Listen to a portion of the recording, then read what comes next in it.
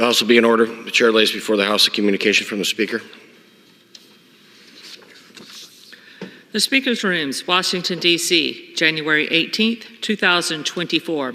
I hereby appoint the Honorable Derek Van Orden to act as Speaker pro tempore on this day. Signed, Mike Johnson, Speaker of the House of Representatives.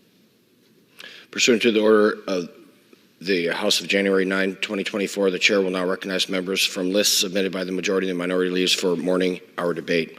The chair will alternate recognition between the parties with time equally allotted between the parties, and each member other than the majority and minority leaders and the minority whip limited to 5 minutes, but in no event shall debate continue beyond 11:50 a.m. The chair recognizes the man from Connecticut, Mr. Larson, for 5 minutes.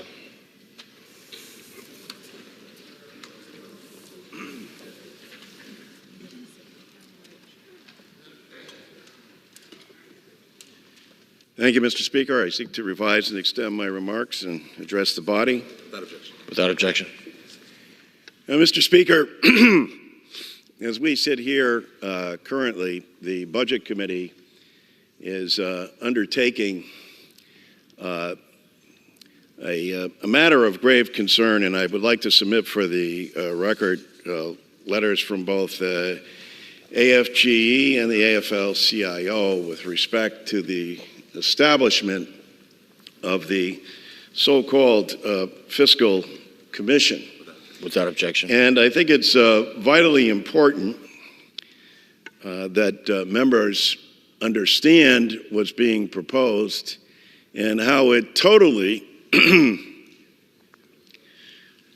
relies on no member of this body other than the select few, Mr. Speaker, who will be chosen. The commission is comprised of 16 individuals, 4 who are outside experts and not part of this body. And the Senate will have 6 members that they choose, 3 Republicans, 3 Democrats. The House, 3 Democrats, 3 Republicans. So in a body of 435 people here, 3 Democrats and 3 Republicans will decide the future and fate of Social Security and Medicare. It's interesting. They'll do so behind closed doors with no obligation to report in public. Interestingly enough, too, the bill calls for them to form the committee, but they don't have to report back until after the election during a lame duck session. So imagine that, Mr. Speaker. The committees of cognizance here that deal with these issues will have no relevance. The only thing that will matter is an up or down vote decided by these individuals behind closed doors that's unamendable and comes to this floor for an up or down vote. This is outrageous and it's wrong. There are several remedies and proposals that exist out there for Social Security. And here's what's so vitally important. Close to 70 million Americans depend on Social Security. And by the way, Social Security doesn't create 1 penny of debt. It's a program that's fully paid for, that cannot be borrowed from, and has to be actuarially sound. And yet it's thrown in here because of a desire by some to use a clandestine, subterranean, double-secret probation committee to cut benefits from Americans. Adding insult to injury, because the last time Congress enhanced the benefit for Social Security, Richard Nixon was president. It was more than 53 years ago now that Congress took some action to enhance benefits for people. 10,000 baby boomers a day become eligible for Social Security. More than 5 million of our fellow Americans get below poverty level checks, having worked all their lives and paid into the system. What we need is a vote on Social Security put both measures side by each, a proposal to do a double secret probation study committee versus actual legislation to improve and enhance Social Security for the more than 70 million Americans who will be participating. Every single member of Congress has Social Security recipients. We've sent you the exact number of your district. Imagine not having any increases in more than 53 years. And for 40% of all Americans, and so in a nation of more than 300 million people, minimally 28 million Americans, this is the only thing they have for retirement. And as everyone in this body knows, it's not just simply retirement, it's also spousal and dependent coverage. And for military veterans especially, also disability. And this body has not done anything, nor the Senate, in 53 years. So all this study is a kick the can down the road and create further problems. The gentleman's time has expired. The Chair recognizes the gentleman from Illinois, Mr. Boss, for 5 minutes.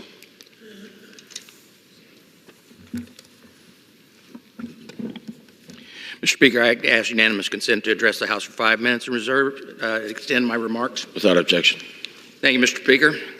Mr. Speaker, I rise today to celebrate the service of one of our staffers on the VA committee. Ms. Christine Hill has dedicated decades of her career to this nation's service members, veterans, and their families. You know, she got her start in Congress as a military legislative assistant for Senator Elizabeth Dole.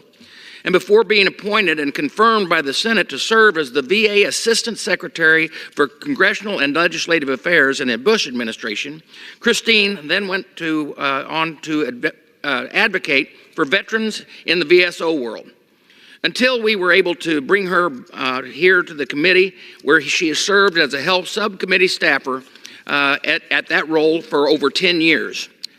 Christine has helped advance dozens of bills supporting veterans and their families. Most notably, Christine giving veterans greater control over their health care that works for them through the Choice and the VA Mission Act, expanding mental health care and support through the Commander John Scott Hamden Veterans Mental Health Care Improvement Act, fighting for toxic exposure veterans to get them the health care and benefits that they needed through the PACT Act, and so many other landmark pieces of legislation. You know, it's important to note that she only began her impressive civilian career after 20 years a career in the United States Air Force. Christine, her entire life is marked by service, and she is without question a great representative of the best that America has to offer. You know, as a graduate of the Air Force Academy, Christine held numerous positions as a KC-135 navigator, flying combat support during Desert Storm. And Christine was handpicked to become the first woman assigned to fly the B-1 bomber, and concluded her military career at the Pentagon retiring as a lieutenant colonel. Yet, you would never guess any of these things about Christine. She is one of the kindest, most humble people I've ever met, and has been an absolute pleasure to work with during my time leading this committee. She's a dear friend of mine, and she will be sorely missed. But Christine, thank you. We want you to have a wonderful life in the things that you pursue from here on out. And this nation thanks you for the job that you have done, both in the military and for this institution. With that, I yield back. The chair recognizes the gentleman from Maryland, Mr. Hoyer, for 5 minutes. Mr. Speaker, I ask unanimous consent to speak out of order for 5 minutes. Revised to extend my remarks. Without objection. Mr. Speaker, last night I joined members of both sides of the aisle for a candlelight vigil to mark 103 days since October 7th. 103 days since Hamas tore through Israeli communities, leaving slaughter, rape, and destruction in their wake. 103 days since these terrorists took hundreds of Israelis and Americans hostage. And sadly, Mr. Speaker, 103 days of inaction by this Congress. I believe the sentiments and prayers our members shared at the vigil are genuine. Indeed, the vast majority of this Congress wants to aid Israel as well as Ukraine. But our actions, rather I should say inaction, belie our words. The far right has prevented this Congress from delivering the resources necessary to give our rhetoric meaning and impact. Hollow words, empty threats, and unfulfilled promises are poor substitutes for military hardware, munitions, and humanitarian relief. From partisan IRS cuts to a complete overhaul of our immigration system, Republican leadership has made supplemental aid to our allies contingent on completely unrelated issues.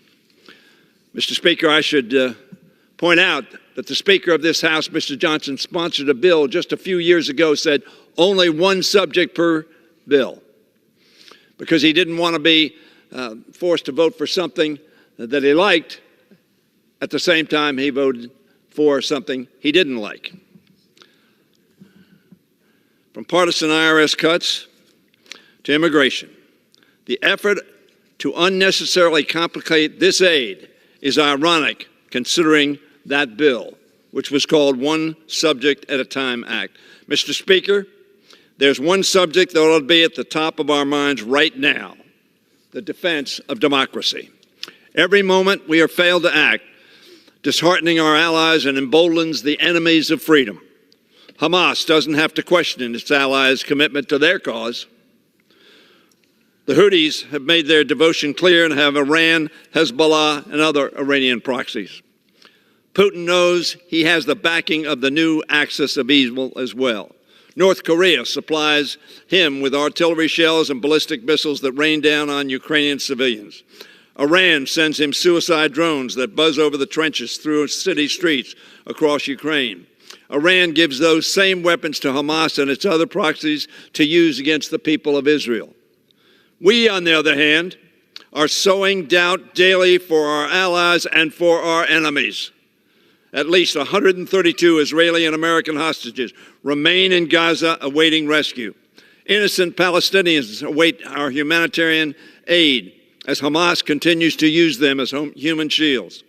In Ukraine, our allies scavenge the husk of burnt-out Russian tanks for spare parts. Ukrainian commanders are forced to ration ammunition. Artillery crews wait days for resupply, and when it finally comes, they can often count the number of shells on one hand.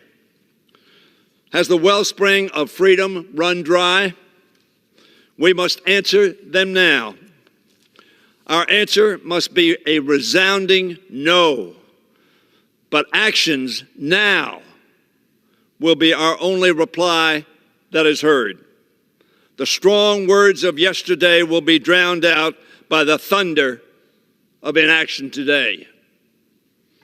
America, a beacon of freedom and democracy, stands inactive in the light of Putin's criminal aggression and Hamas terrorism.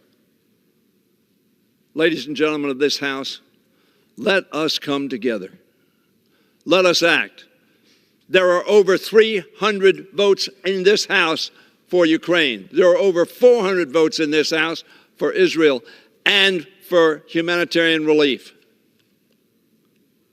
Let us not stand silent, inept, inactive, unable to help those who are on freedom's front line this very hour.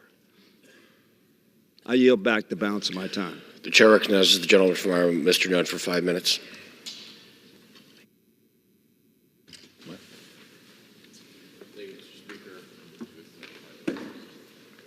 Without objection.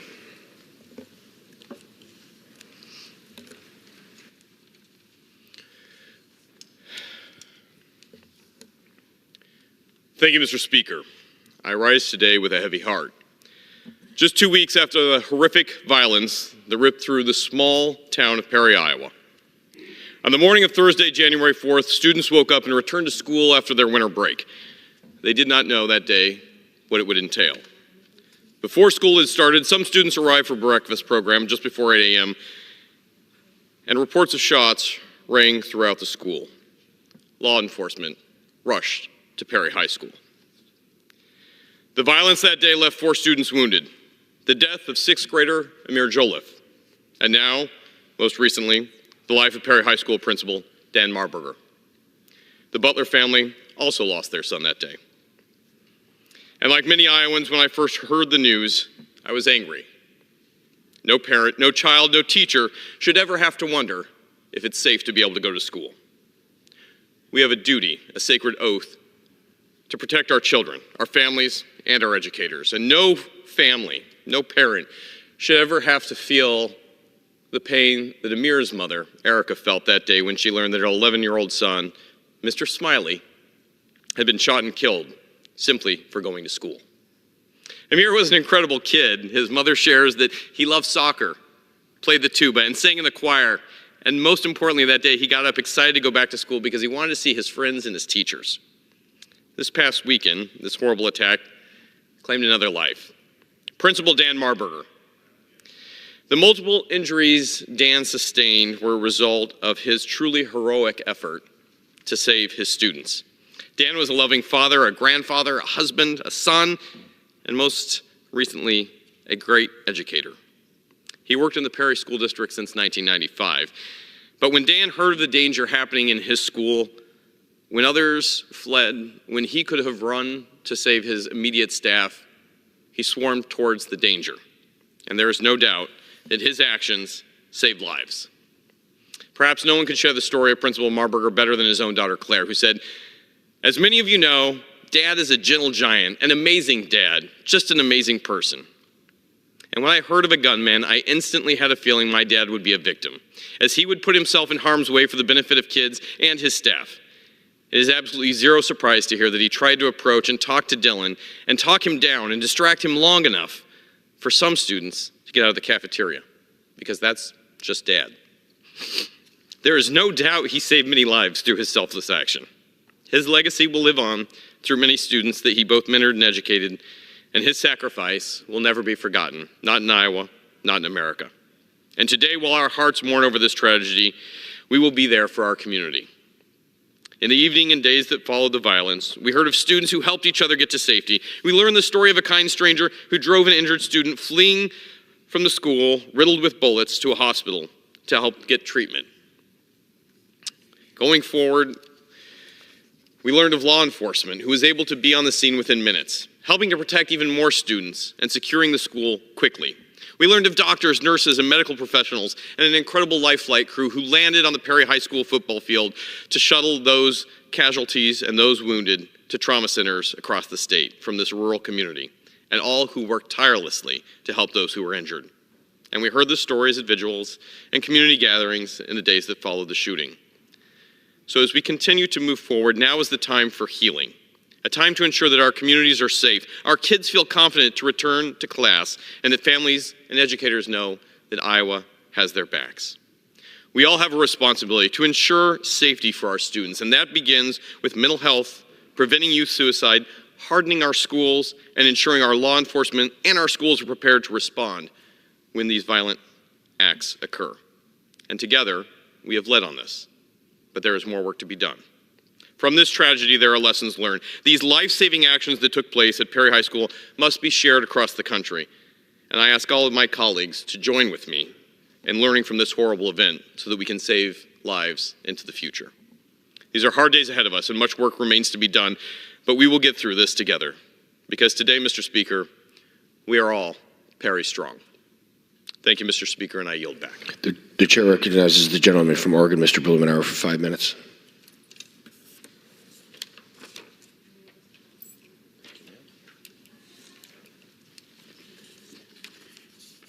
Thank you, Mr. Speaker.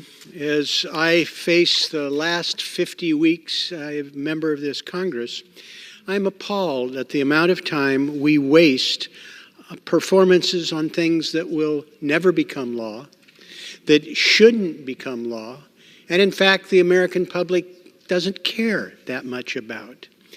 But yesterday, in the front page of the New York Times was something that people should care about, talking about the problem of diabetes and the complications that can lead to amputations, especially among men. It's no secret we are facing an epidemic of diabetes. Nearly 15% of American adults, more than 38 million people, have diabetes. And it's even worse among Americans 65 years or older, with a rate of nearly 30%. It's the 8th leading cause of death in the United States. Right now, we're marking up a commission to deal with budget deficit in our budget committee. The direct and indirect costs of diabetes alone in 2022 was $413 billion. And the extra cost for a diabetes patient was more than $12,000 per patient. We should make improvements in delivery that prevents the disease and the progression, not only for the health of the patient, but also for our healthcare system. Type 2 diabetes is a huge factor dealing with modern diet and our health habits. These factors, combined with genetics and limited access to healthcare, can make it a challenge to control blood sugar levels and contribute to the progression of the disease.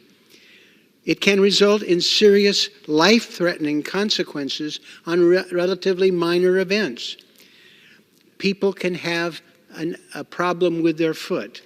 Start small with some nerve damage and maybe a foot ulcer, but it explodes if not untreated to more intense conditions like gangrene, require the amputation to save the life of the patient.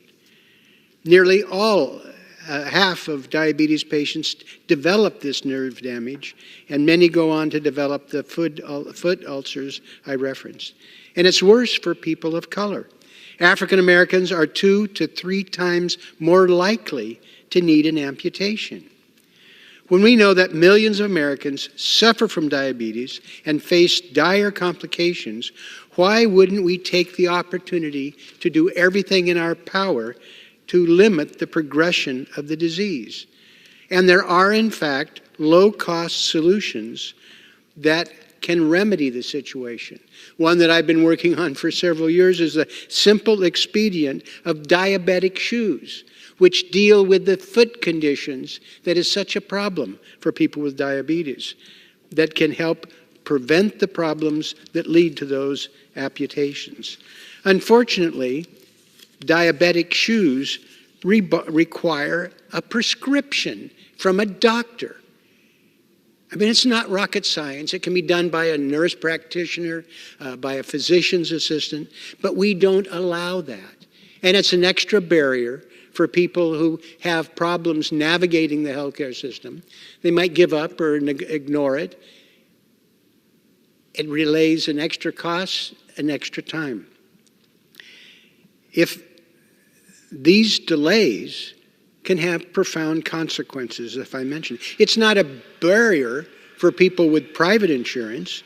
They needed these shoes when they were 64. It wouldn't be a problem. Congressman LaHood and I have a simple legislative fix to address this unnecessary quirk in our healthcare system. It would allow nurse practitioners and physician's assistants to satisfy the documentation requirements at no extra cost to the patient, no extra delays, and do it directly. You shouldn't need a doctor to prescribe these shoes. This is just one of dozens of examples of common sense, bipartisan reforms that will reduce spending, improve outcome, and in fact, save lives and limbs. I hope we can focus on simple, common sense things like this that are bipartisan nature, that aren't expensive, and that make sense. I urge my colleagues to support this The gentleman's time has legislation expired. The chair to recognizes save a the gentleman life from Arkansas, and Mr. save a Womack, limb. for 5 minutes.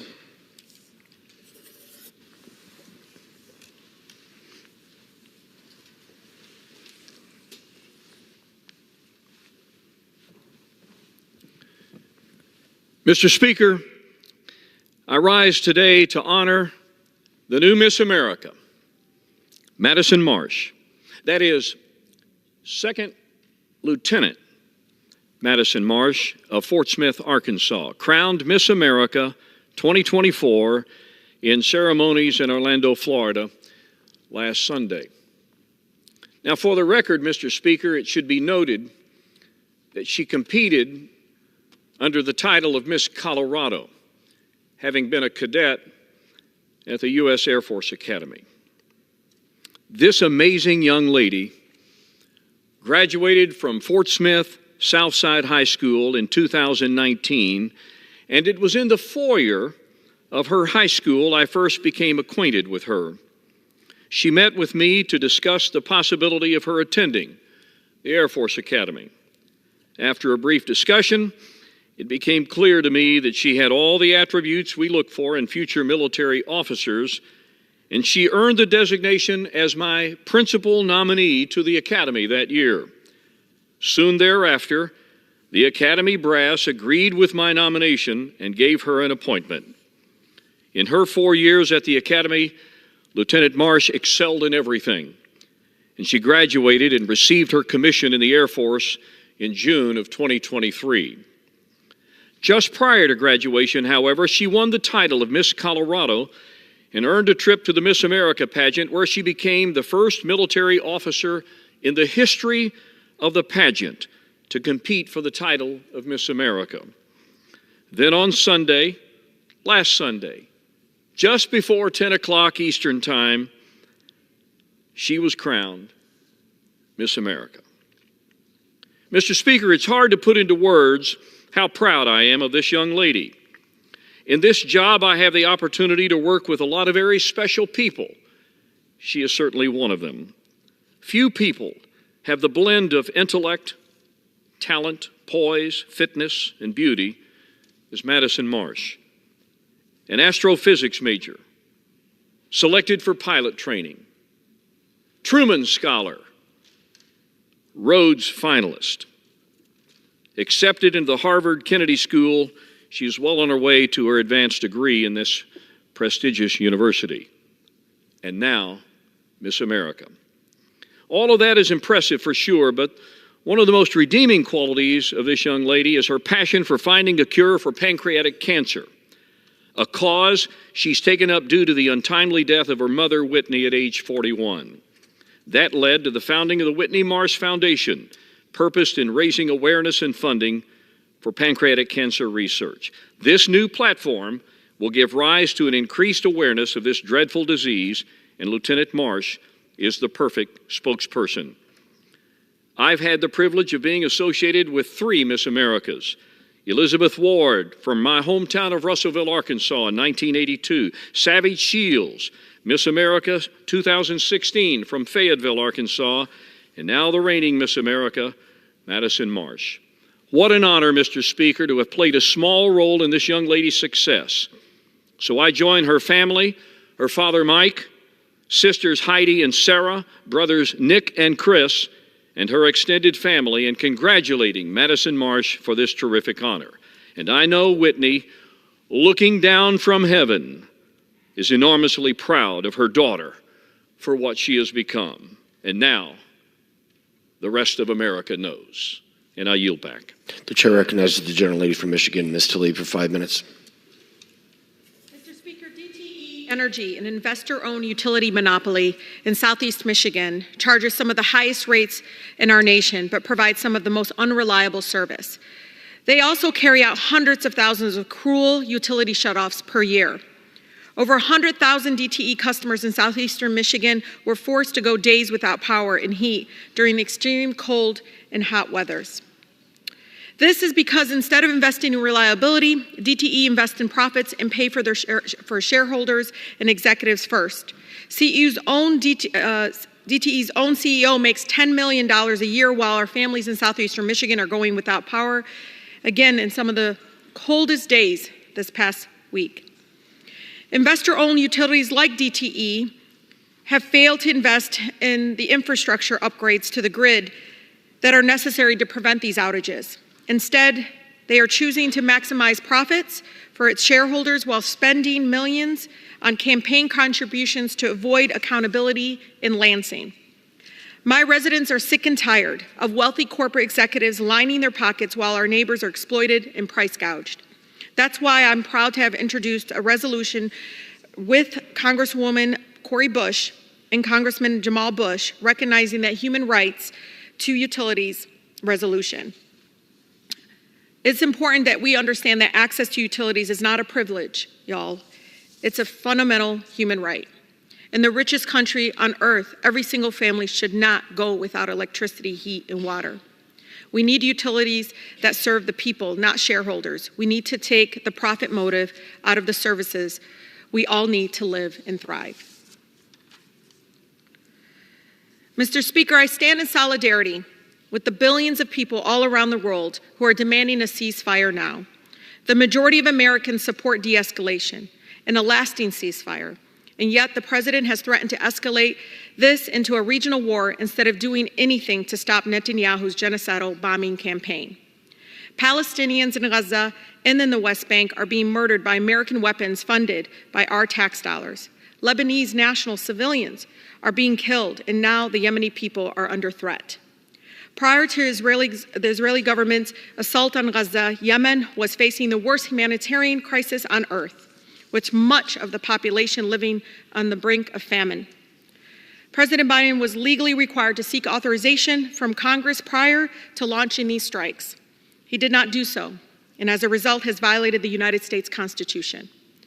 This is completely unacceptable. Many of my colleagues have correctly called out the Biden administration for bypassing Congress. The American people do not want to be dragged into yet another endless war in the Middle East. Today, I rise with immense pride and joy in recognizing and celebrating Founders Day of the Zeta Phi Beta Sorority Incorporated. This marks a time of reflection, appreciation, and unity for the sisterhood committed to the service of others. Zeta Phi Beta was founded on the principles of scholarship, service, sisterhood, and finer womanhood. This sisterhood has fostered economic excellence and empowerment in our communities. From educational initiatives to advocating for social justice, Zeta Phi Beta has been a force for good.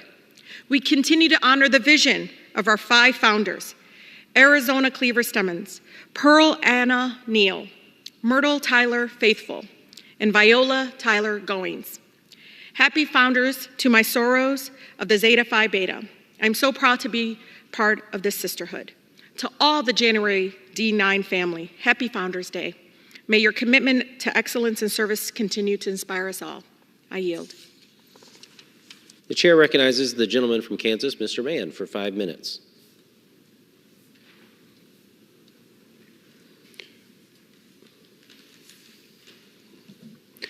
Mr. Speaker, I rise today to discuss the ongoing crisis at the southern border, President Biden's failure of leadership, and a dire need to fix this crisis now. Every year I hold a town hall in each of the 60 counties in the Big First District. I just finished town hall number 22 for this year, and at each of those town halls, Kansans have brought up the border crisis as one of the top issues on their minds. I share their outrage. The crisis at our southern border is unnecessary, and President Biden has only escalated it. Since President Biden took office, there have been more than 7 million illegal encounters at our southern border. There have been 2 million known gotaways, just the people that we know about who avoided apprehension and entered our country illegally.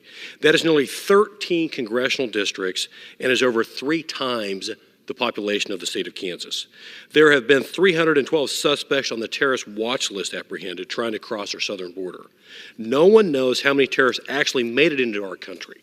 Meanwhile, crime is spiking, our brave Border Patrol agents are overwhelmed, and lethal drugs like fentanyl are pouring into this country, wreaking havoc on our families and killing Americans. The word is out all over the world. President Biden hasn't just created a porous southern border, he's created a wide open border with a welcome mat, and he's done so with disregard for law and order. I've been to the southern border. I saw human heartbreak, scared children, overcrowded facilities, and evidence of crime committed by Mexican cartels who are making $13 billion a year smuggling people and drugs into our country. I also saw giant sections of the unfinished border wall with the materials literally sitting there, lying in piles in the sun. Finishing the border crisis isn't rocket science. It would just take a few common sense steps. House Republicans have done our job. 8 months ago, we passed H.R. 2, the Secure the Border Act. That legislation required the Biden administration to restart construction of the southern border wall, deploy state-of-the-art technology to strengthen the border security system, ensure transparency from the Department of Homeland Security regarding illegal crossings, and increase the number of Border Patrol agents. The Secure the Border Act would also strengthen existing laws to protect children from human trafficking, terminate catch and release, end the abuse of executive immigration authority, and make critical reforms to streamline the asylum process. Those are the common sense steps to fix this border crisis. It's time for the U.S. Senate and President Biden to act. President Biden needs to fix this crisis now. He needs to end catch and release, stop the abuse of the asylum system, finish the wall, invest in more Border Patrol agents, and reinstate the Remain in Mexico policy.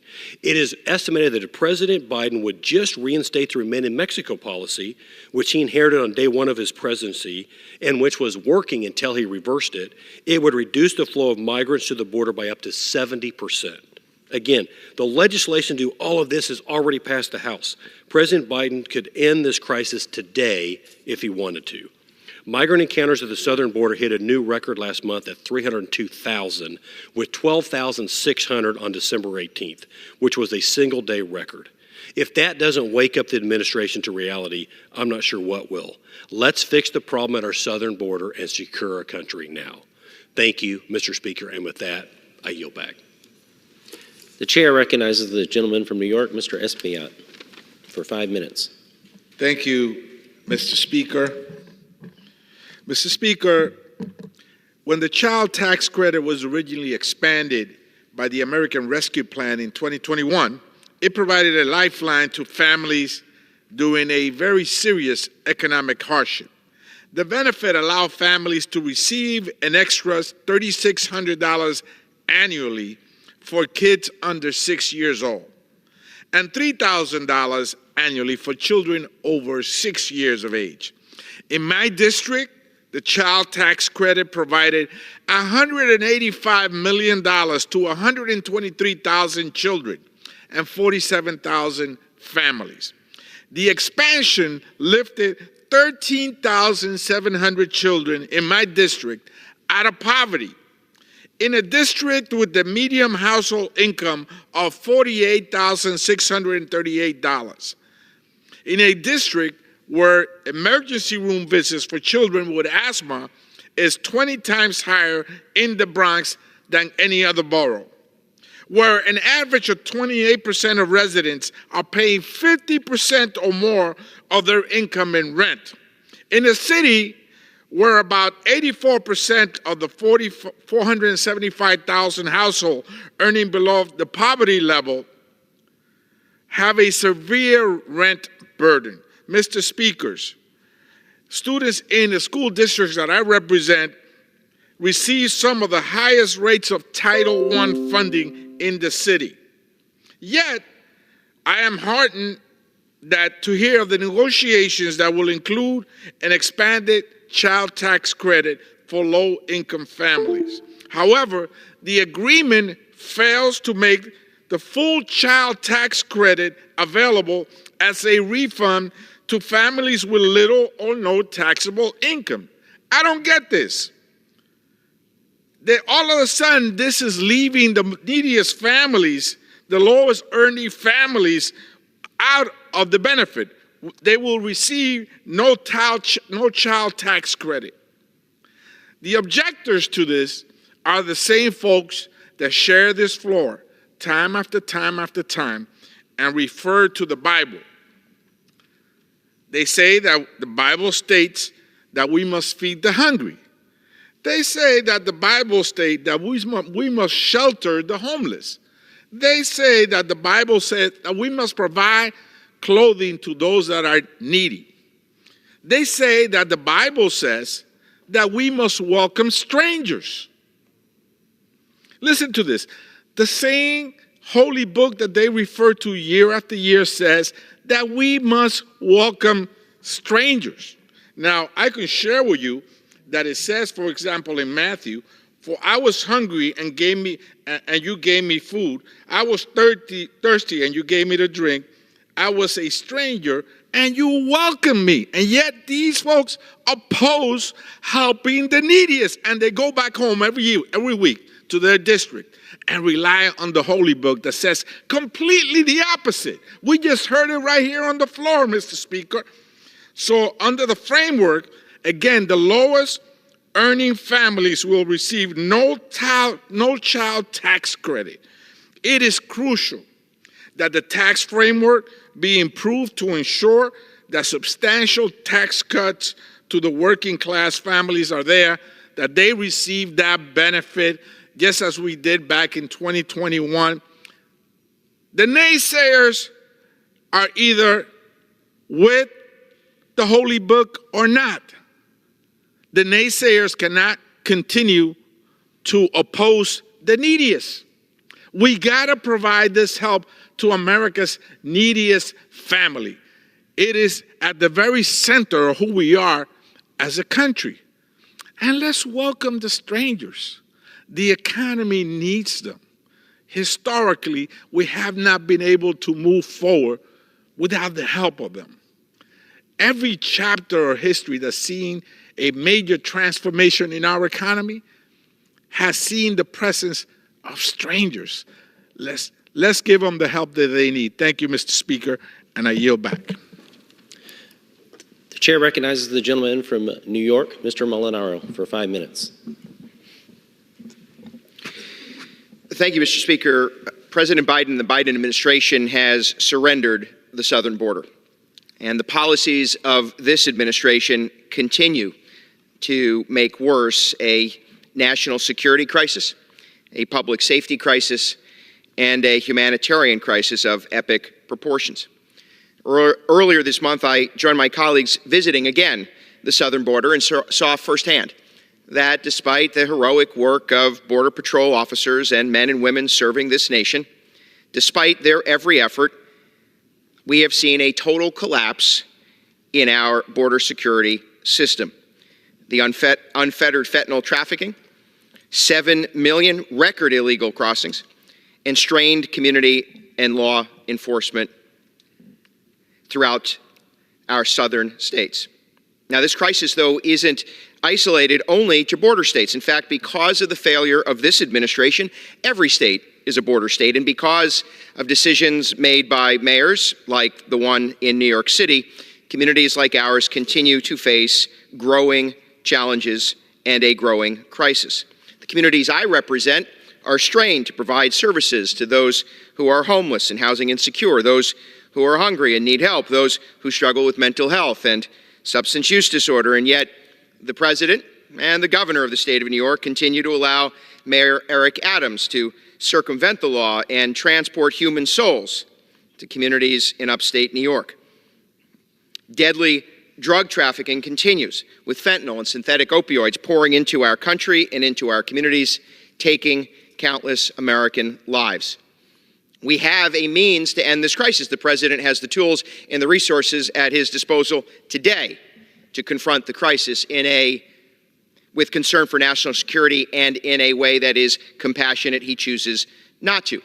The House has adopted H.R. 2, which would strengthen border security, enhance the asylum-seeking vetting process, and support and care for unaccompanied minors. Yet, we see no progress from the Senate or the President embracing those policies. There is a solution to securing our border, and we must act now. The President needs to not only acknowledge the problem, but work in a bipartisan fashion to recognize the tools at his disposal and to secure our border.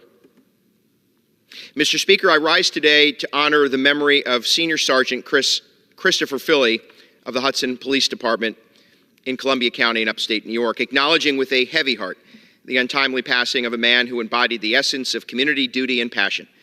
I've known his family and knew Chris to be a devoted husband, father, and son. He left us on January 12, 2024, while faithfully serving his community, a community he loved.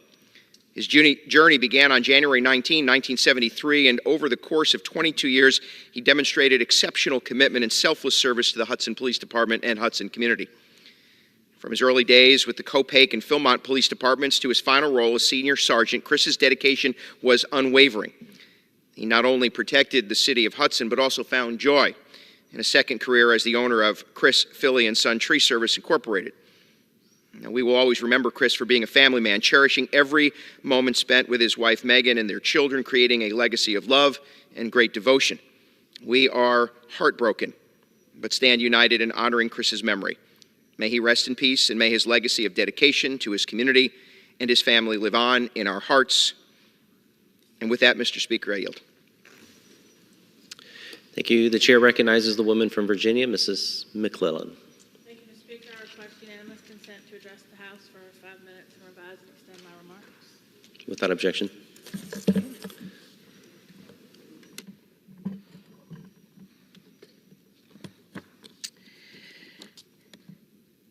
Mr. Speaker, I rise today ahead of the 51st anniversary of Roe v. Wade to urge my colleagues to take action to protect reproductive freedom, which has been under assault since the United States Supreme Court overturned Roe and the 2022 Dobbs v. Jackson Women's Health Organization. I was 1 month old when the Roe decision came down, and I had the peace of mind when entering my childbearing years that any decision on when to become a mother would be mine, and that any pregnancy-related decisions that I had to make would be between me, my partner, and my medical provider. 13 years ago, I became the first member of the Virginia House of Delegates to be pregnant while in office.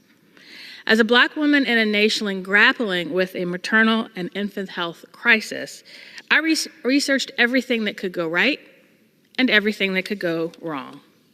And my conversations with my OB opened my eyes to the impact that abortion restrictions can have on pregnancy management decisions. And my doctor shared stories.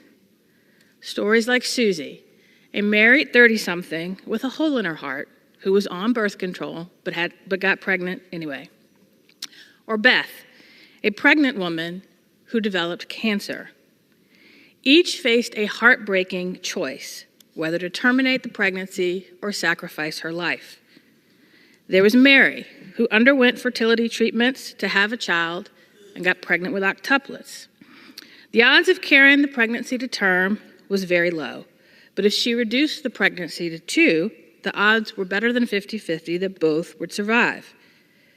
There was Amy, who suffered an incomplete or missed miscarriage in which the fetus dies but remains in the uterus, and a medical procedure, an abortion, is required to remove the fetus and the placenta to avoid infection, sepsis, and death.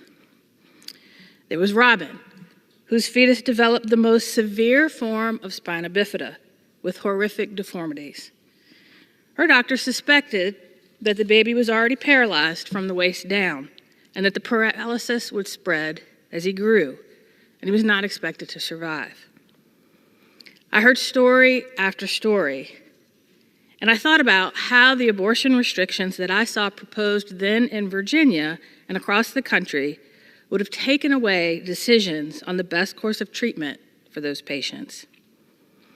In today's post-Dobbs world, we are witnessing the devastating impacts of restriction abortion laws on mothers and families across the United States right now. This anniversary of Roe is an important reminder that we must continue fighting to ensure that every American has access to comprehensive reproductive health care and that we do not insert the judgment of politicians in state legislatures or here in Washington for the health care providers and patients' judgment. During my second pregnancy, I had placenta previa. I was aware of the risks associated with it.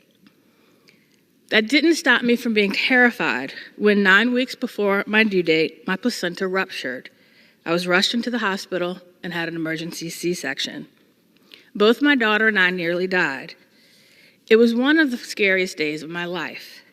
But I had the peace of mind of knowing that my doctor in that moment could make the decision she felt best to provide the treatment necessary based on the standard of care without fear of punishment from politicians if things went wrong. Thankfully, that delivery was successful, and many of you have come to know my daughter Samantha as a thriving, precocious, healthy little girl. But when she reaches childbearing years, will she have fewer rights than I did when I gave birth to her? That very thought makes me furious. It makes me livid that I am the first member of my family to lose a constitutional right in my lifetime. And that reality has motivated me more than ever to protect reproductive freedom, just as I did as a state legislator, passing legislation that makes Virginia the only state in the South without a ban or abortion restrictions post-Dobbs. I will continue to fight for the reproductive freedom for patients and providers to make the choice they believe is best given their necessary circumstances without interference from Washington or state legislators. Thank you, Mr. Speaker, and I yield back.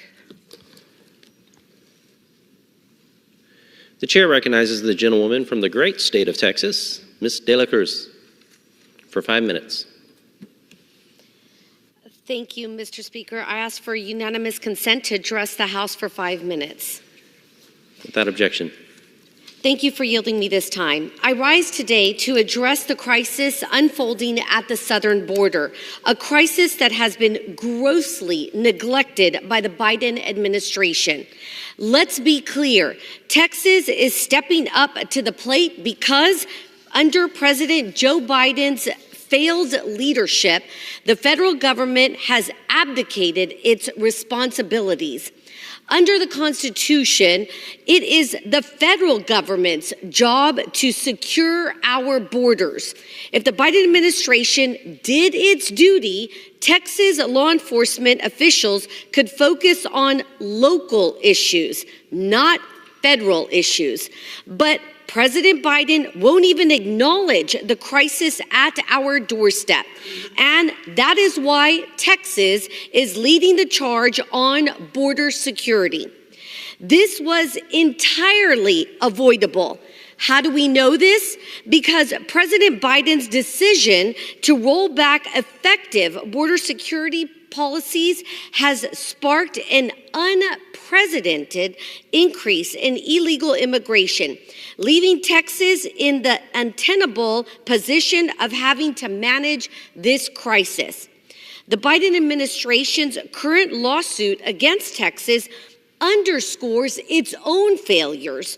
In South Texas, we are on the front lines of this crisis, witnessing the chaos and the strain that illegal crossings are causing to local communities.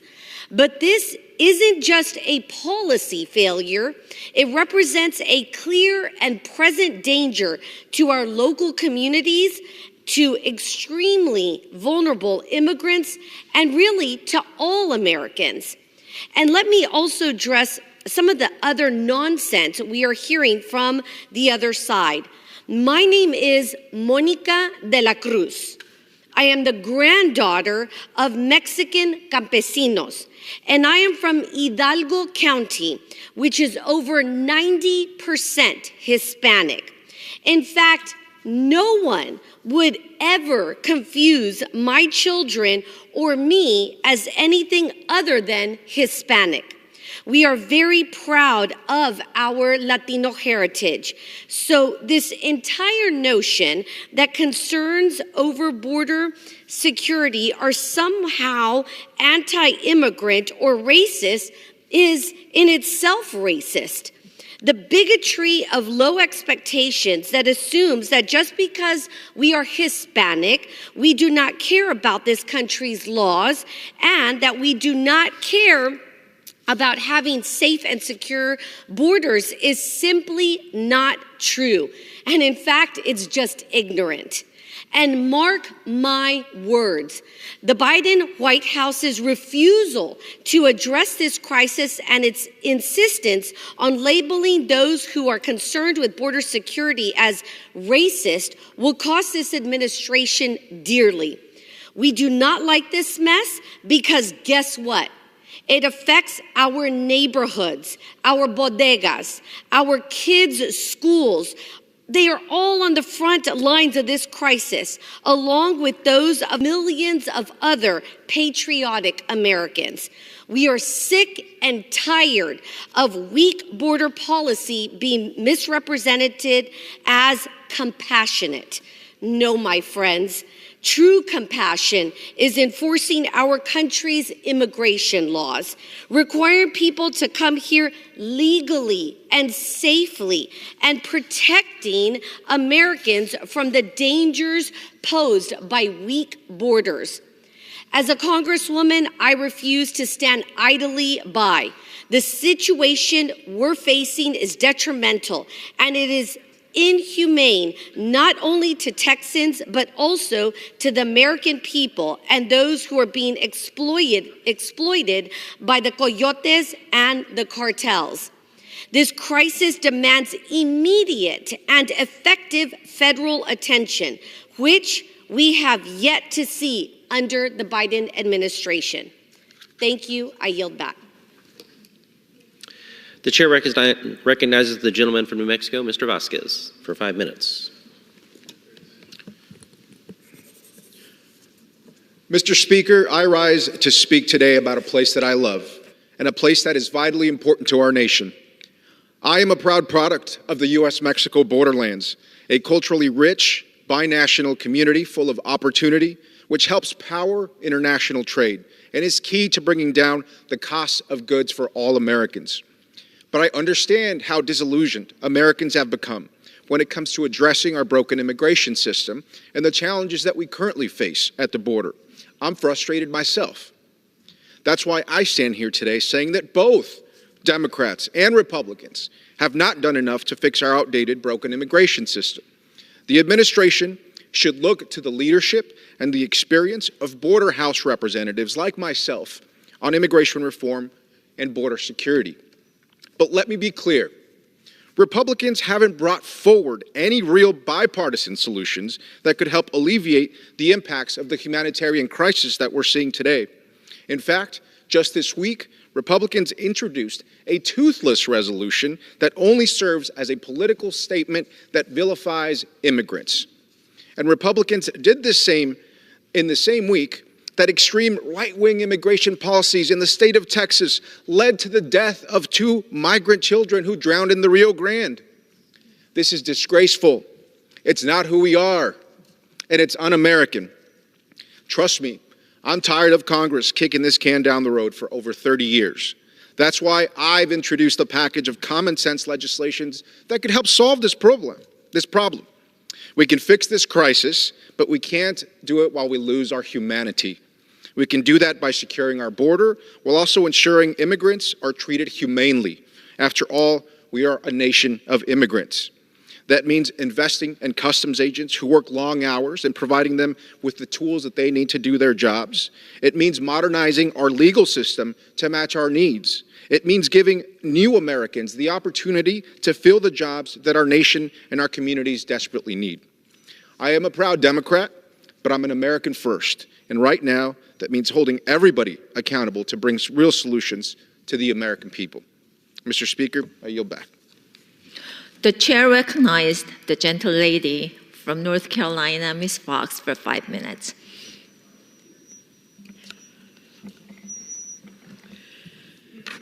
Thank you, Madam Speaker. Madam Speaker, Monday marks the beginning of National School Choice Week, a time to celebrate and explore the various education options available to students and parents. Education is a cornerstone of opportunity in America, and we must spare no effort in laying the foundation for our students to prosper. Educational freedom is essential in these efforts and begets success for America's children by offering parents the resources to support their child's future. No 2 students are the same, but that is the strength of school choice, empowering students and their families to select the environment that best supports their individual goals and specific needs. Rather than assigning students to schools based solely on their zip code, school choice places students and parents back where they belong, at the helm of decision-making concerning education. Options like innovative charter schools, magnet schools, homeschooling, and scholarship programs personalize education and have revived new hope and opportunities for countless American families. I'd like to take a moment to commend and reflect on the progress achieved by the school choice movement in the last year. 2023 was a monumental year for expanding school choice across the country. A record 20 states implemented programs or legislation to make education alternatives available for millions of students. Through these initiatives, these states have reasserted the rights of American parents to play a central role in selecting and pursuing the education model they believe suits their child.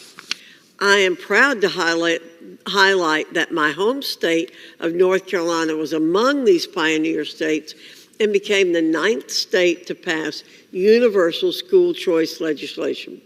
North Carolina and the 19 other states that passed legislation are amazing examples of putting students first.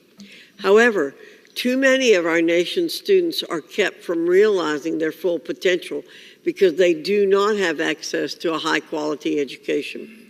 The uncomfortable truth is that the one-size-fits-all approach to education is harming our students. America invests over $800 billion into education, yet the most recent National Assessment of Educational Progress found that reading scores declined to their lowest level since 1992, and math scores saw their largest decline since the initial 1990 assessment. On the other hand, education choice has been proven to improve student achievement, attainment, and even character development. We must fund students, not systems. School choice puts education funding directly into the hands of parents. By allowing parents the discretion to use the funds already allocated for their child's education as they see fit, school choice ensures that students and schools are well matched and taxpayer dollars are used responsibly for programs and institutions that produce the best outcomes for students. We were sent to Congress to represent the will of the American people, and 71% of Americans support school choice, according to recent polling. I'm proud of the advancements made for the parents who now have the rightful say in their child's education, and for the students who can now unlock their full capabilities, regardless of their financial situation, home address, or learning needs. The next challenge we face is extending the promise of school choice to all 50 states. As chairwoman of the Education and Workforce Committee, I'm committed to promoting high-quality education for all Americans. With that, I want to wish everyone a happy National School Choice Week, and I look forward to celebrating more progress and milestones in 2024. I yield back, Madam Speaker. The chair recognizes gentleman from South Carolina, Mr. Norman, for 5 minutes. Thank you, Mr. Speaker. I rise today to honor the life of a truly great American, Mr. Sonny Atkins, Jr., who passed away on November 26, 2023. Sonny was born in York County, South Carolina, and was the husband of the late Billy Jones Atkins, who was truly the love of his life. In the early 1960s, Sonny started a business with his first sidekicks, as he called them, Billy Atkins and Sam Robinson. The name of his company was Atkins Oil Burner Service, later to become Atkins Heating and Cooling. Sonny ran his business every day, focused on the care and love of his customers, and built a great relationships with all of his wonderful customers that he served. Sonny ended up raising his own workers as his children grew up and became the Atkins employees. Sonny said many times, I raised my own workers the way I wanted them to be. Each struggle he faced was a lesson to the family on how to live a full life. In his recent days, he spent time riding his hay fields on a mule, planning for the next hay season in his head. His planning included detailed instructions for the farmhands, also his family and friends on what was needed to be done, and more importantly, how to do it right, which was Sonny's way. Sonny wore many hats. He was a God-loving man, a great teacher to his family, land developer of Carrollton Place, and a farmer. But the most important roles that he filled was being a wonderful son, brother, husband, father, uncle, pawpaw, and friend. At his funeral, there was a poem that he read that I think was so fitting for the life of Sonny Atkins. And it goes like this: "Do not stand at my grave and weep. I am not there. I do not sleep. I am 1,000 winds that blow. I am the diamond glints on the snow. I am the sunlight on ripened grain. I am the gentle autumn's rain. Do not stand at my grave and mourn. I am the dew-flecked grass at dawn.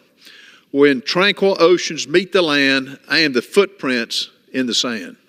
To guide you through the weary day, I'm still here. I'll always stay.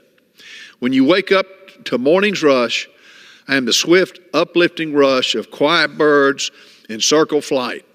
I am the stars that shine at night. Do not stand at my grave and cry. I'm not there. I did not die." You know, many funerals we go to, the sermon doesn't match the man.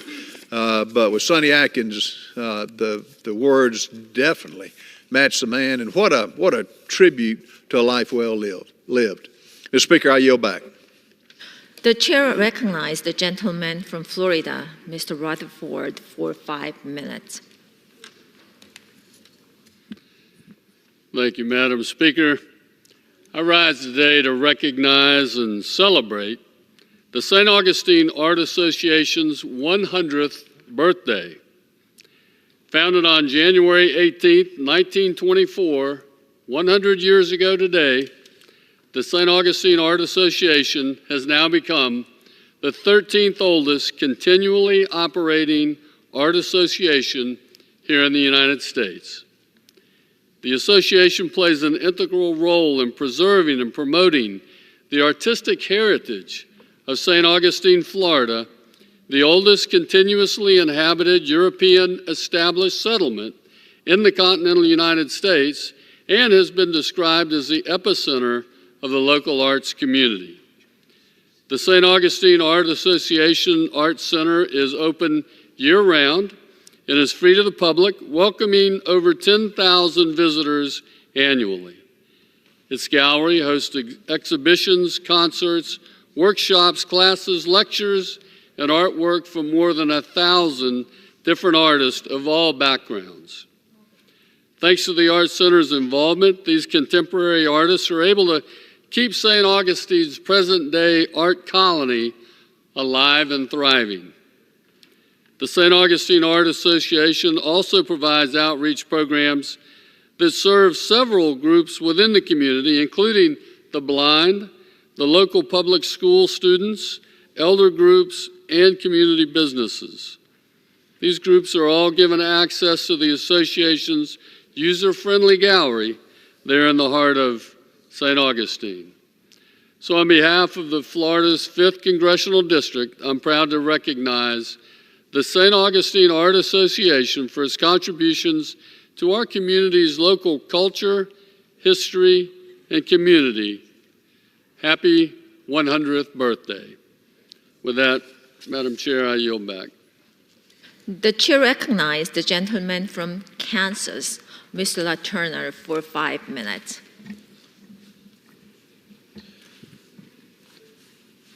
Madam Speaker, I rise today in support of renaming the VA outpatient clinic in Kansas City, Kansas, after Captain Elwyn Al Shoptees. Captain Shoptees was born and raised in Mayetta, Kansas, and was a member of the Prairie Band Potawatomi Nation. Upon graduating high school, he enlisted in the Kansas National Guard and served as part of Company E, 137th Infantry Regiment. He deployed to Europe during World War II and fought in both the invasion of Normandy and the Battle of the Bulge. Captain Shoptees received the Bronze Star, the Purple Heart, for his service and selfless sacrifice to our nation. After returning to Kansas following the Korean War, Captain Shoptees served as a tribal council member of the Prairie Band Potawatomi Nation and helped create the Indian Community Alcoholism Resources Expediters Recovery Home. Captain Shopte's profound legacy of service to our country and to the Native American community will live on for generations to come. I am proud to join my fellow Kansans in introducing legislation to rename the clinic after this American hero and a member of the greatest generation.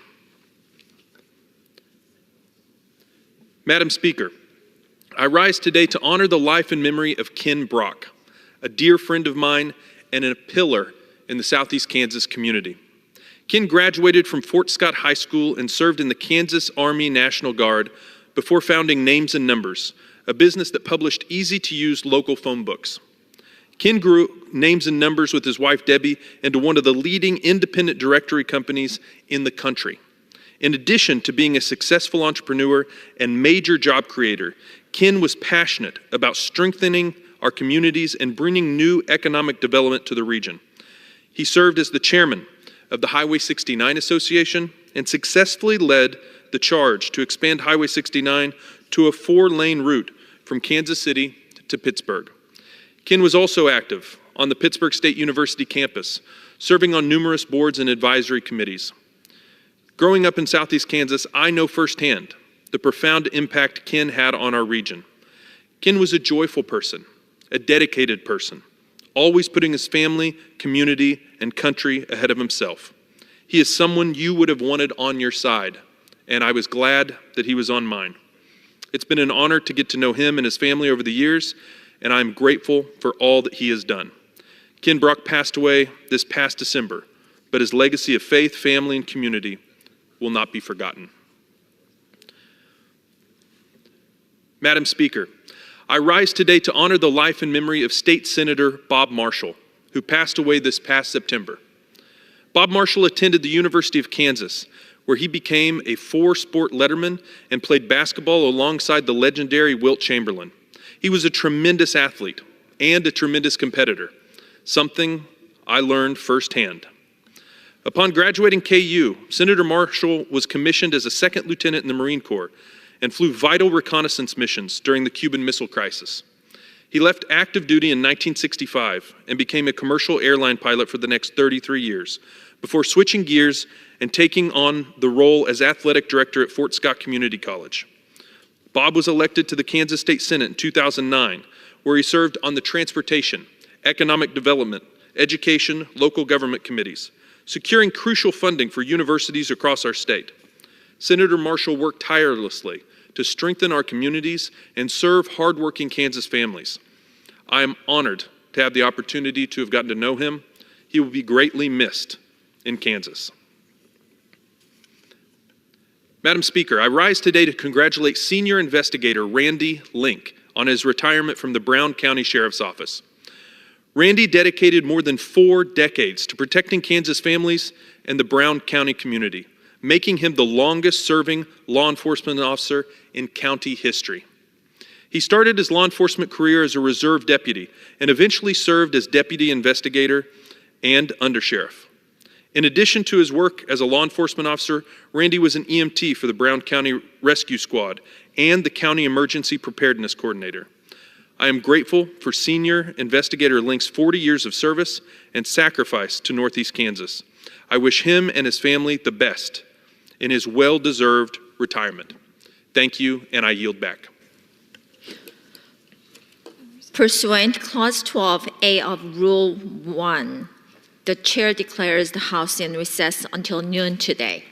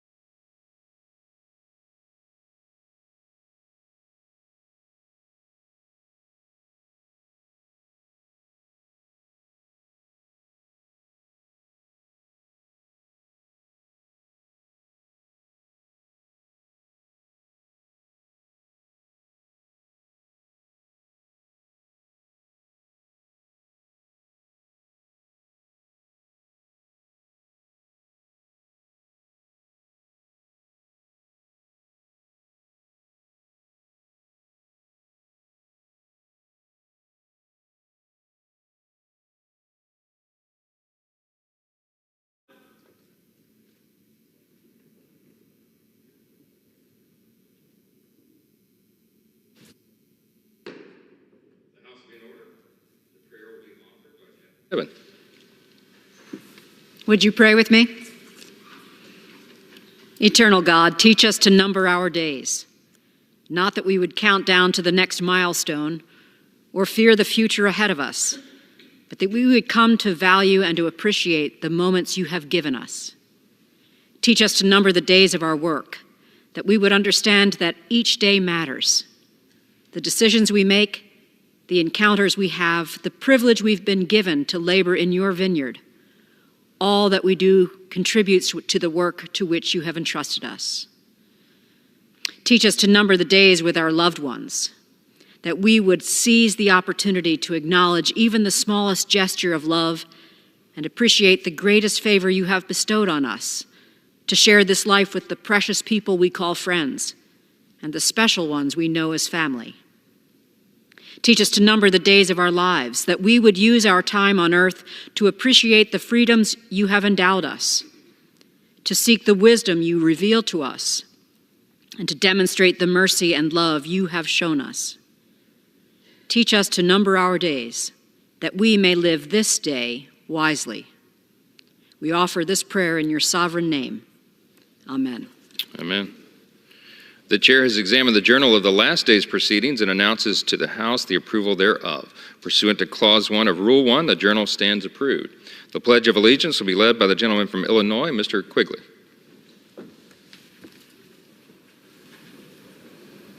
Please join us.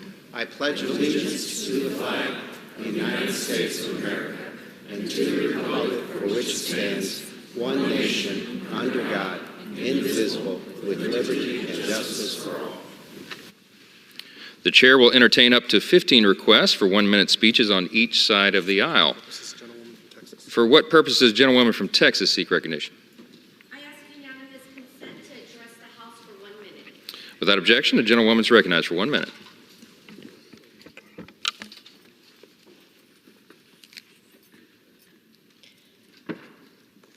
Mr. Speaker, I rise today to honor a local hero, Corporal Bill Schroeder, who is retiring after 28 years in law enforcement. Starting his reserve duty, he joined the Guadalupe County Sheriff's Office in 2001 and exemplifies public service.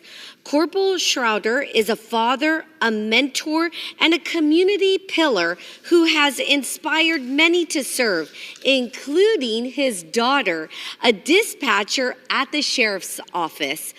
As a true salt of the earth, he leaves a legacy of friendship, courage, and integrity that will continue guiding us. On behalf of this distinguished body, I want to thank Corporal Schroeder and congratulate him on his well-deserved retirement.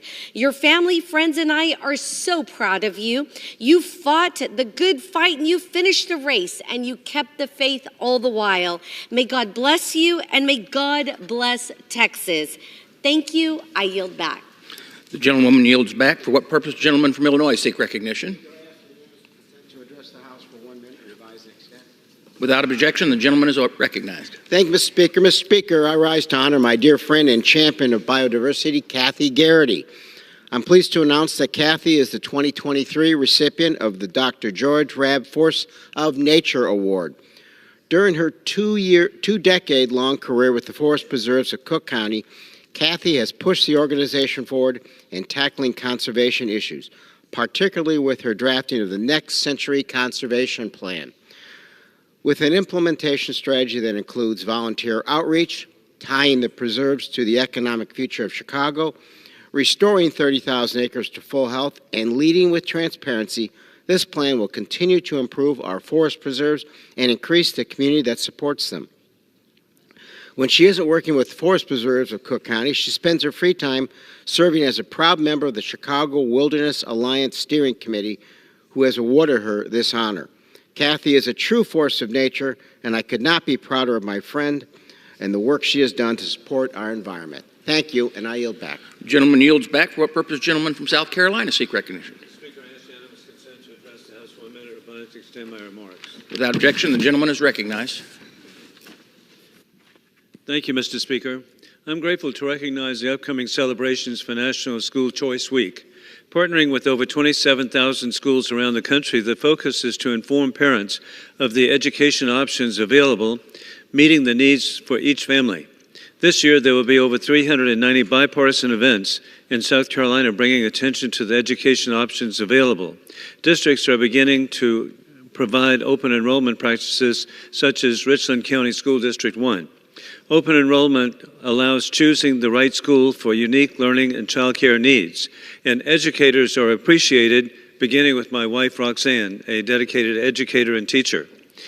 I am also grateful for South Carolina Governor Henry McMaster and Superintendent of Education Ellen Weaver for their promoting leadership.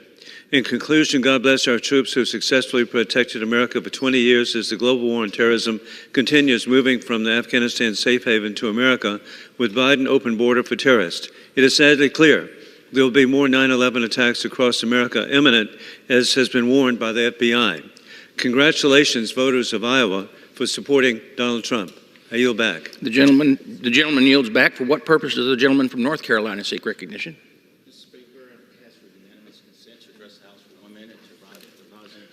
Without objection, the gentleman is recognized.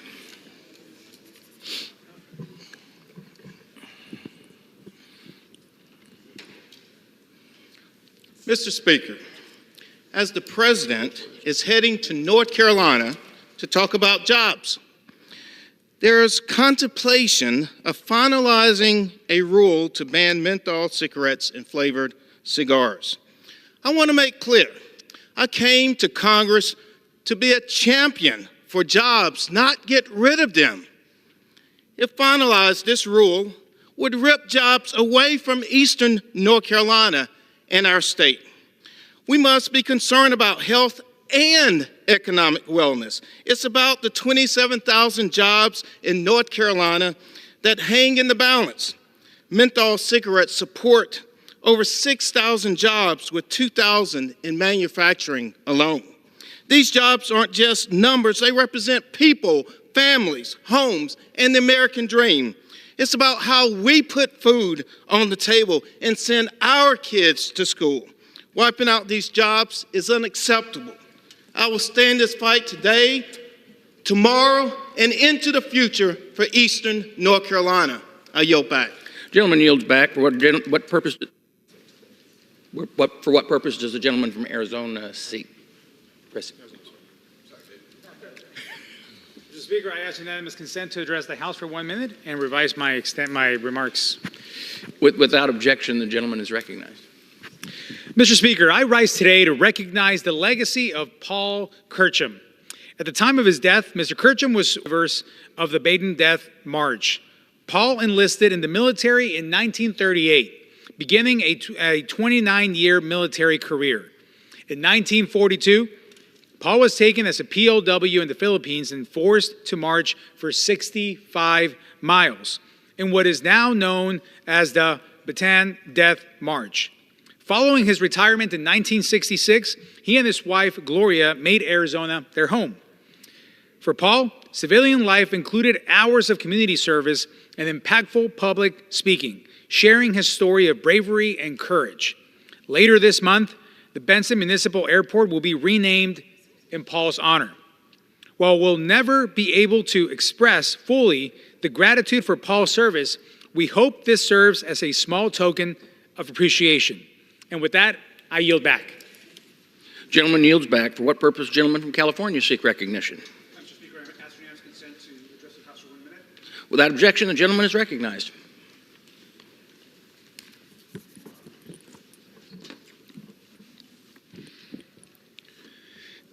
Mr. Speaker, I recently joined colleagues in the House Oversight Committee in releasing a report confirming what we've known all along, that Donald Trump and his family, especially the Kushners, participated in the largest presidential grift in history. We have records of 20 foreign governments funding millions through Trump properties and into Donald Trump's pockets while he was president, all in violation of the U.S. Constitution, and this is just the tip of the iceberg. We've only been able to access payments and illegal gifts from 4 Trump properties. Trump owns hundreds of properties and businesses. And despite the attempted cover-ups, we can still prove that Trump and Jared Kushner were making national security decisions while he and his family were getting bribes and paid by the same foreign powers.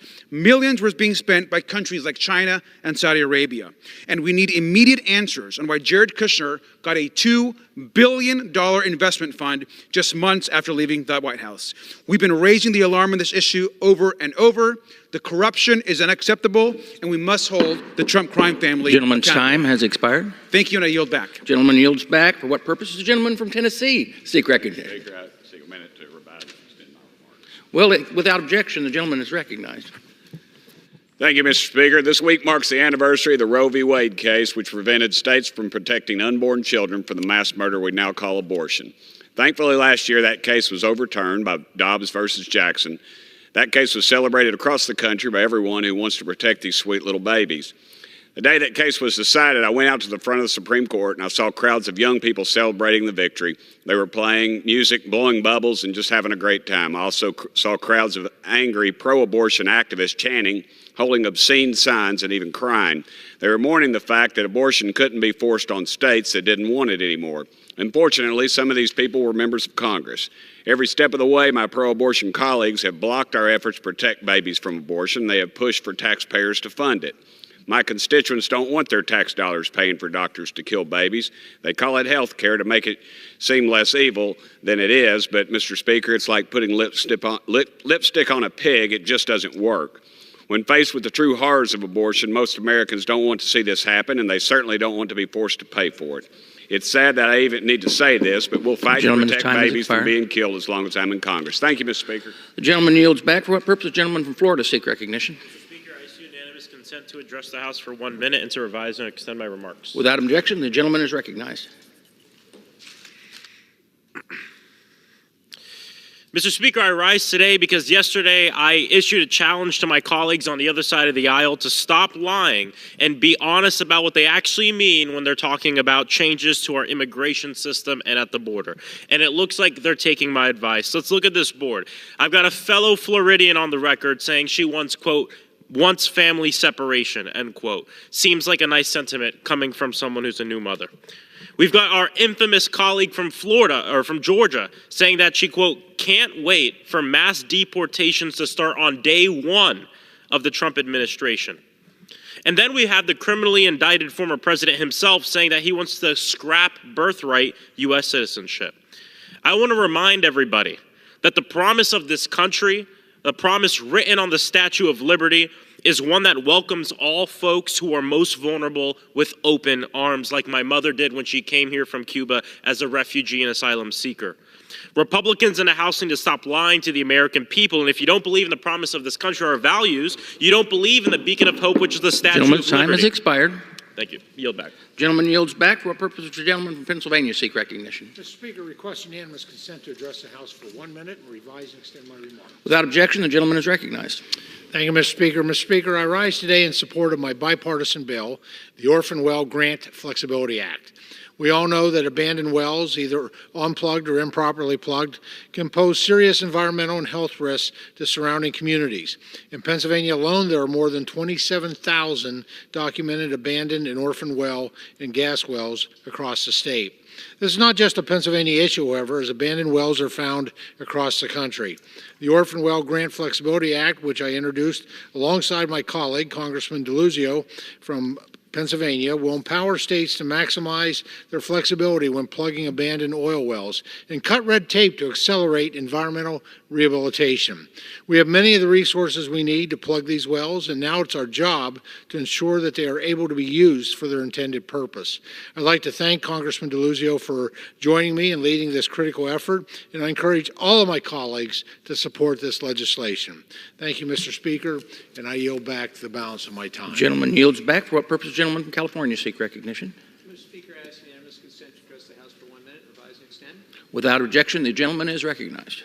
Mr. Speaker, as a proud Southern Californian, I rise to congratulate my good friend, Representative Kildee of Michigan, on the hard-fought victory last Sunday by his beloved Detroit Lions against Los Angeles Rams, 24-23. Before the game, I agreed with Representative Kildee that should the Lions beat the Rams, I'd be happy to publicly congratulate the good people of Michigan who've been waiting more than 3 decades for a Lions playoff win, as well as Lions starting quarterback Jared Goff, who is a product, I might add, of the University of California, where he played from 2013 to 2015. After his college career, Goff was then drafted by the Rams with the first overall pick in 2016, after which he took us to the Super Bowl in 2018. And while it pains me that Representative Kildee is not here praising Rams quarterback and 2021 Super Bowl champion Matthew Stafford right now, I genuinely wish Goff, the Lions, and all my friends in Michigan great success in the weeks ahead. Thank you, and I yield back. The gentleman yields back. For what purpose, the gentleman from Michigan seek recognition? Request unanimous consent to address the House for 1 minute and to revise and extend my remarks. Without objection, the gentleman is recognized. Thank you, Mr. Speaker. I rise today to share the story of Kafur Bibas, whose first birthday is today. But instead of spending it in the embrace of his family, Kafur is at the mercy of some of the world's most vile terrorists. Along with his 4-year-old brother and parents, the sweet red-headed boy became the youngest of more than 240 hostages who were brutally kidnapped by evil Hamas militants on October 7th. In such desperate times, I'm reminded of the promises of our Almighty God, particularly those which set apart our children as the apple of His eye. Mark 9:42 tells us, quote, "If anyone causes one of these little ones to stumble, it would be better for them if a large millstone were hung around their neck and they were thrown into the sea. So saith Mark." Today, I demand that these reprehensible animals release Kafur immediately, along with all the remaining hostages, and I urge my colleagues and fellow Americans to stand with Kafur and Israel and to pray for peace. Mr. Speaker, I yield back. The gentleman yields back. For what purpose, the gentleman from Oregon seek recognition? 1 minute and address. Without objection, the gentleman is recognized. Mr. Speaker, in the last year and a half, we've seen the horrific impacts of overturning the right to an abortion, and the assault continues. The Supreme Court just announced it would be hearing a challenge to the Biden administration's policy that abortions remain a form of emergency treatment for women whose lives are at risk. This was done to ensure that even in states that have draconian abortion bans, doctors are able to provide needed emergency medical care. It's unconscionable that doctors are calling their lawyers while patients are dying on the operating table. Too often, the so-called pregnancy crisis centers are a sham that peddle misinformation, and they certainly shouldn't be eligible for federal dollars meant to help people in need. Why are we wasting our time on culture wars instead of policies that actually help the American families? This is a disservice to the American people, and I urge my colleagues to reject this legislation. The gentleman yields back. The chair lays before the House an enrolled joint resolution. Senate Joint Resolution 38, a joint resolution providing for congressional disapproval under Chapter 8 of Title V United States Code of the rules submitted by the Federal Highway Administration relating to waiver of Buy America requirements for electric vehicle chargers. For what purpose does the gentleman from Missouri, Mr. Smith, seek recognition? Mr. Speaker, pursuant to House Resolution 969, I call up the bill H.R. 6918, the Supporting Pregnant and Parenting Women and Families Act, and ask for its immediate consideration in the House. The clerk will report the title of the bill. Union Calendar Number 285, H.R. 6918, a bill to prohibit the Secretary of Health and Human Services from restricting funding for pregnancy centers. Pursuant to House Resolution 969, in lieu of the amendment in the nature of a substitute recommended by the Committee on Ways and Means, printed in the bill, and an amendment in the nature of a substitute consisting of the text of the Rules Committee printed on 118-20 is adopted, and the bill as amended is considered read. The bill as amended shall be debatable for 1 hour, equally divided and controlled by the chair and ranking member ranking minority member of the Committee of Ways and Means or their respective designees. Now, the gentleman from Missouri, Mr. Smith, and the gentlewoman from California will each control 30 minutes. The chair recognizes the gentleman from Missouri, Mr. Smith. Thank you. I ask unanimous consent that all members have 5 legislative days to revise and extend their remarks and submit extraneous material on the bill under consideration. Without objection. Thank you, Mr. Speaker. I yield myself such time as I may consume. Remember what I said. Gentleman's recognized. Right after the Dobbs Supreme Court decision, nearly 100 pregnancy resource centers, pro-life organizations, and churches were smashed, ransacked, vandalized, and graffiti, and even firebombed. While the violence has subsided, pregnancy resource centers around the country are still under attack, this time by the Biden administration. Last year, the Biden administration proposed a rule at the Department of Health and Human Services that blocks states from funding pregnancy resource centers through the Temporary Assistance for Needy Families Block Grant Program. These centers exist to provide care and support for pregnant women looking for an alternative to abortion. Mothers can receive help for themselves and the health of their unborn child, including everything from diapers and prenatal vitamins to transportation and parenting classes. The Biden administration's proposed rule has the potential to impact over 2,700 such centers around the country that in 2019 alone provided medical and material support to over 2 million women and families. Nothing in the bipartisan law that created TANF gives the Biden administration the authority to unfairly target pregnancy resource centers. In fact, it prohibits the government from restricting TANF funds, yet that's exactly what the Biden administration is trying to do. This funding is critical to keeping the doors open and providing care to women seeking help. For example, in my home state of Missouri, TANF provides 3 of every $4 the state provides to pregnancy resource centers, where expecting moms can get everything from diapers and food to transportation, parenting skills classes, and prenatal care. These are services that every single expecting mother needs for a healthy pregnancy. And pregnancy resource centers have stepped in to fill these basic needs. The hypocrisy on the part of the Biden administration could not be more clear. They claim to support a women's right to choose their own health care, while at the same time, the president is making it harder for moms to choose life for their unborn child so his administration can funnel even more resources to organizations like Planned Parenthood. If this rule takes effect, pregnant women in America will have fewer health care options and less access to care. As tomorrow's March for Life will remind us all, the rights of mothers and the unborn must be protected. I want to thank Representative Fischbach for introducing this bill that would end the Biden administration's misguided rule targeting pregnancy resource centers, and for her unwavering support of women and the unborn. I'd also like to thank Representatives Tenney and Chris Smith for co-sponsoring the bill and for their leadership on this issue. Each one has been a tireless fighter to advance the right to life for decades. I hope that each one of my colleagues will support this legislation and stand up for mothers and protect the right to life. I reserve the balance of my time. The gentleman from Missouri reserves. The gentlewoman from California is recognized. Thank you, Mr. Speaker. I yield myself such time as I may consume. The gentlewoman is recognized. Today, the majority is pushing yet another extremist anti-choice bill just in time for the big anti-woman rally in Washington this weekend. Rather than helping hardworking American families, Republicans are working to divert federal funds from needy children in order to serve their own extremist agenda that is out of step with the majority of Americans.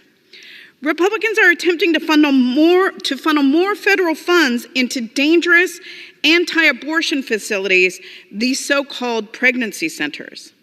The other side doesn't even dispute that these centers have a specific agenda to do everything they can within their power to coerce women into doing what the center thinks is best for the women, not what is in the best interest of the mother.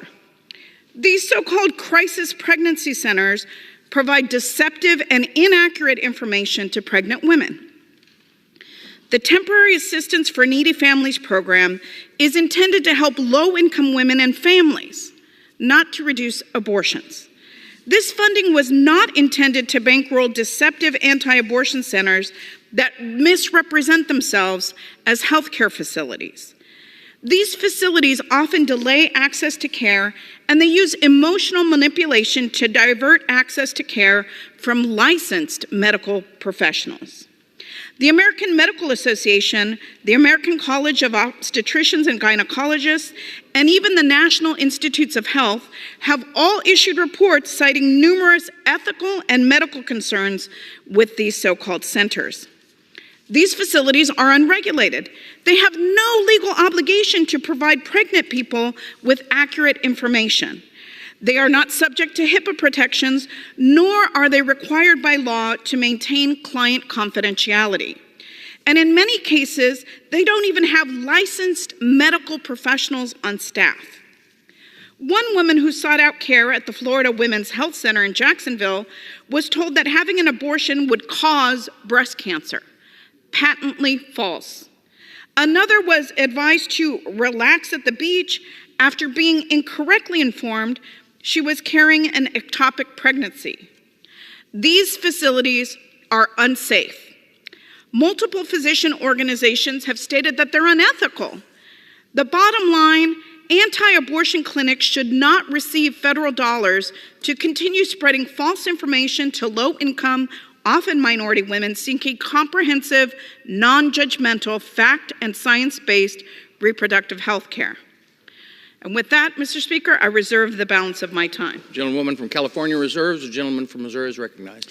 Thank you, Mr. Speaker. I yield 4 minutes to the gentle lady from Minnesota who is the sponsor of this legislation, Ms. Fishbach. The gentlelady from Minnesota is recognized for 4 minutes. I thank the chair for the opportunity to say a few words. And Mr. Speaker, this administration and my colleagues on the left claim that they want to give pregnant women every option. But if that were true, they would have no problem with this bill. The fact is, the left is only interested in funding avenues that encourage women to have abortions. This line of thinking belittles the abilities of women to make informed decisions across the country. Unfortunately, for women everywhere, the left is shouting lies and inaccuracies at the top of their lungs, calling pregnancy centers a scam. These people have clearly not been to a pregnancy center. I have been to many. The fact is, pregnancy centers empower women. Take, for example, Kirsten in Louisiana. She thought her pregnancy was the end of the world. She contacted her local pregnancy center, sharing her concerns about single parenting, including physical, emotional, and financial concerns. She was so relieved to work with a team that was, and I quote, confidential and non-judgmental every step of the way. They informed her of all of the resources available to her, including free Lamaze and parenting classes and even scholarships. She would never have known about all of these resources available to her had she not gone to a pregnancy center that was committed to empowering her with knowledge, information, and the support she needed to feel confident in choosing life.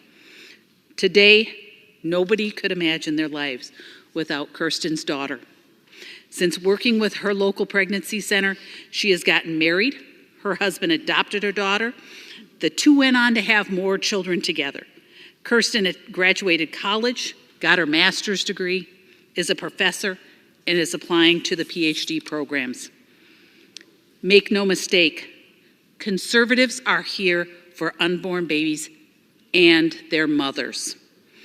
I introduced the Supporting Pregnant and Parenting Women and Families Act to ensure the administration does not block funding for pregnancy care centers across the country, like the one that helped Kirsten. That they are providing support and empowering women to raise their families. And I yield back, Mr. Chair. Woman yields back.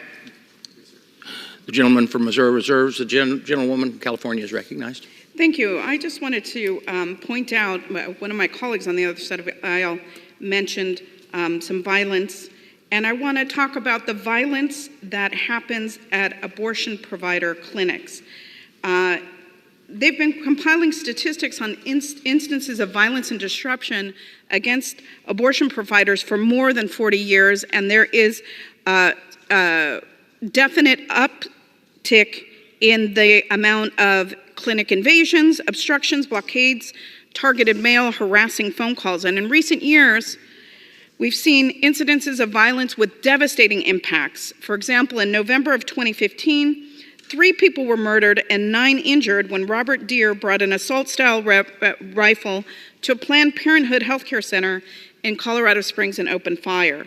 A gunman also attacked the Planned Parenthood clinic in Knoxville, Tennessee, in the early hours of January 22nd, 2021, and in December 2021, the same clinic was burned to the ground by arsonists. So if you want to talk about incidences of violence, let's talk about the onslaught that abortion providers have had of violent attacks over the past 40 years. I'd now like to yield 3.5 minutes to my colleague on the Ways and Means Committee, a champion for women's rights, Congresswoman Judy Chu. Gentlewoman is recognized. I rise in strong opposition to H.R. 6918, the deceptively named Supporting Pregnant and Parenting Women and Families Act. This bill has a simple but negative purpose. It would divert temporary assistance for needy family dollars that successfully keep needy children and families from poverty to anti-abortion centers.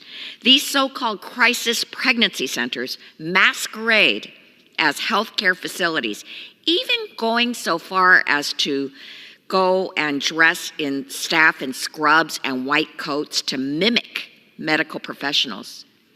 But let's be clear, they are organizations attempting to strong-arm, manipulate, and coerce pregnant people seeking abortion care into carrying pregnancies to full term.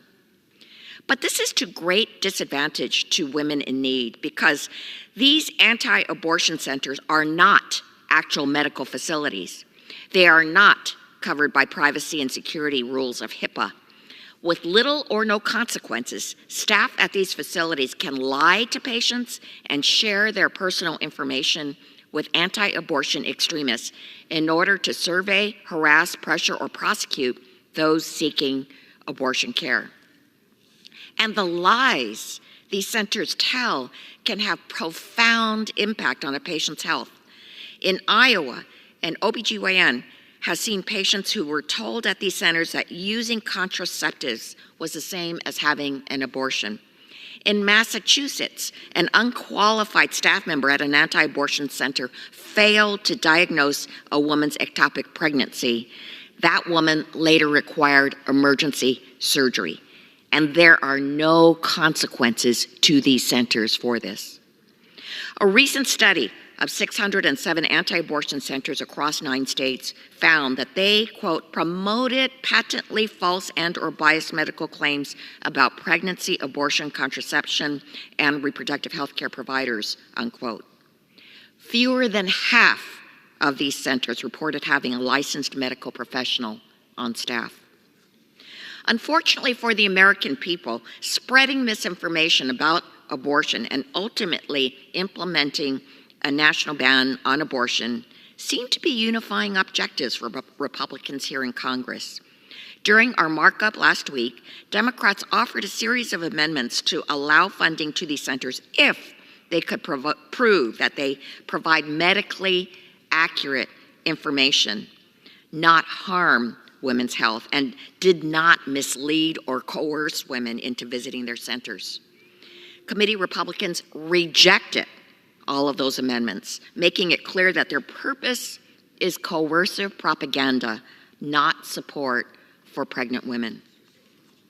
If Republicans want to support these expecting new parents, House Democrats would welcome the backing of a fully expanded child tax credit, universal paid family and medical leave, and affordable child care. But instead of considering these measures or even doing the basic business of keeping government open, we're debating a bill going nowhere in the Senate and intended instead to score political points with anti-abortion groups gathering in Washington. I urge my colleagues to vote no on H.R. 6918. The gentlewoman yields back. I reserve the balance of my time.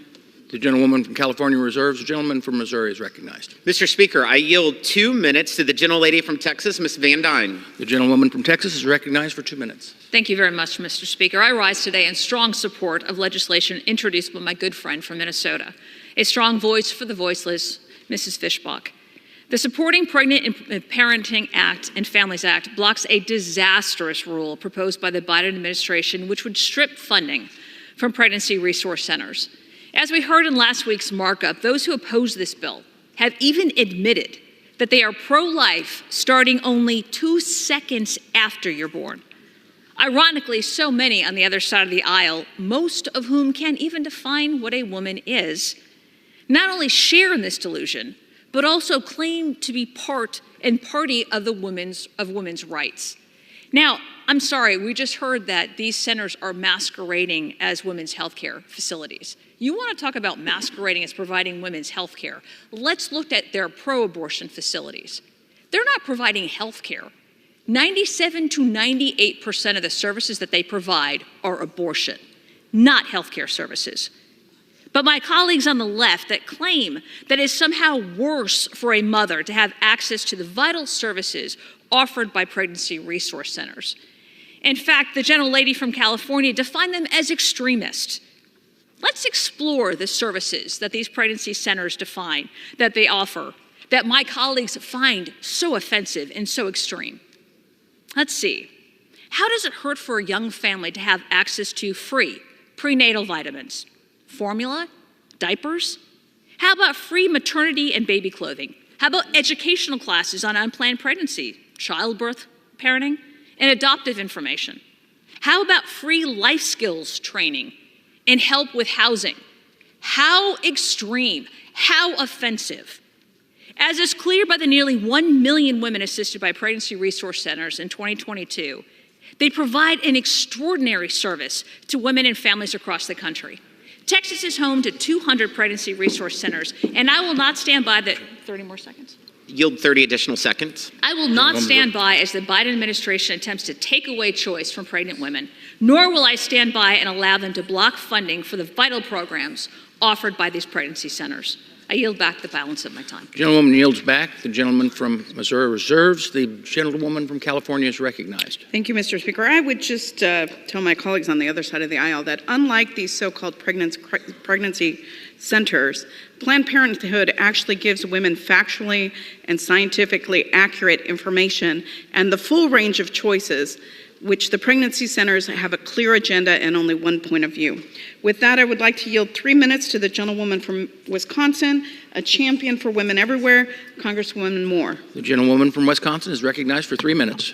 Thank you so very, very much, the gentlelady from California and Mr. Speaker and my colleagues on the other side of the aisle. You know, I rise today in opposition to this bill that diverts funds from the welfare program, the TANF program, to these crisis pregnancy centers. Just let me say before I get into my argument how I just think it's wonderful that these centers provide clothing and formula and diapers and comfort to a woman who is planning to have a child and to provide these resources. But I do agree with my colleagues that have argued that these so-called pregnancy, crisis pregnancy centers don't meet the mark with regard to meeting a woman who is actually having a crisis pregnancy. When a woman is having a crisis pregnancy and presents herself, she's having a crisis because she has mental health issues, some social problems, she has health problems, maybe she's 10 years old and finds herself pregnant as a result of incest. Maybe, and I've known cases like this, where she has found herself pregnant and is now facing needing treatment for cancer. and wondering what to do because she's going to have chemo and radiation and finds herself pregnant. Problem with these crisis pregnancy centers is that they only have one agenda, and that is to make sure you stay pregnant. So they are going to continue to ignore the facts of your particular case, which makes it a crisis pregnancy for you. I'm going to tell you, I have great credibility on this issue. I'm a mother. I'm a grandmother of 3 granddaughters. I'm a great-grandmother of 3 great-granddaughters. And I have held women's hands when they have pushed and given birth, and I've held their hands when they needed an abortion because of reasons that are none of our business around here. And so I think that if we're going to divert the measly $16.5 billion block grant that we have to share all across the country, that we should not be diverting it to these 2,500 care centers that don't meet the TANF goals of helping poor women deal with their poverty beyond 6 weeks after giving birth. It's fine to help women who are pregnant, but what do you do after you have given birth?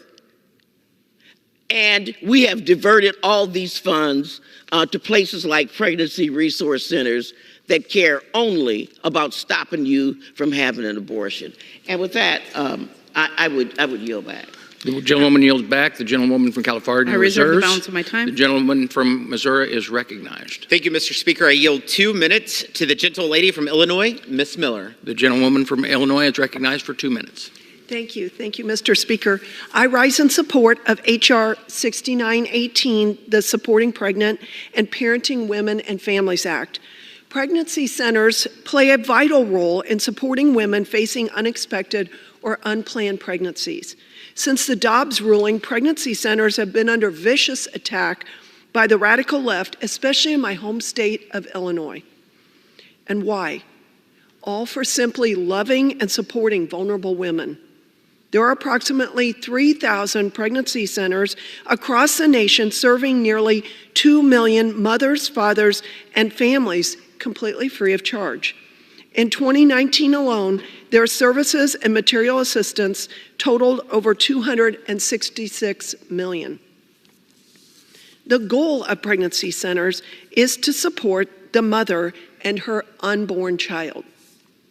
However, they also offer many resources and services, including relationship counseling, prenatal and pregnancy education, pregnancy testing, diapers, and baby clothes, just to name a few. Women in crisis situations deserve to be protected and supported, period.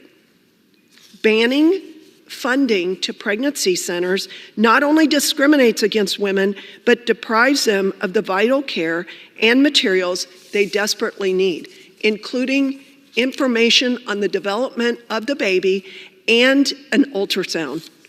As a volunteer and supporter of crisis pregnancy centers in Illinois, I've seen firsthand how they minister to women in need.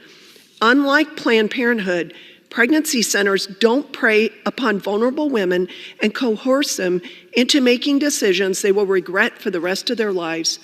I thank Representative Fishbaugh for leading the way to protect the essential work of pregnancy centers, and I look forward to the House swiftly passing this bill.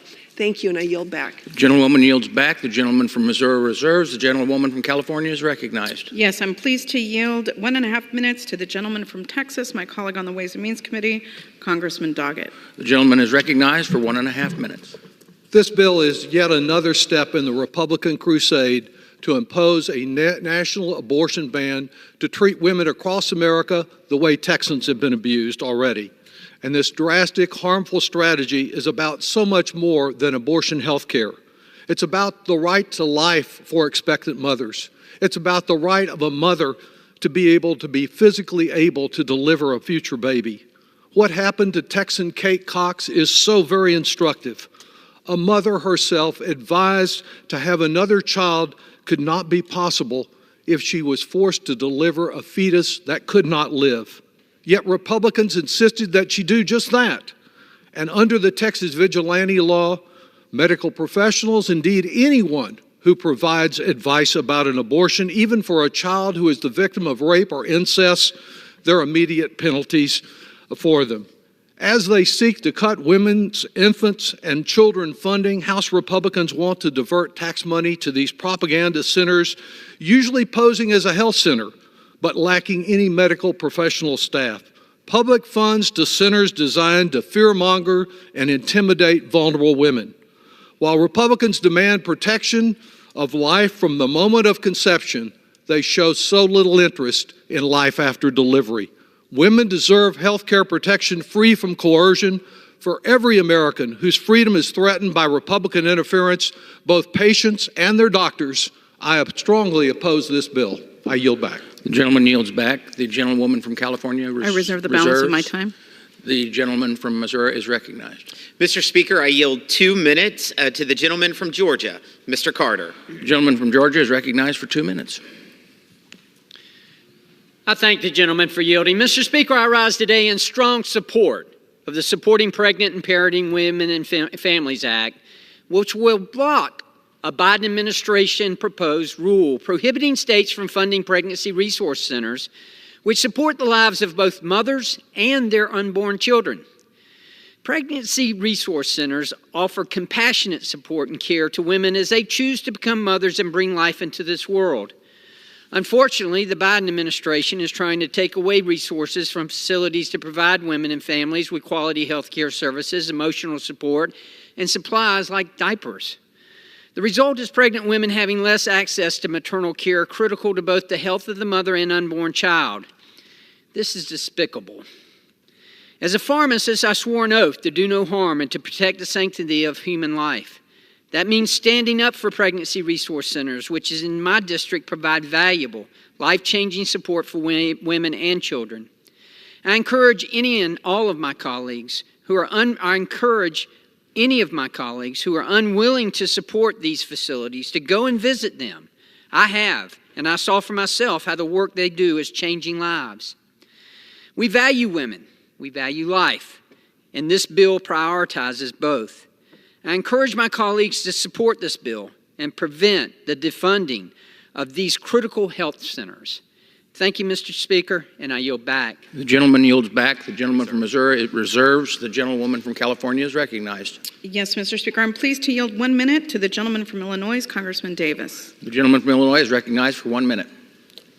Thank you, Mr. Speaker. I strongly oppose H.R. 6918 because it is just another attempt by the Republican leadership to advance their extremist war on women.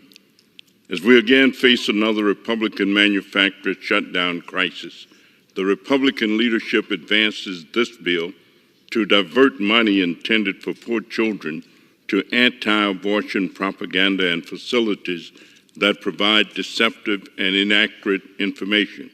The House should take immediate action to eliminate child poverty, not promote efforts to restrict women's reproductive choices. Alarmingly, just 1 year after the Republican-led expiration of Democratic poverty-lowering investments in workers and families, the child poverty rate more than doubled, causing the biggest one-year increase in poverty we've ever seen. If Republicans truly wanted to help pregnant and parenting families, they would fully restore the child tax credit, dramatically increase child care funding to address the child care crisis. Gentleman, time has expired. And make it easier to get critical services like Medicaid. I yield back. The gentleman yields back. The gentlewoman from California reserves. I reserve. The gentleman from Missouri is recognized. Mr. Speaker, I yield 3 minutes to the gentleman from New Jersey, Mr. Smith. Thank you. The gentleman from New Jersey is recognized for 3 minutes. For his tremendous leadership on this and so many other important issues, including life issues. I want to thank Michelle Fischbach for her brave and courageous leadership, and to our Speaker for making sure that this legislation got to the floor today. Mr. Speaker, at a New Jersey Pregnancy Resource Center dinner, 2 women, through tears of joy, expressed their deep and abiding gratitude for the incredible love, respect, and care that persuaded them to reverse their decision to abort their babies. They spoke about how desperate they were, even hopeless. They spoke of the pressure that they felt to abort, until they met the director of the Pregnancy Resource Center, who reached out to both of them in a gentle and non-judgmental way. They chose life, and thank God and the director and the Pregnancy Resource Center for helping them to avert the loss of their babies' lives. Then, 2 teenage girls took to the podium and spoke about their lives, school, sports, friends, and their reverence for the sanctity of all human life. Near the end of their remarks, and I didn't see this coming, nor did many people in the room, they turned towards the director of the center and thanked her for being there for their moms through those difficult times, and said, if you weren't there for them, we'd be dead. 2 wonderful young women talking about how because of the pregnancy center, they would have been dead.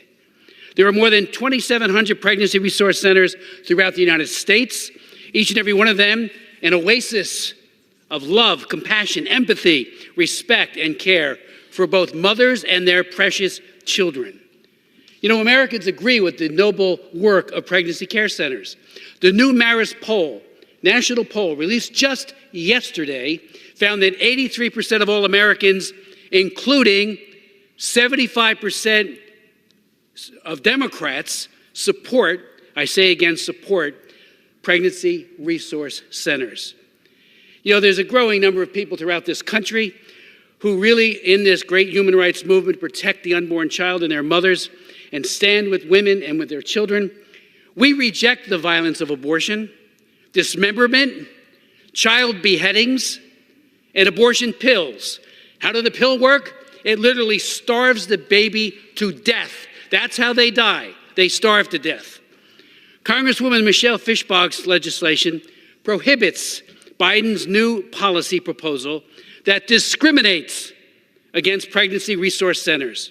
The bill, the Supporting Pregnant and Parenting Women and Families Act, ensures that pregnancy resource centers cannot be excluded or restricted from receiving TANF funding as proposed by the rule that is being pushed by the president. The Biden administration and some governors and lawmakers continue, Mr. Speaker, to smear and misrepresent the noble work of pregnancy resource centers. We can't allow that to happen. Yield back. The gentleman yields back. The gentleman from Missouri reserves. The woman from California is recognized. Yes, it is my pleasure to now yield 2 minutes to my esteemed colleague from Virginia, Congresswoman McClellan. The gentlewoman from Virginia is recognized for 2 minutes. Thank you, Mr. Speaker. I rise today to urge my colleagues to vote no to this dangerous H.R. 6918. This legislation is the House Republicans' latest attempt to spread inaccurate information while advancing their extreme anti-abortion agenda and attacking reproductive freedom. This bill would divert TANF funding that is intended to help struggling families and children, the very families that face higher maternal and infant death rates than some third world countries. It would divert funding to help these families to fund anti-abortion crisis pregnancy centers whose sole purpose is to coerce, through misleading information in many cases, biased information, to coerce pregnant patients into carrying their pregnancy to term. These centers often share biased and medically inaccurate information, purposefully misleading patients into believing they can get the health care they need, and abortion care is health care. These centers delay care, deny access to qualified medical professionals, and that is critically dangerous for pregnant patients who need timely health care services. These centers are unethical and jeopardize patients' well-being. Yet extreme House Republicans want the federal government to support them at the expense of the vulnerable children and families, again, who face higher infant and mortality rates than in many third world countries. This legislation exemplifies Republicans' bad faith efforts. Essential TANF funds should not be used to help these programs, but to help needy families. I urge my colleagues to vote no, and I yield back. The gentlewoman yields back. The gentlewoman from California reserves. The gentleman from Missouri is recognized. Mr. Speaker, I yield 2 minutes to the gentleman from Indiana, Mr. Yocum. The gentleman from Indiana is recognized for 2 minutes. I thank my good friend, the chairman, for yielding. I rise in strong support of the Supporting Pregnant and Parenting Women and Families Act. Mr. Speaker, pregnancy centers provide vital services to expecting mothers and new parents at no cost. This includes pregnancy tests, ultrasounds, parenting classes, diapers and wipes, formula, and outfits. When my wife and I had very little money and we were expecting our first child, we turned to one such pregnancy center for an ultrasound. Due to my personal experience with that pregnancy center, I find the other side of the aisle's characterization of these pregnancy centers to be nothing short of insulting. The Biden administration is trying to circumvent Congress and take away this critical lifeline from low-income women by stopping states from using temporary assistance for needy families, TANF, funds for pregnancy centers. Instead of securing our border, the Biden administration is trying to take away diapers and parenting classes from low-income women. The Supporting Pregnant and Parenting Women and Families Act would stop this harmful policy in its tracks and ensure pregnancy centers continue to provide valuable services to low-income pregnant women and new parents. I want to thank my colleague, Ms. Fischbach, for introducing this important bill. I thank the chairman for yielding time. I urge my colleagues to support, and I yield back. Gentleman yields back. The gentleman from Missouri reserves, and the gentlewoman from California is recognized. Yes, it's interesting that my colleagues on the other side of the aisle are insulted by the issues that we are raising, because I have a brief here in front of me from the American College of Obstetricians and Gynecologists, which talk about the fact that these pregnancy crisis centers use digital marketing tactics to target people seeking information about abortion care. And according to their study, 71% of these centers use deceptive means, such as spreading thoroughly debunked misinformation, and 38% of them do not clearly state on their homepage that they don't provide abortion care. So if you're mad at us for raising these points, talk to the College of Obstetricians and Gynecologists, because they have done an in-depth comprehensive study to talk about the repeated misinformation that these centers give out to women who are in crisis. And the deceptive information that they give to them puts these women's lives at risk. If you're so pro-life, why do you not care about the life of the mother? And with that, I am happy to yield a minute and a half to the gentlewoman from Florida, Congresswoman Frankel. Very much. Gentlewoman's recognized. Oh, my, Republicans are at it again, trying every which way to obstruct legal access to abortion, preventing women from the freedom of making their own choice of when or whether to start or grow a family. And this time, Republicans want to fund fake clinics run by anti-abortion activists who deceptively provide women with misleading information with one purpose, to scare, disgrace, or pressure them from getting an abortion. And shamefully, in order to bankroll these fake centers, this Republican bill grabs funding from a program designed to assist needy pregnant women and children get back on their feet. Overwhelmingly, folks, Americans believe that women should make their own personal health care decisions without interference by politicians. This proposed legislation is dangerously hypocrisy on steroids and not worthy of support. And I yield back. Gentlelady yields back. The gentleman from Missouri is recognized. Thank you, Mr. Speaker. Democrats and the Biden administration are purposefully targeting and misrepresenting pregnancy centers in their proposed rule and seeking to intimidate states that fund them. Pregnancy resource centers play a vital role to both mothers and fathers, empowering them in their decision to choose life for their baby by providing realistic alternatives, to stark contrast to organizations exclusively focused on abortion.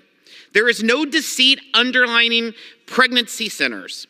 They are another option for women who are looking for an alternative to abortion. It's disgraceful that Democrats mischaracterize these organizations in an effort to limit a woman's choice to raise her child. I yield 2 minutes to the gentleman from Texas, Mr. Self. Gentleman's recognized. Thank you, Mr. Chairman. I rise to speak in support of this bill. Listening to my colleagues across the aisle talk about pregnancy centers is astounding. They appear to never have set foot in one and have fallen for the abortion industry's lies, hook, line, and sinker. I served on the board of a pregnancy center in my area for many years. During my service, we even contracted for a mobile sonogram to go to help the ladies who were in disadvantaged areas who lacked transportation to get to the pregnancy center. The sonogram is the greatest tool in use against the death culture. In Plano, Texas, if you find yourself unexpectedly pregnant, without a support network, feeling lost and anxious, you go to a number of local pregnancy centers. There you will be met by kind, caring, compassionate staff, both volunteer nurses and medical doctors.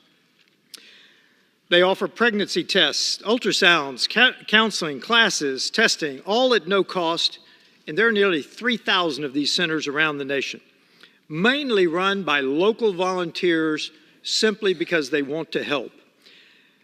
In 2021, the pregnancy center served almost 1 million women and their babies, and this number does not even include the fathers who are part of this equation. Yet in spite of all this good, the administration has decided to punish pregnancy centers. Why? Because they do not perform abortions. Let that sink in.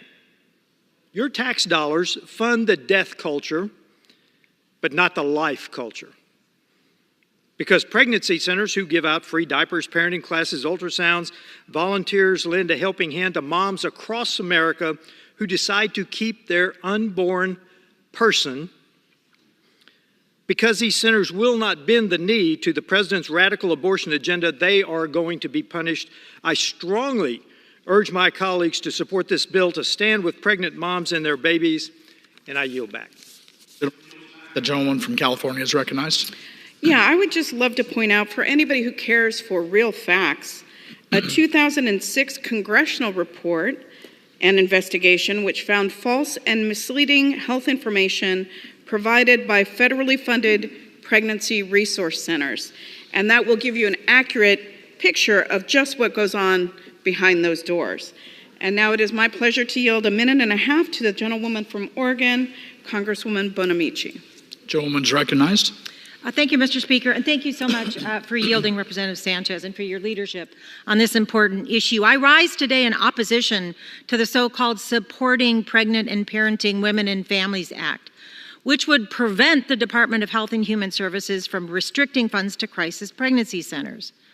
We know, as we've heard, and included in that report that Representative Sanchez just mentioned, that crisis pregnancy centers prey on people at a very vulnerable time, and they often spread misinformation to further what is clearly an anti-choice agenda.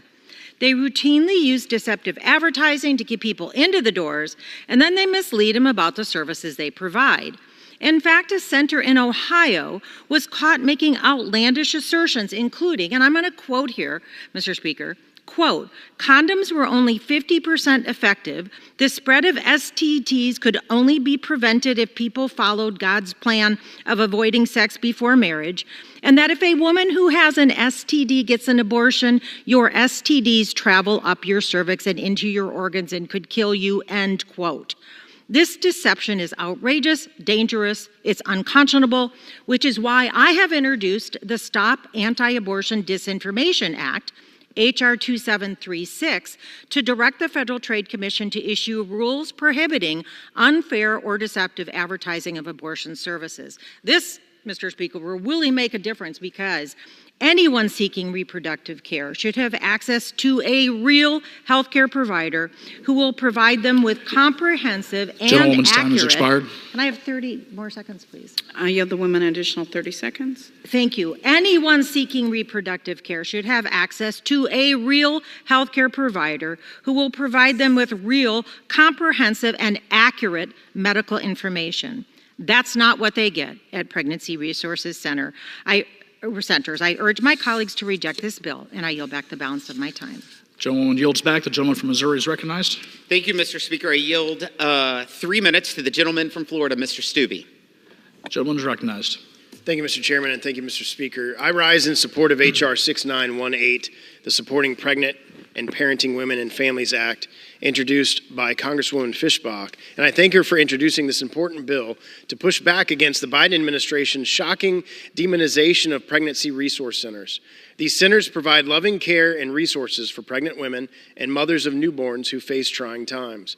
Pregnancy resource centers provide a wide array of services, including free pregnancy tests, ultrasounds, parenting and prenatal education, and lactation consultations. They give out free diapers, formula, and baby clothes for mothers of newborns. In my district, the Sarasota Medical Pregnancy Center does tremendous work as a lifeline for pregnant women in need.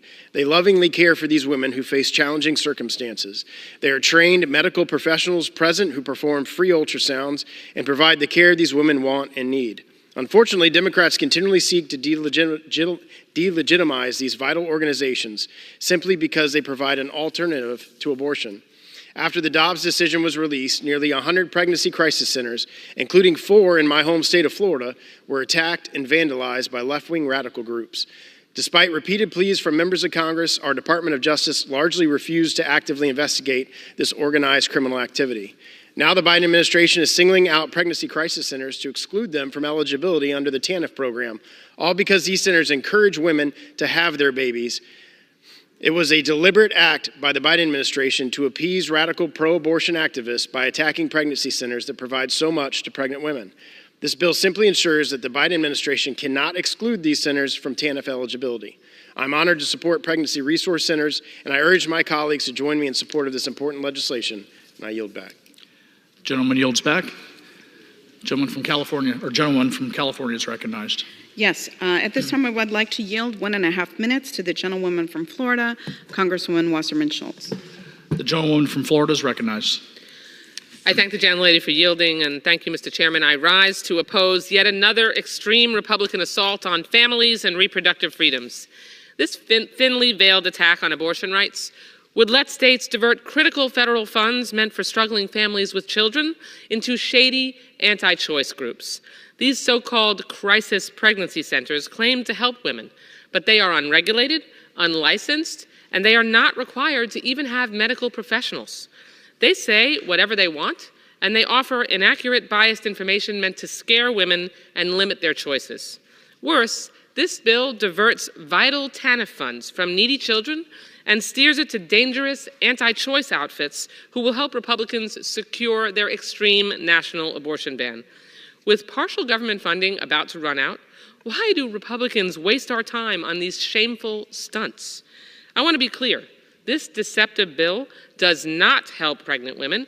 It simply funds groups who lie to them. As a woman and as a mother of 3 young adult children, I ask my Republican colleagues to truly help women and families and stop deceiving and defunding them. I urge a no vote on this deceptive bill, and I yield back. Gentleman yields back. The gentleman from Missouri is recognized. Mr. Speaker, last year, Missouri provided $6.3 million in TANF funding to pregnancy resource centers.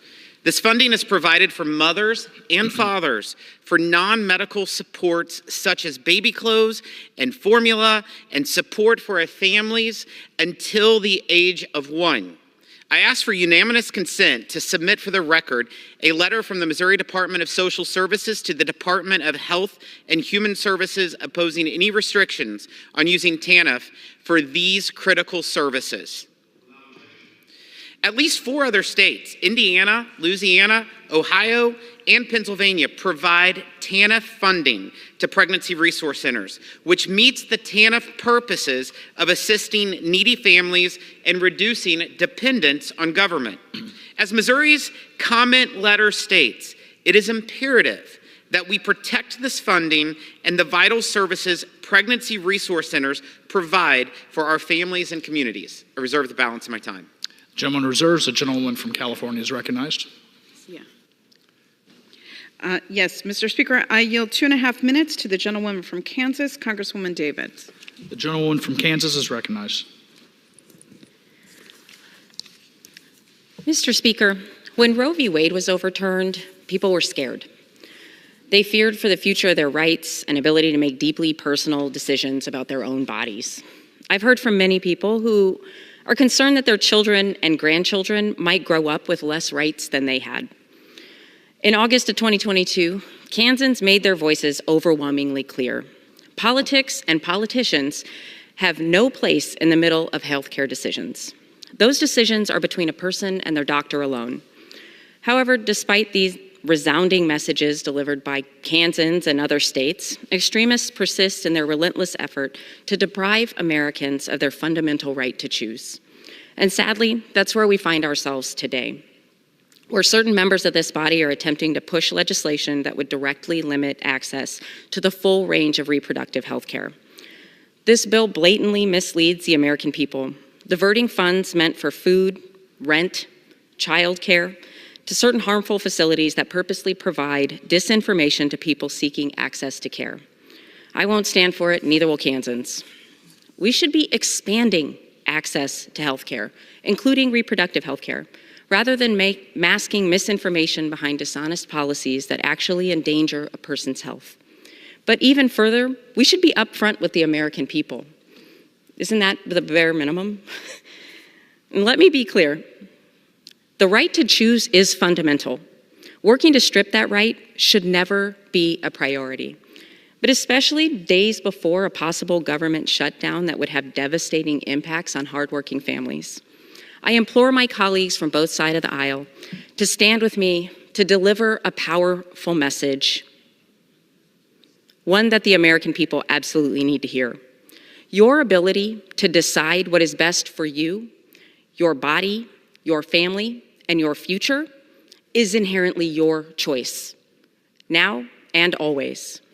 For this reason, at the appropriate time, I'm going to offer a motion to recommit this bill back to committee.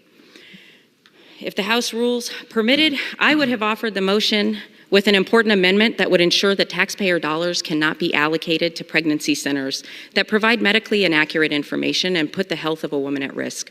I ask unanimous consent to insert into the record the text of this amendment and hope that my colleagues will join me in voting on yes on this motion to recommit. I yield back. Without objection, and the gentleman yields back. The gentleman from Missouri is recognized. Thank you, Mr. Speaker. Tomorrow, tens of thousands of pro-life Americans will converge on the National Mall for the March for Life on the anniversary of the Supreme Court's 1973 Roe v. Wade ruling, which legalized abortion in all 50 states. Today's legislation will ensure that expecting mothers will have access to alternatives to abortion and choose the life-affirming services provided at pregnancy resource centers. I ask for unanimous consent to submit for the record letters of support from the National Right to Life Committee and Catholic Vote and a statement of support from the Susan B. Anthony Pro-Life America. Without objection. Tomorrow we will all celebrate life and support pregnant and parenting women and families. I reserve the balance of my time. The gentleman reserves. The gentlewoman from California is recognized. Mr. Speaker, I have no further speakers, and I am prepared to close. The gentlewoman reserves. Gentleman from Missouri is recognized. We're reserved and prepared to close as well. The gentleman reserves. Mr. Speaker, I would like to inquire as to how much time is remaining. Gentleman from California has 6 minutes remaining. Thank you, Mr. Speaker. I yield myself such time as I may consume. We keep hearing about how these centers provide infant formula, and we have a program that helps mothers afford infant formula. It's called WIC. And I would remind my colleagues that House Republicans' fiscal year 2024 agriculture appropriations bill would have made benefit cuts and loss of eligibility for millions of mothers who rely on WIC. It would have shortchanged WIC by $800 million. So I find the argument that these centers are so necessary to be specious, because that could have been provided under the agriculture appropriations bill, which my Republican colleagues wanted to cut so dramatically. So if they really cared about working families, they wouldn't be asking for those deep and unconscionable cuts to a program that provides infant formula to mothers. As we've seen over the past hour, my colleagues on the other side of the aisle are choosing to double down on their war on women. These centers have coerced, deceived, and put women's lives in danger with inaccurate, biased information. But don't just take my word for it. A congressional investigation found that the majority of these clinics surveyed provided false information about abortion. And the American Medical Association has called these centers unethical because of the gross disinformation that they push on vulnerable women. These centers are not regulated by states' consumer protection statutes, which govern the practice of medicine. And Republicans have proven they have no interest in amending this bill to actually protect pregnant women seeking care from these facilities. My Ways and Means Republican colleagues voted against ensuring these facilities provide medically accurate information. Why are they so afraid to provide women with medically accurate information? My Republican colleagues voted against prohibiting these facilities from providing biased reproductive health information or counseling. Let me be very clear. Democrats have fought, and we continue to fight, for comprehensive, equitable access to reproductive health care for women. We passed the Women's Health Protection Act twice. We passed the right to contraception. The American people have been very clear about supporting access to reproductive health care. Democrats have proven that we stand with them. And this bill that the Republicans have put on the floor today once again shows that my Republican colleagues are willing to discard pregnant women to appease their extremist, anti-choice, right-wing base. And with that, Mr. Speaker, I yield back. The gentleman yields back. The gentleman from Missouri is recognized. Thank you, Mr. Speaker. Pregnancy resource centers are an important option for pregnant women seeking care. They provide critical services to support the health of mothers and their unborn children, including provided needed resources like diapers, prenatal vitamins, transportation, and parenting classes. It is unacceptable that the Biden administration proposes to take this option away from mothers and to restrict their access to health care. The administration does not have authority. The administration does not have authority under TANF to restrict funds for pregnancy resource centers. But what is worse is that the administration is doing this in order to send more taxpayer dollars to Planned Parenthood. This Congress must act on behalf of mothers and the right to life. I urge my colleagues to support this legislation, and I yield the balance of my time. The gentleman yields back. All time for debate has expired. Pursuant to House Resolution 969, the previous question is ordered on the bill as amended. The question is on engrossment and third reading of the bill. Those in favor say aye. Those opposed, no. The ayes have it. Third reading. A bill to prohibit the Secretary of Health and Human Services from restricting funding for pregnancy centers.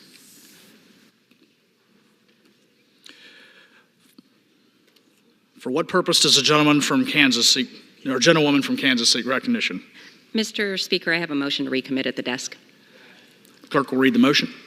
Ms. Davis of Kansas moves to recommit the bill H.R. 6918 to the Committee on Ways and Means. Pursuant to Clause 2B of Rule 19, the previous question is ordered on the motion to recommit.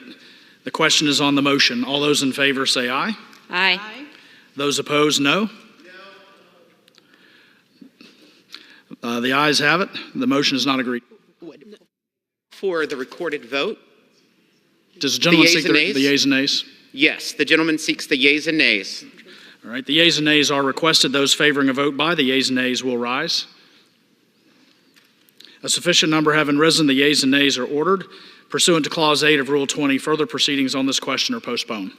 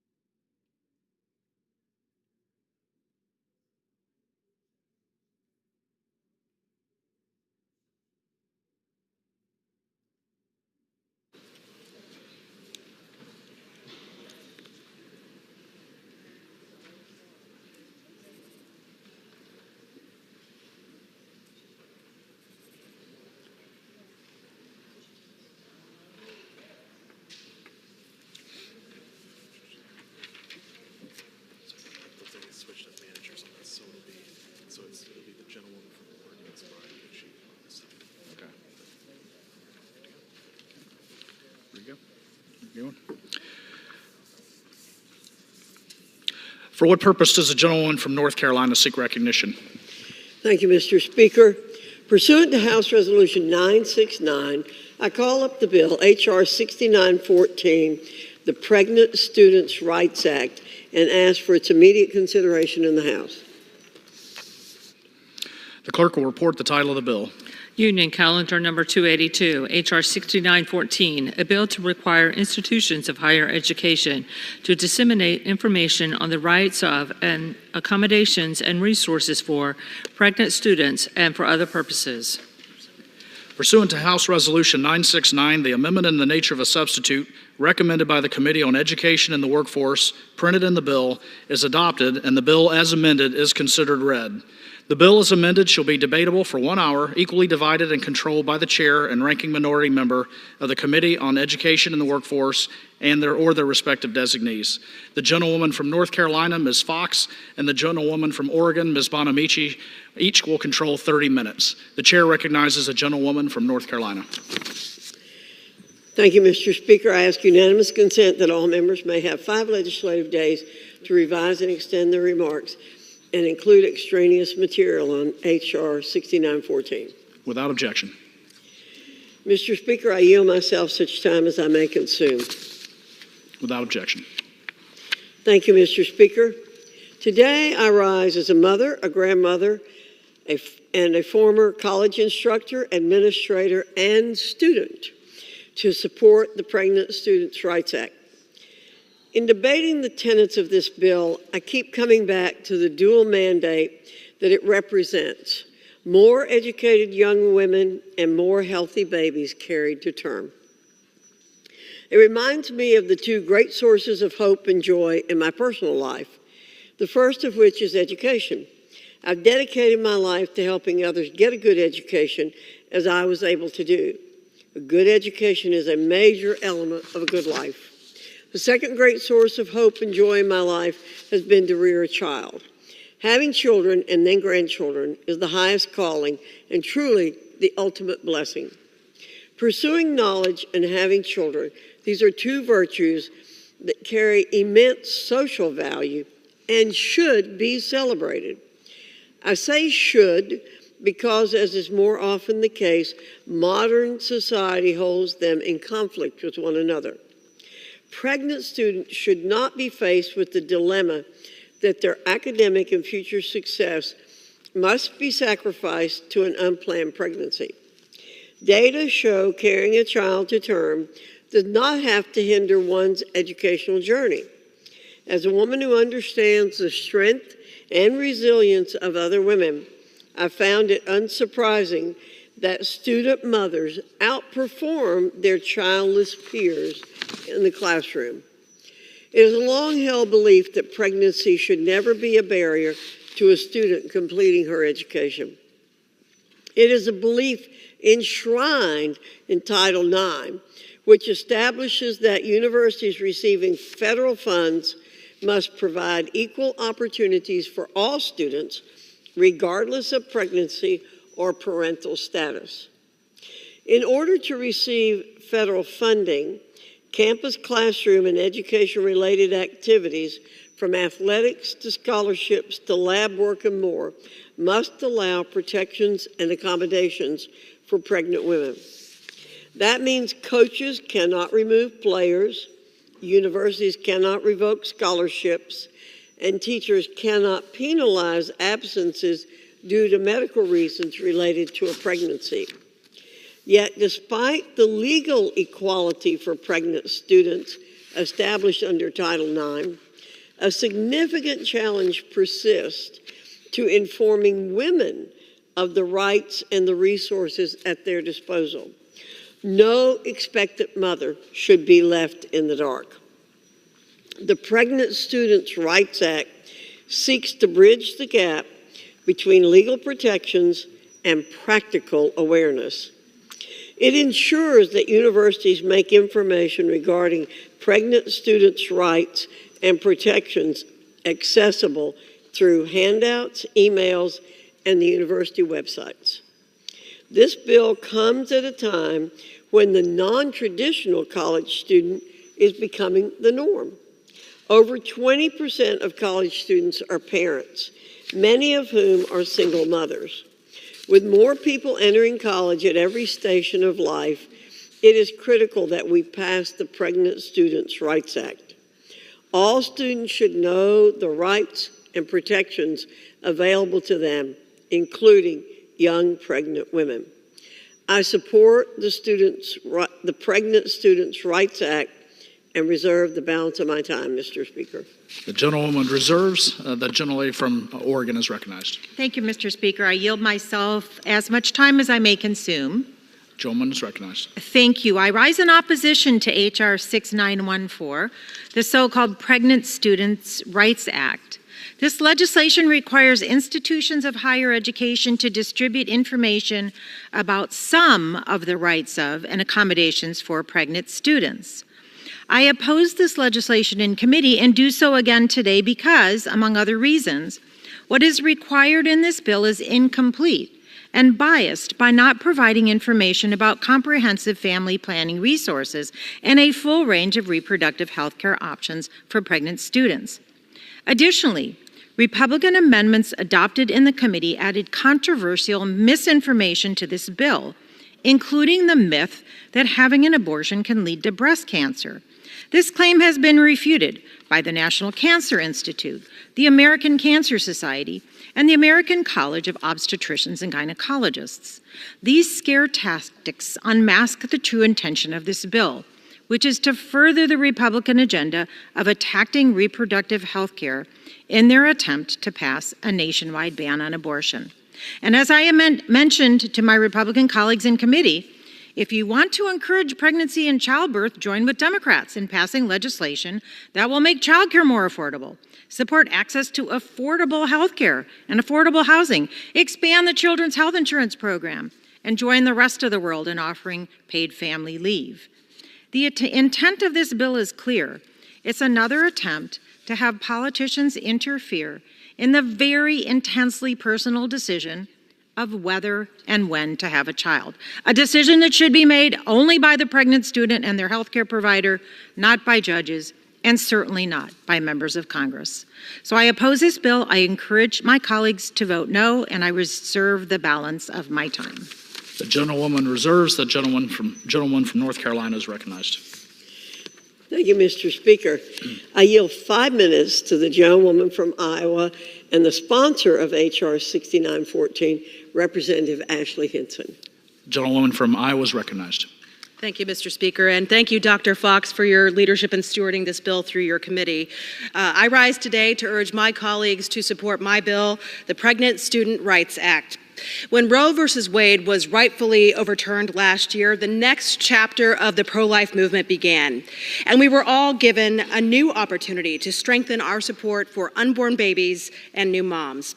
And as a mom of two, this issue is personal to me. When you're pregnant, there are a million questions going through your head.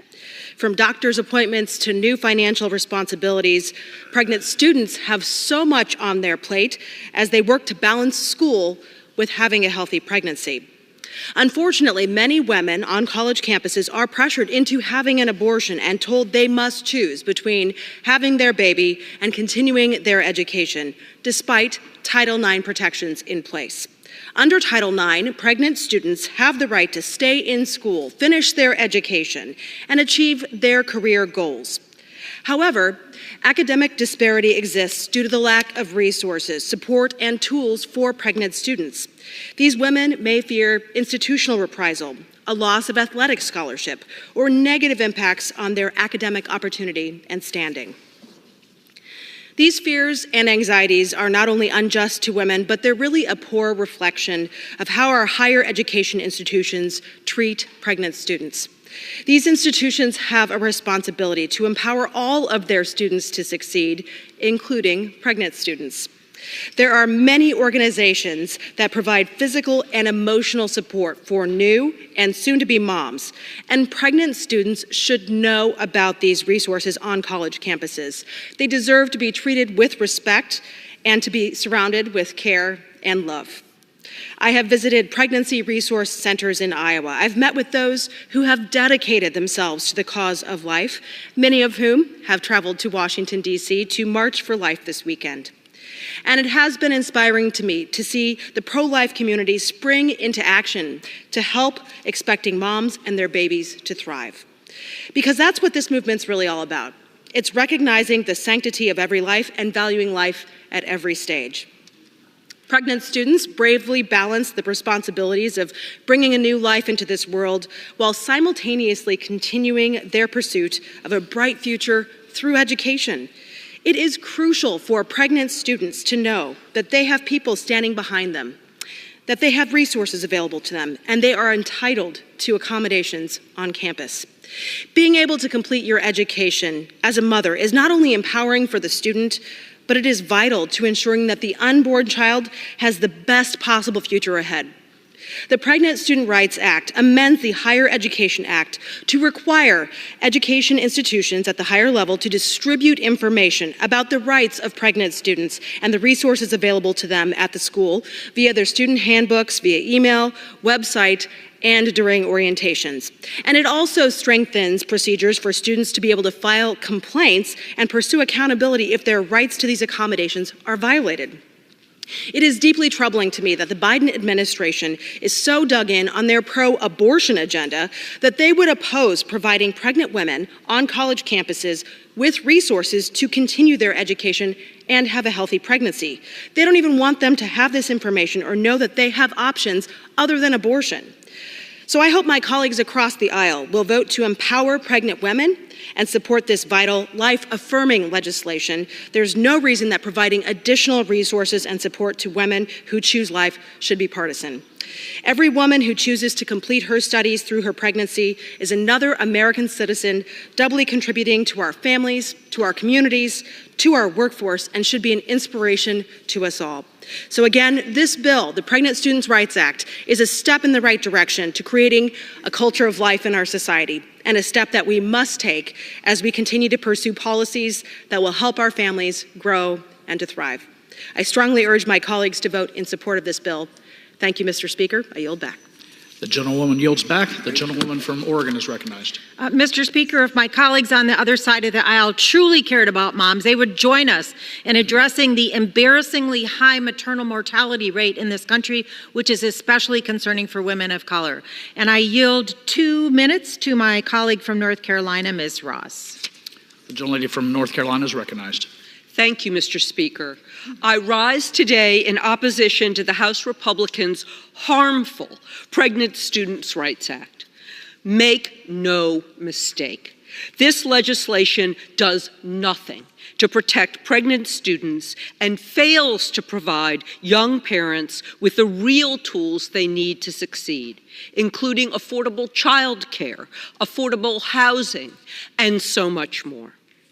Masquerading as an attempt to support pregnant students, this misleading bill is a part of Republicans' dangerous anti-abortion agenda. It would require institutions to distribute limited and even inaccurate resources to students about their existing rights should they choose to carry a pregnancy to term, while omitting information about abortion services, contraception, and while also advancing anti-abortion rhetoric. Last year, I introduced the Understanding Student Parents Outcomes Act with Congresswoman Lucy McBath. This legislation would take concrete steps to support pregnant and parenting students by requiring the Department of Education to collect critical data on barriers that student parents face to graduating college and providing recommendations and resources to institutions of higher education. During the committee markup of this egregious bill, Congresswoman McBath highlighted our bill as an alternative solution that will help student parents succeed while recognizing that all women deserve the opportunity to make their own choices about when to start a family, free from persuasion from their schools. I hope my Republican colleagues will see the harm that their legislation will cause and join Democrats in opposing this bill. There are better ways to help our pregnant and parenting students. Thank you, and I yield. The gentlewoman yields back. The gentleman from North Carolina is recognized. Thank you, Mr. Speaker. I yield 2 minutes to the gentleman from Alabama and the chair of the Values Action Team, Representative Robert Hatterholt. Gentleman from Alabama is recognized. Thank you, Mr. Speaker, and thank you, Chairwoman Fox, for the time to speak in support of this legislation today. And this week, a compelling statistic has been front and center of our mind, that 30% of all abortions in the United States are performed on 20 to 24-year-old college-age women. And you wonder how much of this difficult reality is a result of a harmful external pressure that exists, a lack of resources that may exist, or inadequate accommodations, or how often a young woman would have chosen life if she had just been informed of the rights, the resources, and the accommodations that were available to her. We must create a culture in this country that does not force women to choose between their babies and a college education. This legislation directly addresses this by simply requiring colleges and universities, as it has been said here today, to fully inform pregnant students of what's rightfully available to them and how to file a complaint if they have experienced discrimination on the basis of their pregnancy. It is imperative that our institutions of higher education fully support women. We can't say it enough. Pro-life is pro-woman. When a student chooses a path of higher education, they deserve our support and encouragement. Being pro-woman and being pro-child and being pro-family is being pro-education, and it's being pro-success. I'd like to thank my colleague from Iowa, who I serve on the Appropriations Committee with, for introducing this important legislation. I fully support it and look forward to its passage today, and I yield back. Gentleman yields back. The gentleman from Oregon is recognized. Mr. Speaker, I yield 2 minutes to the gentlewoman from Georgia, Ms. McBath. Gentlewoman from Georgia is recognized. Thank you to Ranking Member Scott, Representative Bonamici, and Mr. Speaker. I rise today in strong opposition to the deliberately misleading Pregnant Students' Rights Act. It is unfortunately not a bill about protecting pregnant and parenting students or improving their outcomes in school at all. This legislation is just another poorly disguised attempt to further roll back the rights of women in this country and unduly pressure students into making serious healthcare decisions. We should be considering legislation that will actually support pregnant and parenting students and has a real chance of being passed into law, like the Understanding Student Parent Outcomes Act of 2023, introduced by my colleague, Representative Deborah Ross, and myself. Instead of leveraging the very real needs of students and their children against the highly polarizing and personal topics of reproductive rights and abortion, we could be studying the issue and establishing best practices at the Department of Education to improve graduation rates and help pregnant and parenting Americans stay in school. Practices like ensuring access to quality on-campus childcare and accommodations for breastfeeding. Supporting pregnant and parenting students should be a bipartisan effort. But the bill that our colleagues have brought forth today does not seek to find common sense consensus solutions. I look forward to working with my colleagues across the aisle at the appropriate time to ensure that every student is given the support that they need to finish their degree, improve their career, and finally move into that higher income level that they've been dreaming of and of working so hard towards. So I encourage all of my colleagues to oppose this bill, and I yield back the balance of my time. Gentleman yields back. The gentleman from North Carolina is recognized. Thank you, Madam Speaker. Mr. Speaker, I yield 2 minutes to the gentleman from California, Representative Doug LaMalfa. Gentleman from California is recognized. Thank you to my colleague from North Carolina. Well, whenever this subject gets brought up, it's like we just go into la-la land about what the facts are and what the intentions are. For a female student that is in college, on campus, she needs options. She needs to understand what her options are. She needs information to do that. And this legislation simply affords a broader amount of information and choices for her to do that. How the folks on the other side could call this some kind of limitation or somehow against women just continues to foster the disinformation for 40 years about this subject. Indeed, it's a life that we're talking about.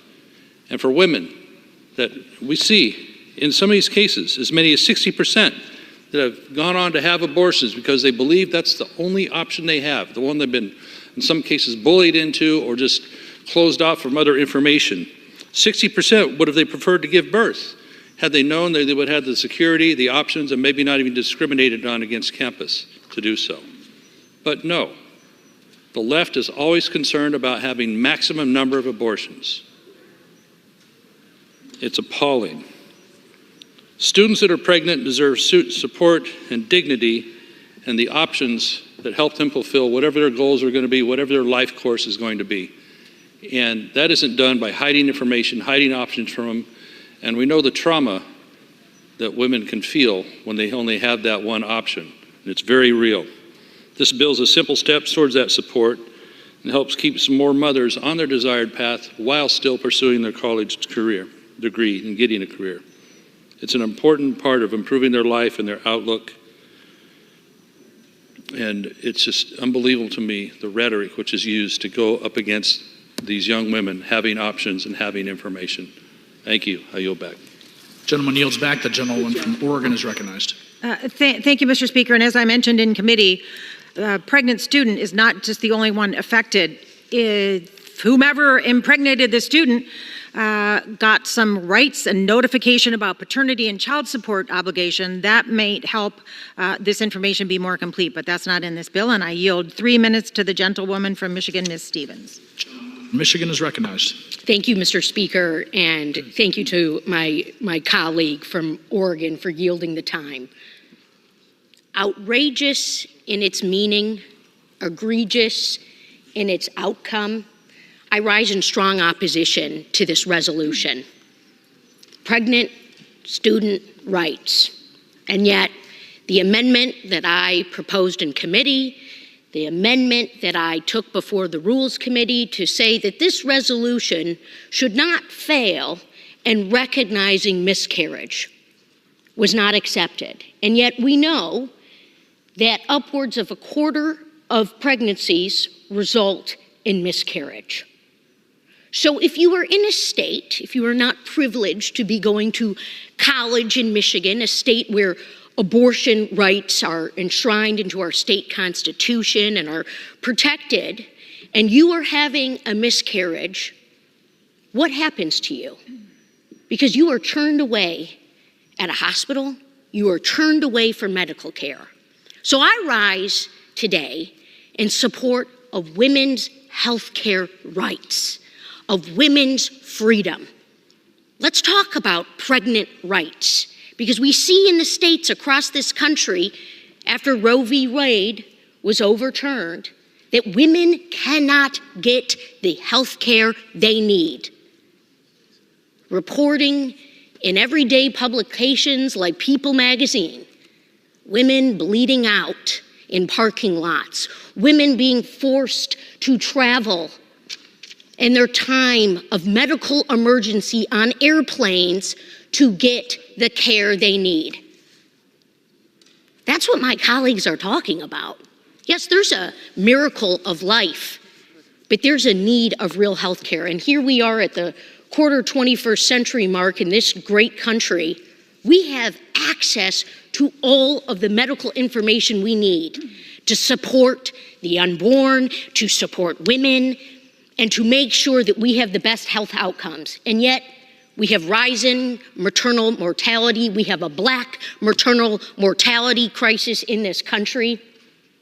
How dare we come together under the guise of supporting pregnant student rights without actually including full access to information to young women in their most vulnerable state? That's what we were pushing for on the Education and Labor Committee. That's what we're pushing for here on the House floor, on the heels of voting on this resolution in almost the dark of the afternoon. We've got work to do. I'm proud to be in a state that protects women's rights, but man, oh man, am I terrified, am I heartbreaking for women that don't have those rights. Thank you, Mr. Speaker, and I yield back. Gentlewoman yields back. The gentlewoman from North Carolina is recognized. Thank you, Mr. Speaker. Mr. Speaker, I am truly puzzled by the other side and some of the comments that they're making about this bill. It is a simple bill. It's not misleading. It is simply aimed at helping pregnant students get the support and information that they need if they are pursuing their education. My colleagues on the other side of the aisle used to be pro-women. I don't know what's happened to them. But as one of my colleagues here said, pro-life is pro-woman. This bill is pro-women and pro-helping women get an education at the same time they can carry their baby to term. Now, nothing in this bill prevents a college or university from disseminating information about how to deal with pregnancy-related conditions, including miscarriages. We're not telling the colleges and universities everything that they have to say. We're simply saying you've got to inform the students of the services available and the accommodations that need to be made. All of us should have our hearts go out to women who face difficult pregnancies. We've all known them. My own daughter had a very difficult 4 pregnancies. I'm just deeply saddened that a woman and her baby face challenges and acknowledge that for a pregnant student, these instances must be extremely stressful and sorrowful. But the purpose of this legislation is to tackle an issue unique to pregnant students on college campuses. Some students are not aware of how they can advocate for themselves to balance student life and motherhood. Colleges and universities must provide reasonable accommodation for these students, such as excused absences and opportunities to make up classwork when a student does have to make frequent medical appointments to take care of herself and her baby. This bill supports pregnant students, and I believe deserves our support. With that, I reserve the balance of my time. The gentlewoman reserves. A gentlewoman from Oregon is recognized. Thank you, Mr. Speaker. I note that our colleagues on the other side of the aisle rejected an amendment to include information about comprehensive reproductive health care services. It's now my honor to yield 1 minute to the dynamic, distinguished, and dedicated Democratic leader, Mr. Jeffries from New York. New York is recognized. Thank you, Mr. Speaker. And let me thank my distinguished colleague from the great state of Oregon, Representative Bonamici, for her tremendous advocacy and for yielding some time. I rise today in strong opposition to this reckless and regressive Republican effort to undermine women's health care. House Republicans have begun this year the same way that they ended last year, targeting women's reproductive freedom. The distinction between Democrats and extreme MAGA Republicans on the abortion care issue couldn't be any clearer. House Democrats believe in a woman's freedom to make her own reproductive health care decisions. It's a decision that should be between a woman, her family, and her doctors.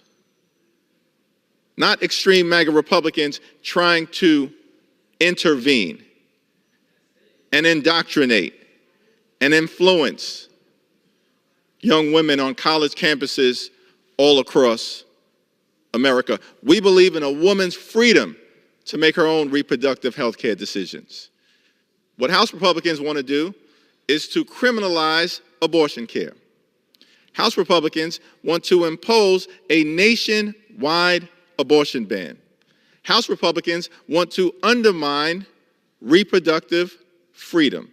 And that's what the underlying bill that's on the floor right now is all about. Nothing more and nothing less. If the legislation that is under consideration was really about improving the opportunity for the children, the infants, the babies of America to live a healthy life, then extreme MAGA Republicans would join Democrats in our efforts to bring that about. House Democrats are trying to address the challenges around infant mortality in America. Extreme MAGA Republicans refuse to join us. House Republicans could be working to deal with the challenges around child poverty in America, but they refuse to join House Democrats in our efforts to go back to the transformative child tax credit that was part of the 2021 American Rescue Plan. House Democrats are working to deal with the problem of child hunger in America, but extreme MAGA Republicans are trying to cut nutritional assistance for children and families in our great country. So how dare you come to the House floor to lecture America about healthy infants, healthy babies, healthy children, when you're doing everything in your power to do exactly the opposite?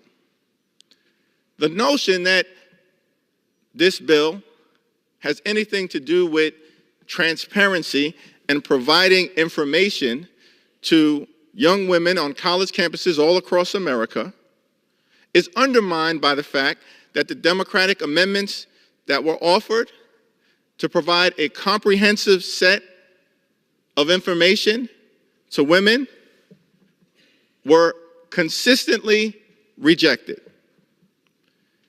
Extreme MAGA Republicans rejected any effort to make sure that young women on college campuses were provided information about the full range of reproductive health care. Extreme MAGA Republicans rejected the effort to provide the young women of America with information about the dangers of a miscarriage. Extreme MAGA Republicans rejected the efforts by House Democrats to make sure that the young women of America were provided information about contraceptives. Why? Because House Republicans have only one objective: a nationwide abortion ban. And this legislation is part of that effort. And that's why instead of the Congress dealing with issues related to the economy or housing or inflation or public safety or health care, House Republicans have us voting on bills to undermine a woman's freedom to make her own reproductive health care decisions. And so I strongly urge everyone to reject this extreme piece of legislation and join us in trying to uplift women, children, and families in America. And our promise to the country is as follows. House Democrats will stand strongly behind reproductive freedom today. We will stand strongly behind reproductive freedom tomorrow. We will stand strongly behind a woman's freedom to make her own reproductive health care decisions forever until we crush the extreme MAGA Republican effort to criminalize abortion care. I yield back. Gentleman yields back. The gentlewoman from North Carolina is recognized. Thank you, Mr. Speaker. I yield myself such time as I may consume. Mr. Speaker, again, I'm aghast. I'm just aghast at how this bill is being characterized. It's being called an extreme piece of legislation. We want pregnant students to be supported on their campuses and to know that they can be supported. It has nothing to do with criminalizing abortions. it has nothing to do with a nationwide abortion ban. Our colleagues on the other side of the aisle say something about healthy babies. What is better than this? We need pregnant women to have good resources and good health care so they can have healthy babies. But they want what they call comprehensive information to women. What they mean is they want to encourage women to have abortions. And what is an abortion, Mr. Speaker? It's killing babies. I've said it on the floor before. The word abortion sounds so clinical, so clean, but we need to say what it is. It is killing babies up to the point of their birth. This is not an extreme piece of legislation. It is a sensible piece of legislation. And every person in this body should vote for it if you care about life.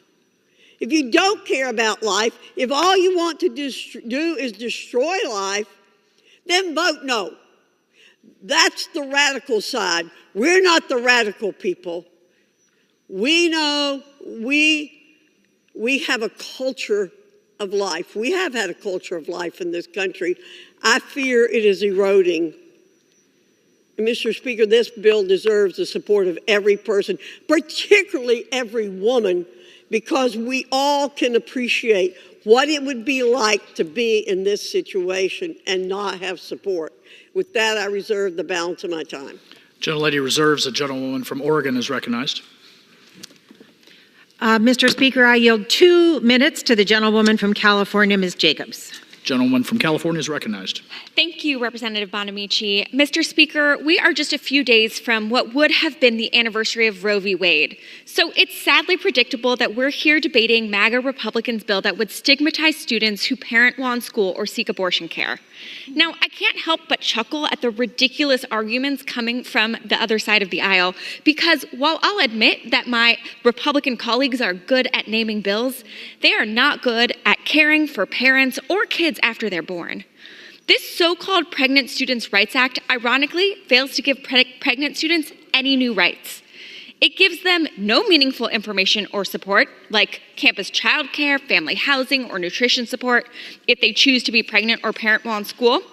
Instead, it provides a biased slate of options that push students to keep their pregnancy and raise a child with no mention of contraception or that seeking an abortion is a viable and valid choice.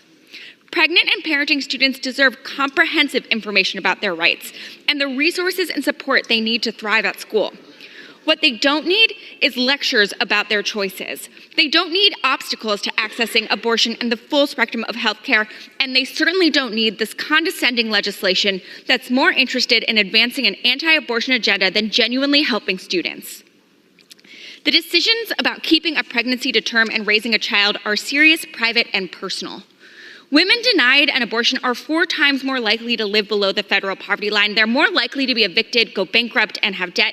They're more likely to stay in contact with a violent partner and raise the resulting child alone. And their children's financial well-being and development are more likely to suffer too. We shouldn't deprive students of making these informed decisions by withholding their full, comprehensive options. This bill does a disservice to pregnant and parenting students.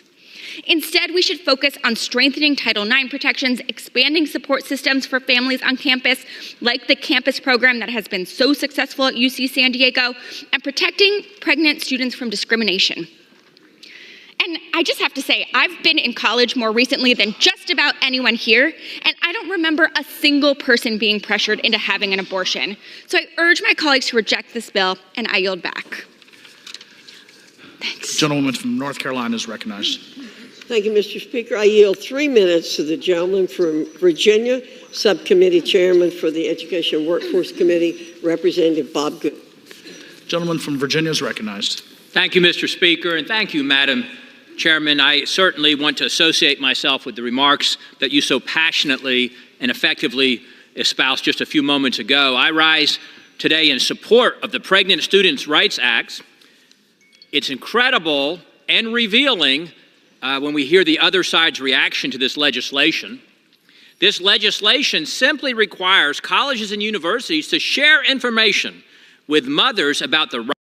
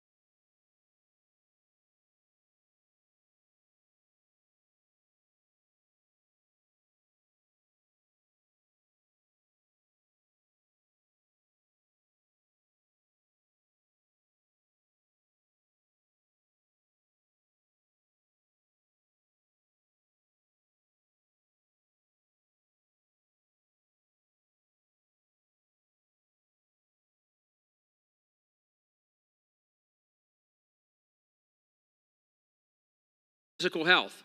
Here's the truth. Abortion is harmful to babies and to mothers.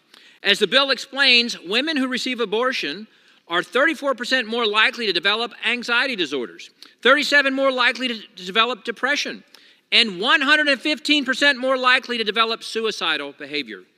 The data proves that the mission of the overall bill to support mothers matters not only for the sake of the child, but also for the well-being of the mother. Mothers in challenging situations deserve our compassion, our support, and our encouragement. And women who have chosen to have an abortion should know that there is compassion, support, and healing available to them as well. This very week, thousands of people from around the country are gathering in support of life and ending the heinous practice of abortion. The fact is, life begins at conception. At the moment when we are, as the Bible says, knit together in our mother's womb by our Creator. And I will vote yes today on the Pregnant Students' Rights Act and hope this Congress will be bold in finding more ways to defend innocent, precious life in the womb. And I yield back. Gentlewoman from North Carolina reserves. The gentleman from, or a gentlewoman from Oregon is recognized. I now am pleased to yield 2 minutes to the gentlewoman from Michigan, Ms. Tlaib. Gentlewoman from Michigan is recognized for 2 minutes. If the technology existed, I really truly believe the GOP would put tethers on the ovaries of women around our country.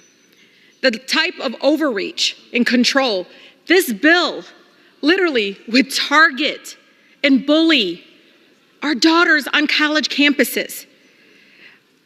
If this bill claims to support our daughters, let's talk about programs that truly support our daughters. Life-saving programs that help women after a baby has been born is getting cut left and right. The legislation creates no new rights, no new protections under Title IX, no protections from discrimination or information on how to file a federal civil rights claim. Only a requirement, literally, that our daughters on college campuses be targeted and shamed. It's exactly what it is. This is all while the Republican majority does nothing to stop the unbelievable crisis we have with infant mortality, Black maternal health, and so much more. We have to beg to fund WIC in this chamber. WIC, that specifically supports pregnant women. Women are already forced to work harder just to make ends meet and put food on the table for their families. Yet again, though, we're going to target them. We're going to sit there and pretend that this is to help them. I represent, Madam Speaker, some of the most struggling communities, and I have had so many of our mothers, one of which came to my office in tears because her early childhood program in her neighborhood was cut. Because she said, that's the place that my children could get fed twice a day. This is what we've become. We want to bully and shame women in our country. I am proud to support our women in our country, and I'm going to be so proud to be able to vote no on this extremist, anti-women legislation. Let's not gaslight the American people. We know exactly what you're trying to do. You're trying to control us. Gentlewoman's time has expired. Gentlewoman's time has expired. Gentlewoman from Oregon reserves. Gentlewoman from North Carolina is recognized. Thank you, Madam Speaker. May I inquire, Madam Speaker, as to how much time is remaining? North Carolina has 10 minutes. The gentlewoman from Oregon has 15. I'm sorry, 15 and a half. Thank you, Madam Speaker. I yield myself such time as I may consume. Gentlewoman is recognized. Madam Speaker, it's hard for me to believe that some of our colleagues have read this bill with the comments that they're making. It's a 5-page bill, basically. You know, I mean, maybe it takes up 7 pages, but that's mostly blank space. There's nothing about overreach and control in this bill. And our colleagues are saying, well, you don't provide health care, you don't provide food stamps, you don't provide other things. Well, let me remind my colleagues, we are the Education and Workforce Committee. We are in our lane. We are looking after pregnant students. Our job is to deal with education issues. As I said in the Rules Committee, our colleagues can go to other committees to do these things. We are doing what we should be doing, which is, again, staying in our lane and helping pregnant students. And they should know that. if they're here as members of Congress. I wholeheartedly reject also the claim that this bill rolls back any rights of women, nor does it put undue pressure on anyone other than college administrators to ensure that students are fully informed of their rights. The Pregnant Students' Rights Act ensures that colleges and universities provide information about the rights and accommodations a college must directly offer a mother as she navigates pregnancy and being a parent to her child. Pregnant students deserve equal access to continue their post-secondary education. I do not understand how connecting a student with information is an attack on any rights.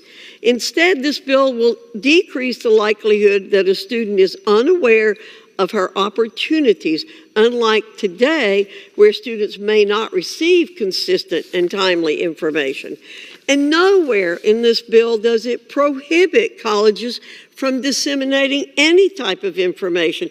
Nowhere in this bill does it dictate that the information be one-sided. Since when did it become popular to attack providing information and resources to a mother for taking care of her baby? Now, let me also say that let's talk about one-sidedness, which our colleagues are saying. Colleges have been extremely public in support of abortion.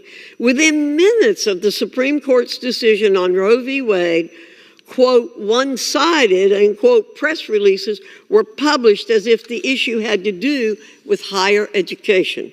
Here's the statement of the University of Michigan president, quote, I strongly support abortion services, and I'll do everything in my power as president to ensure we continue to provide this critically important care.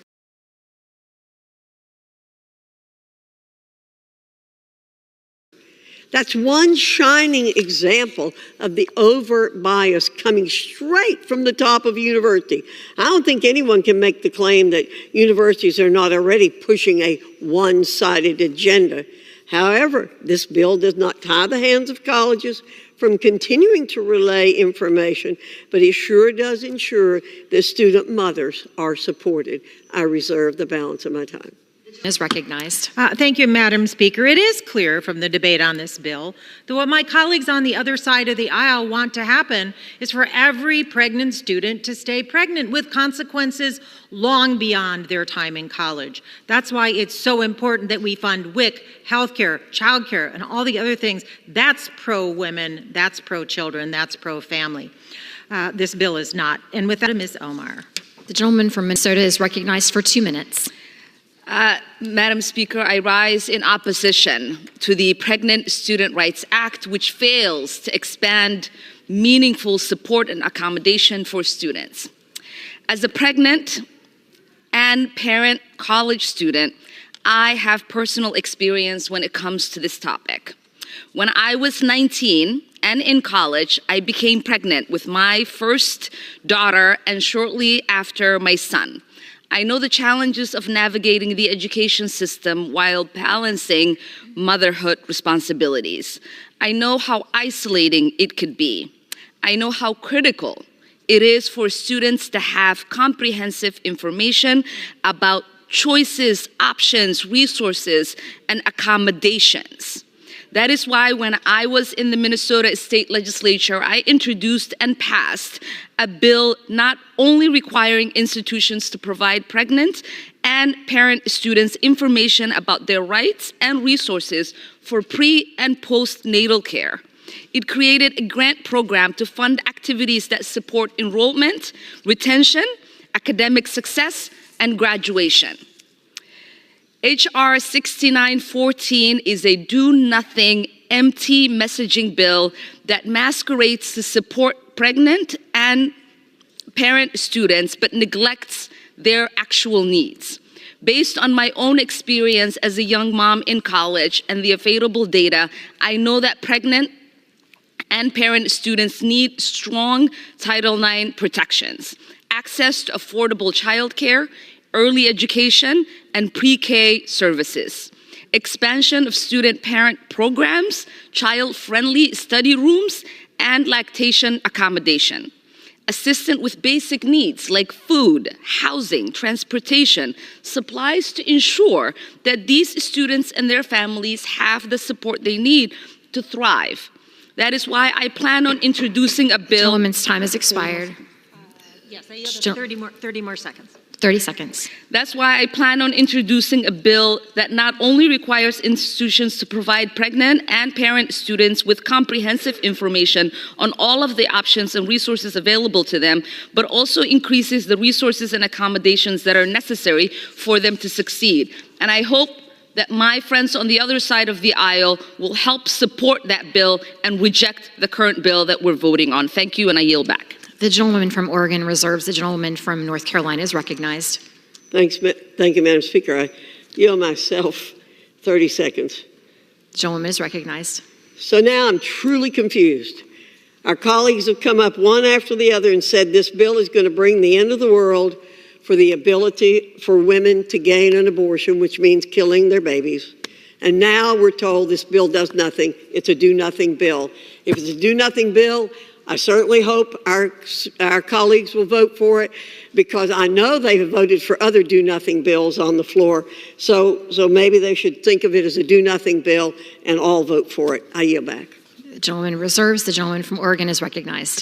Thank you. I now am pleased to yield 3 minutes to the gentlewoman from Illinois, Ms. Underwood. The gentlewoman from Illinois is recognized for 3 minutes. Madam Speaker, I stand in strong opposition to H.R. 6914, the Reproductive Misinformation in Higher Education Act. Just days before the anniversary of the Roe v. Wade decision, this legislation is the latest in extreme MAGA Republicans' assault on comprehensive reproductive health care services in America, including abortion. Abortion is health care, and we must ensure that everyone who needs it has access to the full range of reproductive health care services they deserve. Let me say that again for the people in the back. Abortion is health care, and Americans have been clear. They want reproductive freedom for all. Yet the Republican majority continues to spend week after week in the House pushing their extreme anti-choice and anti-freedom agenda. And let's not forget, as Republicans ignore calls for reproductive freedom, they're ignoring the tragic realities that moms and expectant moms face every day. American families are being torn apart by our country's maternal mortality crisis, with the highest maternal mortality rate of any high-income country. Instead of addressing the urgency of this crisis and providing moms with the health care and resources they need to thrive, my colleagues are advancing legislation that would do the exact opposite. Despite its misleading name, this bill makes access to reproductive care even more difficult for women who need it. It's a new year, but the extreme MAGA agenda has stayed the same: erode our freedoms and restrict abortion rights despite the suffering that's happening all over our country in a post-Dobbs world. Instead of passing legislation that would fund the government throughout 2024, they are using these precious hours before a government shutdown to advance an anti-choice legislation. I am proud that Democrats are committed to safeguarding these same freedoms, and we will not be silent on this issue. This bill is not an effort to protect pregnant students. It does not address the barriers these students face in our education system. If it did, it would include provisions that also inform students about Medicaid, SNAP, and WIC. Instead, this legislation is an obvious attempt to limit students' access to reproductive health care decisions and influence pregnancy outcomes. When we act on legislation like H.R. 6914, we are sending a clear message to women in our country that we do not prioritize their health and well-being, and we do not value their ability to make their own choices. We must do better. On this anniversary of Roe v. Wade, we must pass legislation that provides women with the freedom to make decisions aligned with their health and reinstates our federal right to abortion. Furthermore, we must support women and mothers along the way. As you may be aware, the Special Supplemental Nutrition Program for Women, Infants, and Children, also known as WIC, is set to face a $1 billion shortfall, leaving millions of American families vulnerable. There are nearly 7 million low-income pregnant and postpartum participants, infants and young children, who rely on this program. For more than 25 years, there's been a bipartisan commitment to provide adequate funding for WIC. It's these priorities that should be front and center today, not creating more barriers and further restricting reproductive rights. For this reason, has expired. Okay. Gentleman's time has expired. The gentleman from Oregon reserves. 15 seconds. Okay. I ask, at the appropriate time, I will offer a motion to recommit this bill back to committee. If the House rules permitted, I would have offered the motion with an important amendment to this bill. The amendment would provide students with information on access to Medicaid, SNAP, and WIC. I ask unanimous consent to insert to the record the text of this amendment. I ask unanimous consent. Time's expired. I ask unanimous consent. Without objection. Okay. I yield back. Thank you. Gentleman from Oregon reserves. The gentleman from North Carolina is recognized. Again, Madam Speaker, could I inquire as to the amount of time we have remaining? The gentleman from North Carolina has 6 minutes. The gentleman from Oregon has 9 1/4 minutes. Thank you, Madam Speaker. I yield myself 1.5 minutes. Gentleman is recognized. Thank you, Madam Speaker. This bill is about supporting pregnant students. There are many resources for pregnant students, both on and off campus. This bill would connect students to these important resources. Many nonprofit organizations, not just government programs.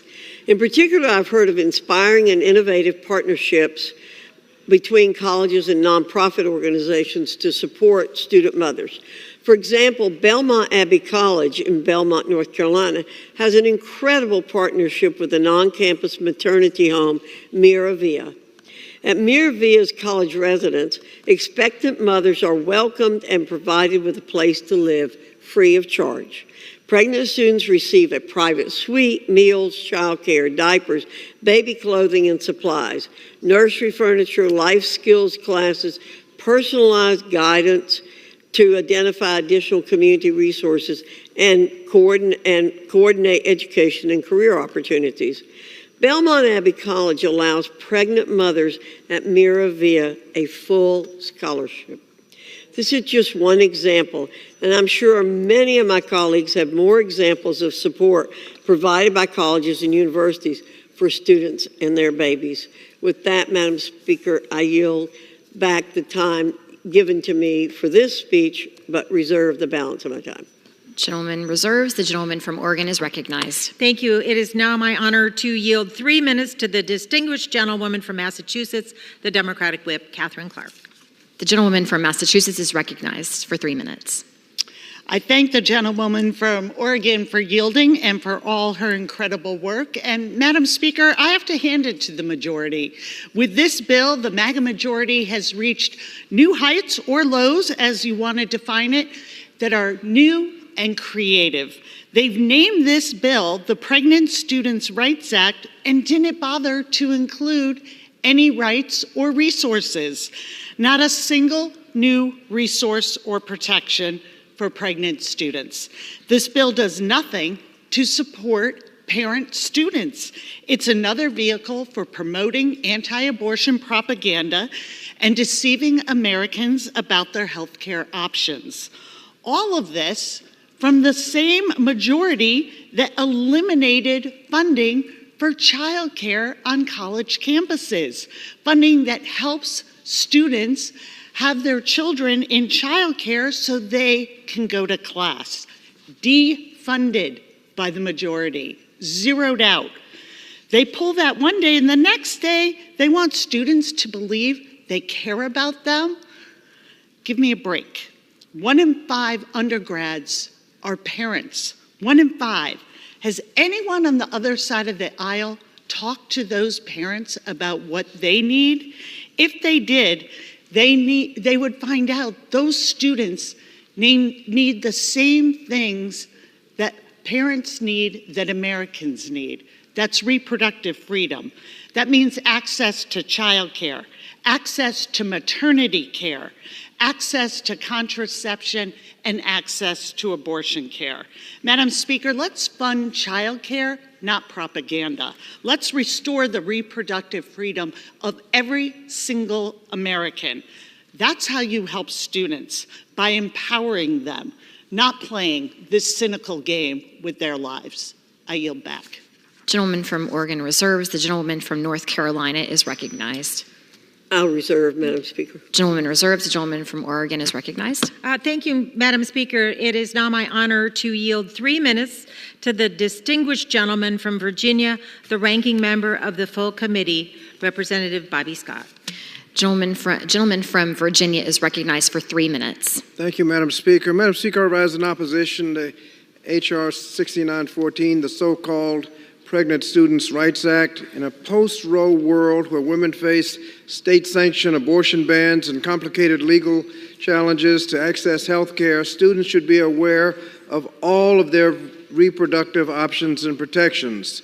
Yet House Republicans in this bill are denying students the choice to decide by pushing an extreme bill that would keep students in the dark about the comprehensive health care choices, resources, and all of the rights available to them.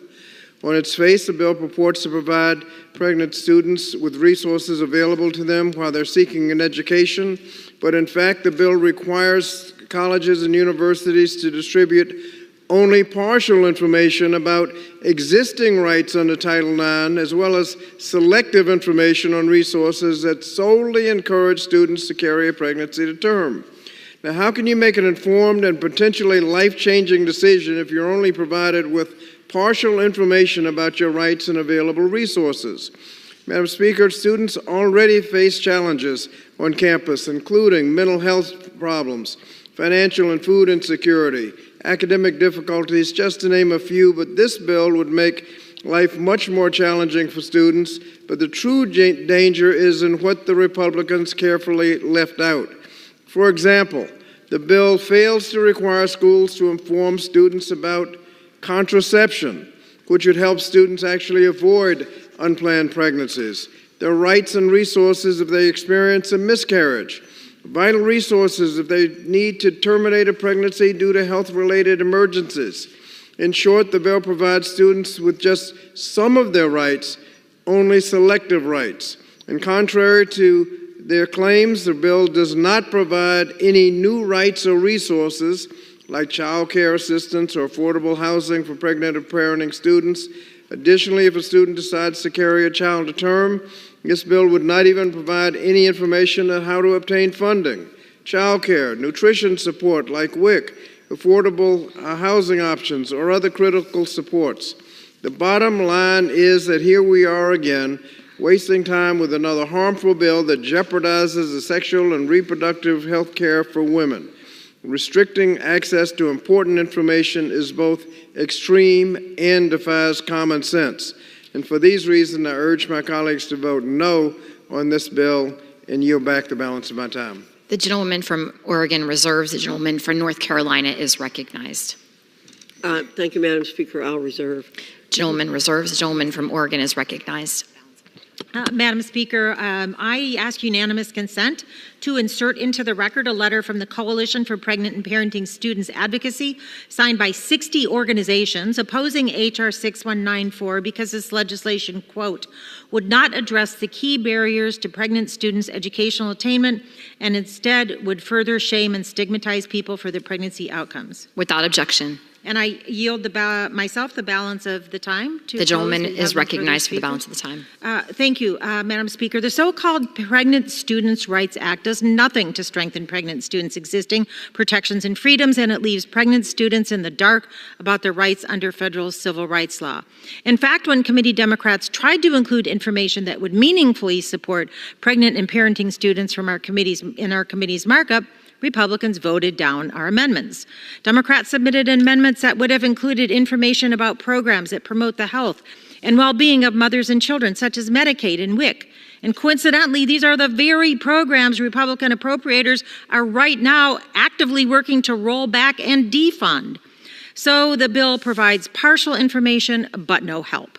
That's why dozens of health and reproductive rights organizations, the National Women's Law Center, the National Partnership for Women and Families, and the American Civil Liberties Union have stated that H.R. 6914, quote, falls far short of the protections that are actually necessary for pregnant and parenting students and their children. In fact, I have a bill to get students information about their SNAP eligibility. I wish we were doing that right now.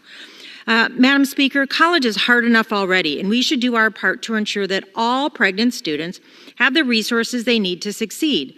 The legislation before us does nothing to achieve that goal. I urge my colleagues to oppose this bill, and I yield back the balance of my time. The gentleman yields the balance of the time. The gentlewoman from North Carolina is recognized. Thank you, Madam Speaker. I yield myself the balance of the time. Again, our colleagues on the other side of the aisle have characterized this bill as radical, extreme, overreach, controlling students. There's so many negative things. And then a couple have said, well, it does nothing. So it is sort of confusing. But they again, if they've read the bill, 5-page bill, they would know that their characterizations of the bill are not at all what it is.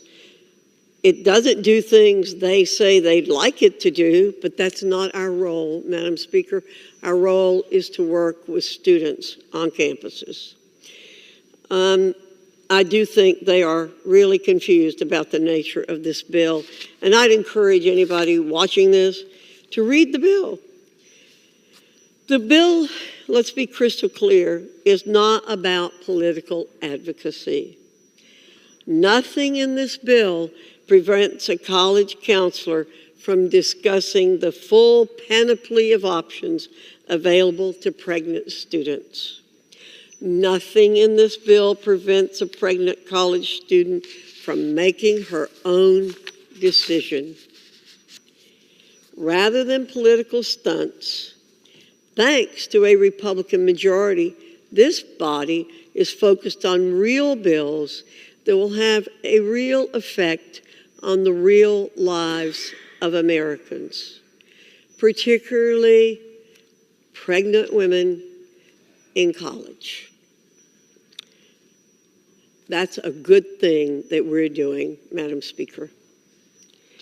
The Pregnant Students' Rights Act is yet another one of the bills we have focused on in this Republican majority in the House of Representatives. I look forward to its passage. I urge everyone to vote for this bill. Again, I think if our colleagues on the other side of the aisle care about pregnant women, and particularly pregnant women who are enrolled in college, they would vote for this. If they don't, then I fear it's an indication that they don't care about women who want to carry their babies to term. And with that, Madam Speaker, I yield back. The gentlewoman yields back. All time for debate has expired. Pursuant to House Resolution 969, the previous question is ordered on the bill as amended. The question is on engrossment and third reading of the bill. Those in favor say aye. Those opposed say no. The ayes have it. Third reading. A bill to require institutions of higher education to disseminate information on the rights of and accommodation of resources for pregnant students and for other purposes. For what purpose does the gentlewoman from Illinois seek recognition? Madam Speaker, I have a motion to recommit at the The clerk will report the motion. Ms. Underwood of Illinois moves to recommit the bill H.R. 6914 to the Committee on Education and the Workforce. Pursuant to Clause 2B of Rule 19, the previous question is ordered on the motion to recommit. The question is on the motion. All those in favor say aye. All those opposed, no. The noes have it. The motion is not agreed to. Ask for the yeas and nays. The yeas and nays are requested. Those in favor of a vote by the yeas and nays will rise. A sufficient number having risen, the yeas and nays are ordered. Pursuant to Clause 8 of Rule 20, further proceedings on this question are postponed. Pursuant to Clause 12A of Rule 1, the chair declares the House in recess, subject to the call of the chair.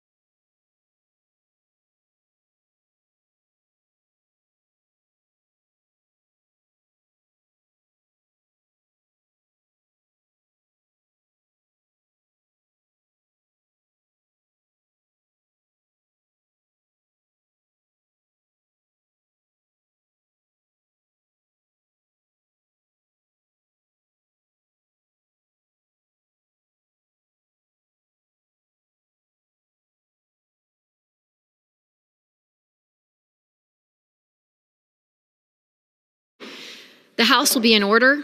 The chair lays before the House a communication. The Honorable, the Speaker, House of Representatives, sir.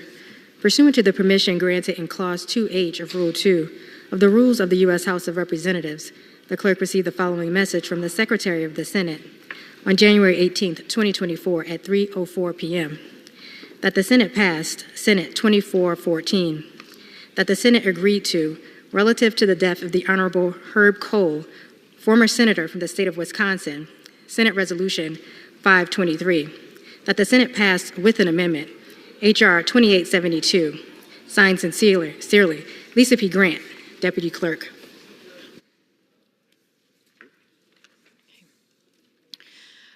For what purpose does the gentlewoman from Texas seek recognition? I move that the House suspend the rules and concur in the Senate amendment to H.R. 2872. The clerk will report the title of the bill. Senate Amendment, H.R. 2872, an act to amend the Permanent Electronic Duck Stamp Act of 2013 to allow the Secretary of the Interior to issue electronic stamps under such act and for other purposes. Pursuant to the rule, the gentlewoman from Texas, Ms. Granger, and the gentlewoman from Connecticut, Ms. DeLauro, will each control 20 minutes. For what purpose does the gentleman from Texas seek recognition? Madam Speaker, I rise to claim time in actual opposition. Is the gentlewoman from Connecticut opposed to the motion? No. The gentleman will suspend. The gentleman from Texas and the gentleman from Texas will each control 20 minutes. The gentleman from Texas is recognized. Madam Speaker. No, the gentlewoman from Texas is recognized. Madam Speaker, I ask unanimous consent to yield to the gentlewoman from Connecticut, Ms. DeLauro, 1/2 of my time, and that she be allowed to control that time. Without objection,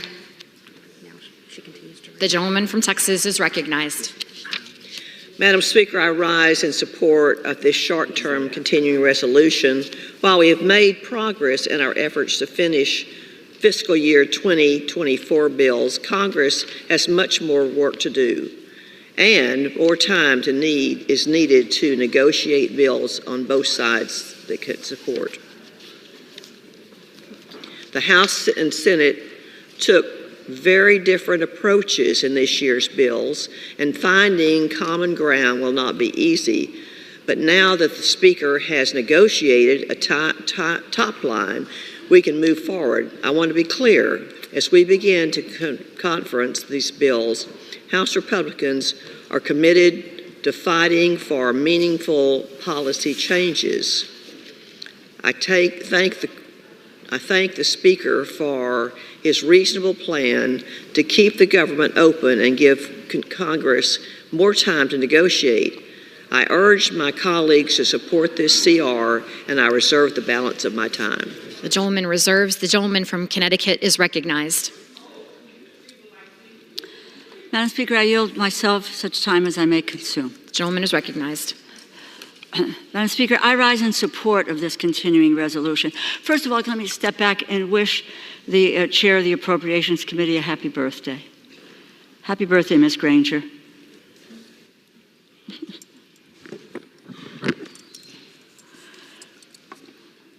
I rise in support of this continuing resolution. I thank the Speaker for a reasonable plan. It's okay. She was just, what's she doing? I rise in support of this continuing resolution, which I hope is the last of the fiscal year 2024 appropriations process. This continuing resolution keeps the government open while the appropriations committees in the House and the Senate continue bipartisan negotiations on final 2024 funding bills that are in line with the agreement we have had since last June. I am encouraged by the conversations that have taken place since the top-line numbers were reaffirmed in the Schumer-Johnson agreement, and I appreciate the good faith and the respectful four-corner negotiation that took place to put forward this continuing resolution. I hope the current pace and tone will result in swiftly finalizing all 2024 funding bills in a bipartisan fashion. I might add, I think the Senate just voted a short time ago, which was, I think, 77 to 18 overwhelmingly to move forward with the appropriations bills. House Republicans wasted the entire duration of the first continuing resolution and most of the second, arguing over 2024 funding levels they agreed to last summer. However, I believe we have finally moved on from that charade, and there is now a mutual understanding that the only way to finally end the saga of 2024 funding is to write appropriations bills that can earn the support of both Democrats and Republicans in the House and in the Senate. Bills that will likely need to pass under suspension of the rules, like the bill we are considering today. While there may be a Republican majority on paper, more than 200 Democrats will be needed to keep the government's lights on and ensure that the American people have uninterrupted access to the services and programs that help their families stay healthy, boost our economy, and keep us safe and secure. That is why Democrats in both chambers have also made clear that the final funding bills cannot include any poison pill writers. In addition to negotiating and passing the 12 appropriations bills, Congress still must respond to President Biden's supplemental requests for our urgent national security needs. We must quickly provide the additional support to Ukraine in their fight against Russian tyranny. We cannot allow Vladimir Putin to be rewarded for perpetuating a pointless, bloody war. We cannot allow Russia to bully sovereign nations into ceding their territory to a tyrant. We know Putin believes, and I quote, "Russia's borders do not end anywhere," end quote. He is profoundly mistaken, and we must prove him definitively wrong.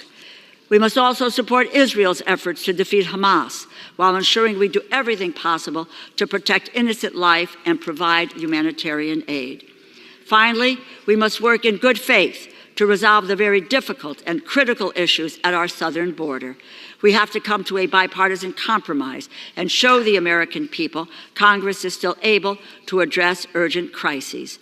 Congress must avoid a shutdown. We must enact full-year spending bills and emergency assistance for Ukraine, for Israel, and for the civilians caught in the crossfire, as well as for our border and for the American people as soon as possible. To those ends, let this be our last continuing resolution. Thank you, and I reserve the balance of my time. The gentlelady reserves. The gentleman from Texas, Mr. Roy, is recognized. I thank the Speaker, and I do rise in opposition to the legislation that was just sent to the United States House of Representatives from the United States Senate. I just spent a good deal of time going around the country, traveling to Iowa, New Hampshire, South Carolina. You might imagine why. Spoke to thousands of Americans. Not one of them, not one American said, "Please, Congressman Roy, add more money to the debt. Please, Congressman Roy, keep spending money we don't have. Keep spending, deficit spending every year, bankrupting our kids and grandkids." But that is precisely what we're doing yet again, kicking the can down the road. That's what we do. It's what we do best in this chamber. It's what we do best in Congress. It is why the American people are so frustrated with this town, with the swamp, because it is a swamp that is entirely not drained. We are sitting here doing the same thing again. It is Groundhog Day in the House chamber all the time, every day. Yet again, spending money we don't have. Last year, an agreement was reached with spending levels and caps. Now, I didn't particularly love those levels of caps. A number of us didn't. And there were supposedly some side deals. Does that sound swampy? Side deals. But what was written into the law? What was written into the law was a level that was somewhere around a 1% reduction over last year's enormously bloated omnibus spending level. A 1% cut. So can this body possibly adhere to those caps? No. No, we can't do that.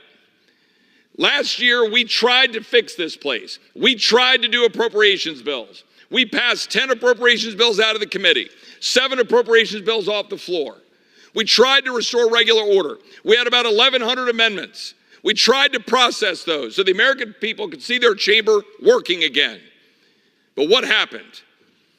Everything reverts back to the mean in this town. The same old story. Because a side deal is cut. We have to spend at a higher level, you see. And that's what's going on back and forth between the Senate and the House. So for the American people, they need to understand what's happening. This continuing resolution will fund your government at the same level as last year's massive omnibus spending bill that all my Republican colleagues, all of them with the exception of 2 in this chamber, were adamantly opposed to, voted against, spoke out against, put press releases out against, campaigned against, and they're going to vote for it right now. They're going to vote to continue to spend at that level. Not only that, they're going to vote to continue to fund the radical progressive policies embedded in it. Continue to fund the bureaucracy that's at war with the American people. Continue to fund open borders. Continue to fund Alejandro Mayorkas. Even as we attempt to impeach him in the Homeland Security Committee. We're going to fund him. We're going to fund those open borders. We're going to fund the United Nations. We're going to fund the World Health Organization. We're going to fund UNRWA to give money to the Palestinians that gets to Hamas. And we're going to go campaign against those things, but we're going to fund them. And my Democratic colleagues want to hide behind side deals rather than adhere to the agreed upon caps that would at least modestly reduce spending by 1%. That's what's happening in this chamber. And we're going to do this CR in order to buy time, to cut a deal that will increase spending, past the caps in order to honor side deals and to actually increase the funding for a federal government that is at war with the people that I represent. That is shameful. Under no circumstances should we vote for that. Under no circumstances is this something that we should be supporting. We should stay here and do our work. But instead, people said, why can't you give the time back, Congressman Roy, so we can go catch our planes before the snowstorm gets in? I'm sorry. I think maybe we should stay here and do our job and actually find a way to cut spending like we campaign on over and over again. I reserve. Woman from Texas reserved. The gentlelady from Texas is recognized. Madam Speaker, I ask unanimous consent that all members have 5 legislative days to revise and extend their remarks and include extraneous material on the measure under consideration. Without objection. Madam Speaker, I reserve the balance of my time. The gentlelady from Texas, Ms. Granger, reserves. The gentlelady from Connecticut is recognized. Madam Speaker, I reserve the balance of my time. The gentlelady reserves. The gentleman from Texas, Mr. Roy, is recognized. I thank the Speaker. I would like to yield 3 minutes to my friend from Arizona, Mr. Crane. The gentleman from Arizona is recognized for 3 minutes. Thank you, Mr. Chairman. Thank you to my colleague from Texas, Mr. Roy. I agree with your comment, Mr. Roy. This continuing resolution extends government funding at the same levels of the lame duck Biden-Pelosi omnibus. To be clear, this funding is going to continue funding Biden's disastrous policies, such as the Biden border crisis, Biden's war on American energy production, and a woke and weaponized bureaucracy. Our nation owes almost $34 trillion in debt and counting, and the interest the Treasury Department must pay is steadily marching higher and higher. Over the next decade, annual federal government deficits are projected to double to nearly $3 trillion, and the cost of our interest on the debt will exceed the Pentagon's budget within the next 10 years. Our Speaker, Mr. Johnson, said he was the most conservative Speaker we've ever had, and yet here we are, putting this bill on the floor this afternoon without conservative policy writers. Conservatives don't have the chance to amend it. We're honoring the McCarthy-Schumer side deals from the Fiscal Responsibility Act that led us to vacate Speaker McCarthy in the first place. Talk is cheap. The American people deserve better. The notion of fiscal discipline itself might as well be put in a time capsule. Congress considers no budgets, legislation never hits against cost limitations, and every bipartisan disagreement is solved simply by spending more on the pet programs of the opposing party. This continuing resolution is a perfect example of how we arrived at this unsustainable fiscal situation, and I urge my colleagues to oppose this legislation. The last thing I want to say is I think it's rich to hear some of my colleagues on the other side of the aisle discussing the sovereignty of the Ukraine border and how necessary it is to protect their borders while we do nothing to protect our own. I reserve. Gentleman yields back. Reserve. Gentleman from Texas reserves. The gentlelady from Texas, Ms. Granger, is recognized. Madam Speaker, I reserve the balance of my time. The gentlelady reserves. The gentlelady from Connecticut is recognized. Madam Speaker, I reserve the balance of my time. The gentlelady reserves. The gentleman from Texas, Mr. Roy, is recognized. Well, I thank my friend from Arizona for his comments. I would note that in this bill, we will be voting to fund, as I said, a Department of Homeland Security responsible for the border crisis with wide open borders. Continued funding for the CBP One app being used to use parole abusively to flood the zone into Texas, where Texas is having to spend $12.5 billion doing the job of the federal government. The HHS Office of Refugee Resettlement, which lost track of 85,000 migrant children. The Environmental Protection Agency's electric vehicle mandate to make 2/3 of new cars EVs by 2032, destroying our economy and piling up EVs on the lots of car dealerships around the country. We will fund the EPA's natural gas and methane rule, destroying access to reliable energy. We will fund the EPA's power plant rules aimed at knocking off coal and natural gas power plants, making us wholly dependent on wind and sun for energy, the unreliable energy that it is. We will fund the IRS doling out billions in IRA tax credits to corporations, many of them billion-dollar corporations. We will fund the World Health Organization, undermining our own sovereignty and cozying up to the CCP. We will fund the United Nations Relief and Works Agency for Palestinian Refugees to the Near East, UNRWA, which supports Hamas over our ally Israel. Even as we go out and give lip service to supporting Israel, we will be voting to fund their enemies right now, today, on the floor of the House. We will vote the pro-China, anti-Israel United Nations Human Rights Council. We will fund a weaponized Department of Justice and FBI going after parents like Scott Smith and Mark Houck. I've got more, because that's what we're doing. We are voting to fund a federal bureaucracy that is war with the American people while we indebt our children for generations. And with that, I will yield 3 minutes to my friend from Virginia, Mr. Good. Is recognized for 3 minutes. Thank you, Madam Speaker. Thank you, Mr. Roy. Here we go again. The more things change, the more things stay the same. 14 months ago, we asked the American people to give us the majority. They entrusted us with the majority running primarily on fiscal responsibility and securing the border. 13 months ago, we roundly condemned the omnibus, the $1.6 trillion omnibus that was put in place, the Christmas omnibus 13 months ago, and yet we're operating today and now extending the very Biden, Pelosi, Schumer policies that are bankrupting the country, destroying the country, and under which the American people are suffering today. Suffering, you ask? Yes, suffering under record 40-year high inflation, 20-year high interest rates, the average American family paying about $1,000 a month for the same essentials that they were paying, $1,000 more a month than they were paying when this president was first elected 3 years ago. We've got a $200 billion monthly deficit, $2.5 trillion a year. As has already been said, we're $34 trillion in national debt. We'll be $36 trillion by the time we get to this next election. And we have the majority in one half of the legislative branch. When will that begin to account for something? When will that begin to matter for something? When you have the majority in one branch or one house of one branch, shouldn't you get half of what your policy priorities are? Shouldn't you get half of your spending objectives? And yet what we seem to do over and over, we decide what the Senate will take, what the president will sign, and that's what we send to the other body. That's what we send. When we have the majority here in this very House, when is that going to matter? What are we prepared to do, and what are the red lines that are we willing to draw, and what are we not willing to do just to keep government open?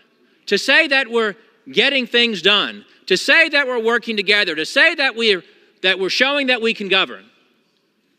And yet we're not even willing to risk a temporary pause in the 15% of the non-essential part of the government in order to try to force change here in Washington. No, we're going to continue the status quo. And here we are once again. We did this in May with the Failed Responsibility Act. We did it with the continuing resolution in September. We did it with the continuing resolution in November. We did it with the NDAA. We did it with the FISA extension without reforms. And here we are today. We're going to pass another major piece of legislation, predominantly with Democrat votes, minority votes, when we have the House majority. This is a loser for the American people. It's a loser for the country. And just yesterday, we've said, how many times have we said on our side, hey, the border is the fight to have. The polls overwhelmingly show that's the number one issue to the American people. And they blame the Biden administration. They blame the president for his failed border policies that are facilitating the border invasion. Just yesterday, 14 Democrats from the minority party voted with us to condemn, denounce, and call for an end to the president's open border policies. The gentleman is not recognized. 3 additional seconds. 30 additional seconds. 14 Democrats vote yesterday to condemn, denounce, and call for an end to the president's open border policies. And we could have utilized that momentum to attach border security to this continuing resolution and dared the Senate to vote against it and dared the Senate to vote against funding the government and securing the border. And we failed to do even that. And I yield back to the chairman. Reserve. Gentleman yields back. The gentleman from Texas reserves. The gentlelady from Texas is recognized. Madam Speaker, I reserve the balance of my time. The gentlelady reserves. The gentlelady from Connecticut is recognized. Madam Speaker, I reserve the balance of my time. The gentlelady reserves. The gentleman from Texas, Mr. Roy, is recognized. There are other things that we're funding that we shouldn't. The ATF rule banning up to 40 million pistol braces. The ATF rule massively expanding background checks without the consent of Congress. The Department of Education's student debt cancellation schemes despite the Supreme Court ruling against them. Public health agencies like the CDC, the NIH, and FSA held unaccountable for COVID tyranny and forcing masks and vaccines upon our children. The Department of Veterans Affairs vaccine mandate, which I've introduced legislation to get rid of. The chief diversity officers at the Department of Defense and throughout government indoctrinating people, pushing out a radical leftist agenda with critical race theory and DEI. The Pentagon's abortion travel fund, the FDA's rule allowing abortion drugs to be shipped by mail, taxpayer-funded gender transition surgeries at the Department of Defense. We are funding all of that with taxpayer money and borrowed money. We are indebting our kids and our grandkids to fund the bureaucrats that are undermining the freedom of the American people, preventing them from being able to prosper according to the rights given to them by the Almighty, because this government is failing to do its job, and worse, is interfering with their God-given rights to do what they want to do for their families. With that, I'm going to yield 3 minutes to my friend from Ohio. The gentleman from Ohio is recognized for 3 minutes. Thank you, Madam Speaker. I always tell people back home, beware of bipartisanship. The most bipartisan thing in Washington, D.C. is bankrupting our country, if not financially, morally. And as my colleague from Texas just highlighted, it's not just the spending, it's all the terrible policies that are attached to the spending. And we can tell by the way the Time's structured, but it's bipartisan. It's 50-50, Republicans and Democrats. The first unit I was in, one of the mottos, in the first unit I was in the Army, one of the mottos was deeds, not words. The words are so good. I was down at the border with the Speaker and 60 of my colleagues, and we were going to fight. We were only going to fund a border that's secure. We're going to fund the government, but only if we secure the border. We were going to make the Senate counteroffer. And by the time we could even get back to this town, our Speaker had surrendered to a Four Corners deal. The very thing we said we wouldn't do. It's the deeds that are the problem. And if we were back in the minority, we'd be united again. We'd be opposed to this. We were. Just a year ago, we were opposed to it. And the words were good, and the deeds were also good. But now when we have the chance to govern, it seems we've lost our resolve. And who's getting hurt by this? The American people. None of us promised to come here and do this. We promised, as Republicans, things that are in conflict with the Biden administration's promises. And the only way we're going to do that is to force the vote. By going along with this, let's be clear, we're being buried. We're being buried by debt. We're being buried by crime. We're being buried by an invasion at our border. Buried by fentanyl, buried by drugs, by suicide, by endless wars, by failing schools, by corruption. Frankly, it's a fatal overdose of government. I wish I could just wake up and it not be true, but it is. And I yield. The gentleman yields. The gentleman from Texas reserves. The gentlelady from Texas, Ms. Granger, is recognized. Madam Speaker, I reserve the balance of my time. The gentlelady reserves. The gentlelady from Connecticut is recognized. Madam Speaker, I reserve the balance of my time. The gentlelady reserves. The gentleman from Texas, Mr. Roy, is recognized. Madam Speaker, the American people are tired of getting a complete lack of representation from their representatives. Nobody in this country looks at Congress and says, wow, heck of a job, guys and gals. Well done. Who would do that? Would we do that? By the way, it does not matter who's sitting in the speaker's seat or who's got the majority.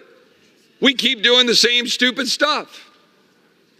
Now, my colleagues on the other side of the aisle have no problem with wide open borders endangering the people that I represent. None. And my constituents are the ones left holding the bag, and the people of Texas are the ones left spending $12.5 billion. And my people are the ones who have 6 kids die from fentanyl poisoning in the school district that I represent. Yeah, it's not fun to smirk at that, is it, when we're talking about dead children from fentanyl poisoning because of wide open borders, because of the policies of my Democrat colleagues who refuse to do anything about it. Not a thing. Not a thing do my colleagues do about the wide open borders. And I will continue to speak to my colleagues because... This will be in order. The gentleman will address his comments to the chair. Well, Madam Speaker, I am addressing my comments to the chair. The House will be in order. I'm addressing the chair on behalf of the people that I represent who are dying in Texas because of Democrats. Directly because of Democrat policies. And they can shake their heads all they want, but the blood of the people in Texas are on their hands. My colleagues flippantly dismiss the fact that people in Texas are dying because of their policies and that the migrants that they pretend to care about are dying because of their policies, and then lie and say that Texas is responsible for migrants who die in the Rio Grande River when their own Department of Justice offers the truth, which is those migrants died in the river and were pulled out by Mexican authorities before Border Patrol was ever contacted. But they have no problem lying to the American people, just like Alejandro Mayorkas lied to the American people about Border Patrol agents whipping Haitian migrants. It is something that happens over and over and over again. But the question for my colleagues on this side of the aisle is, what are we going to do about it? Keep writing them a blank check? Keep saying, here you go, here's more money, Secretary Mayorkas? Leave us exposed? Leave people dying? Leave children dying from fentanyl? Migrants dying in the Rio Grande? So we can go out and campaign on border security? Why don't we do something about it? But here we are again. Catch your flights. Get on out of Washington, D.C. before the snowstorm comes in, but give them all the money in the world they need to do to endanger the people that we represent. I reserve. The gentleman reserves. The gentlelady from Texas is recognized. Madam Speaker, I reserve the balance of my time. The gentlelady reserves. The gentlelady from Connecticut is recognized. Madam Speaker, I reserve the balance of my time. The gentlelady reserves. The gentleman from Texas is recognized. Mr. Roy. Prepared to close. Gentleman is recognized to close. Everybody in this country expects us to do our job, and yet we continually fail to do it. We continue to spend money we don't have, undermining our own national security and our own well-being, funding a bureaucracy that's at war with the people that we represent. At some point, we ought to actually do what we campaign on. At some point on both sides of the aisle, we should actually recognize that the American people expect in a republic for the representatives that they send to the United States House of Representatives to actually represent them. I yield back. The gentleman yields back. The gentlelady from Texas, Ms. Granger, is recognized. Madam Speaker, I reserve the balance of my time. Gentlelady reserves. The gentlelady from Connecticut is recognized. Colorado's a lovely state, but Connecticut is really better, so what can I say?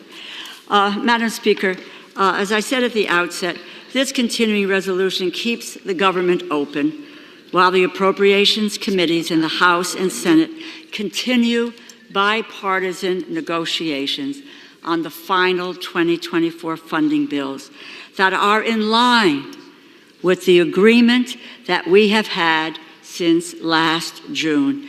And I am so encouraged by the conversations that have taken place since the top line numbers were reaffirmed. And I appreciate the good faith and respectful four-corner negotiation that took place to put forward this continuing resolution.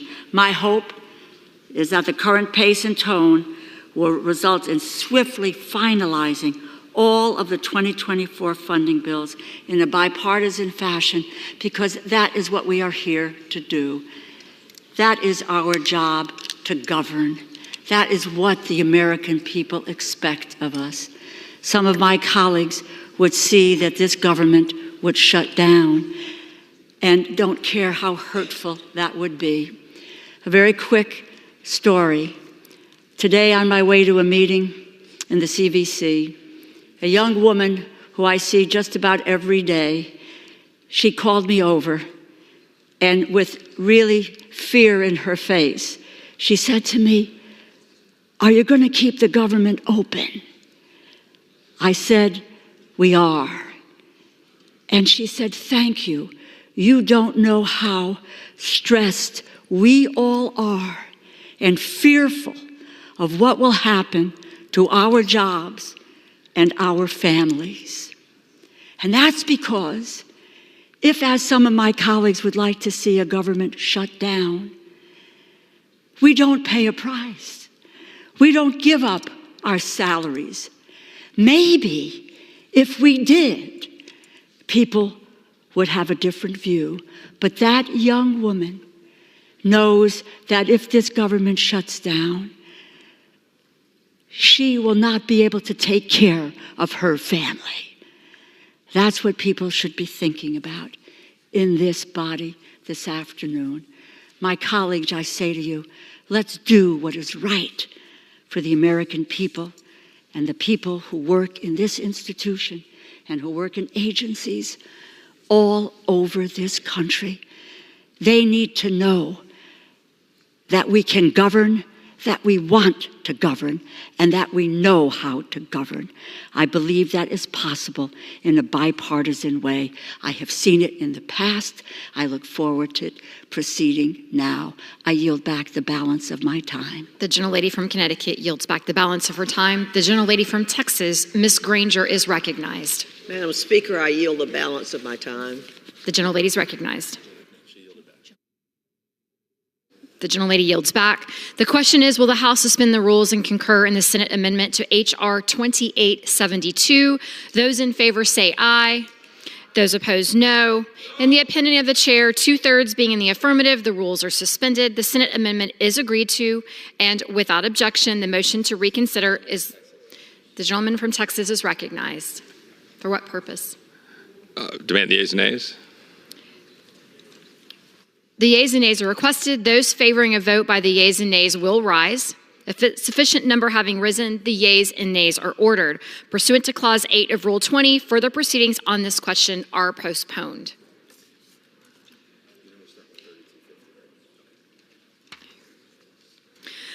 Proceedings will resume on questions previously postponed. Votes will be taken in the following order.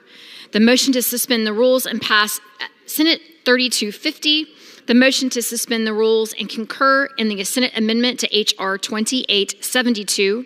The motion to recommit H.R. 6918. Passage of H.R. 6918, if ordered. The motion to recommit H.R. 6914. And passage of H.R. 6914, if ordered. The first electronic vote will be conducted as a 15-minute vote.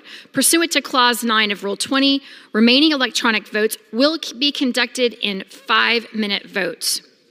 Pursuant to Clause 8 of Rule 20, the unfinished business is the vote on the motion from the gentleman from New Jersey, Mr. Van Drew, to suspend the rules and pass Senate 3250, on which the yeas and nays are ordered. The clerk will report the title. Senate 3250, an act to provide remote access to court proceedings for victims of the 1988 bombing of Pan Am Flight 103 over Lockerbie, Scotland. The question is, will the House suspend the rules and pass Senate 3250? Members will record their votes by electronic device. This is a 15-minute vote.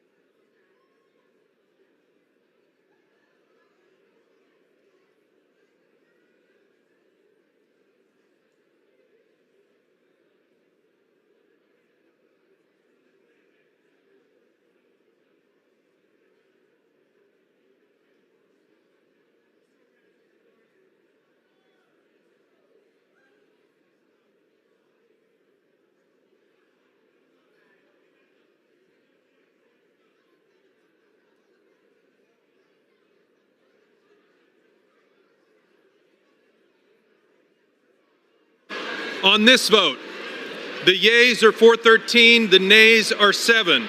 2/3 being in the affirmative, the rules are suspended, the bill is passed, and without objection, the motion to reconsider is laid on the table. Pursuant to Clause 8 of Rule 20, the unfinished business of the vote on the motion of the gentlewoman from Texas, Ms. Granger, to suspend the rules and concur in the Senate amendments to H.R. 2872.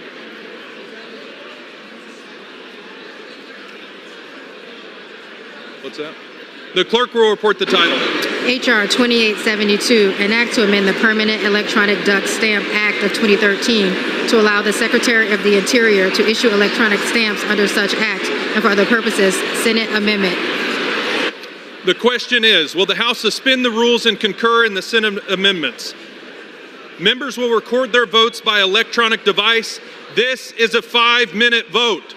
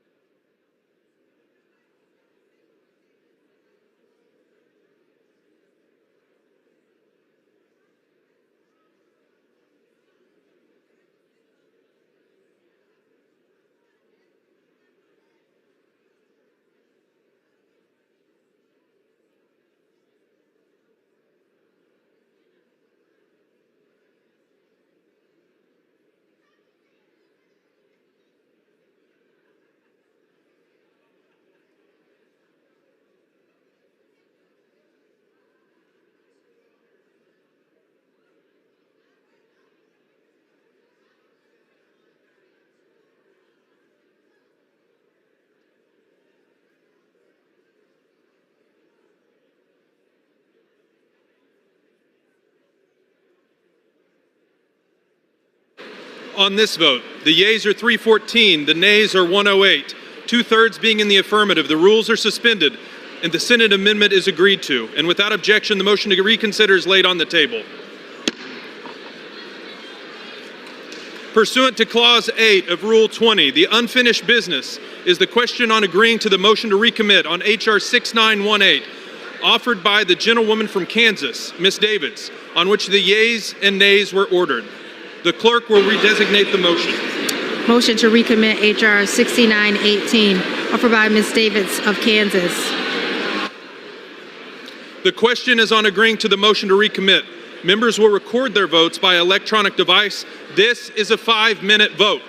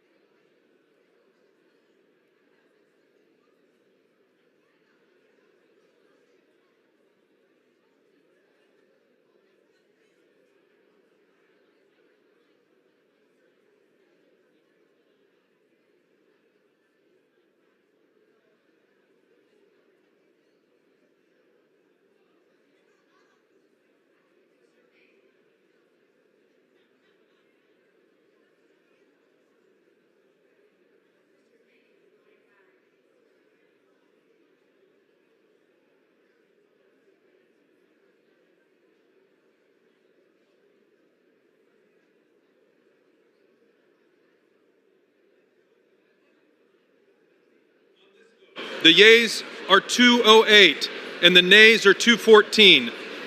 The motion is not adopted. The question is on passage of the bill. Those in favor, please say aye. Those opposed, please say no. In the opinion of the chair, the ayes have it.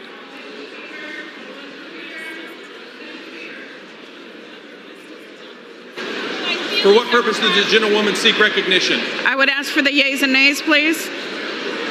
The yeas and nays are requested. Those favoring a vote by the yeas and nays will rise. A sufficient number having risen, the yeas and nays are ordered. Members will record their votes by electronic device. This is a 5-minute vote.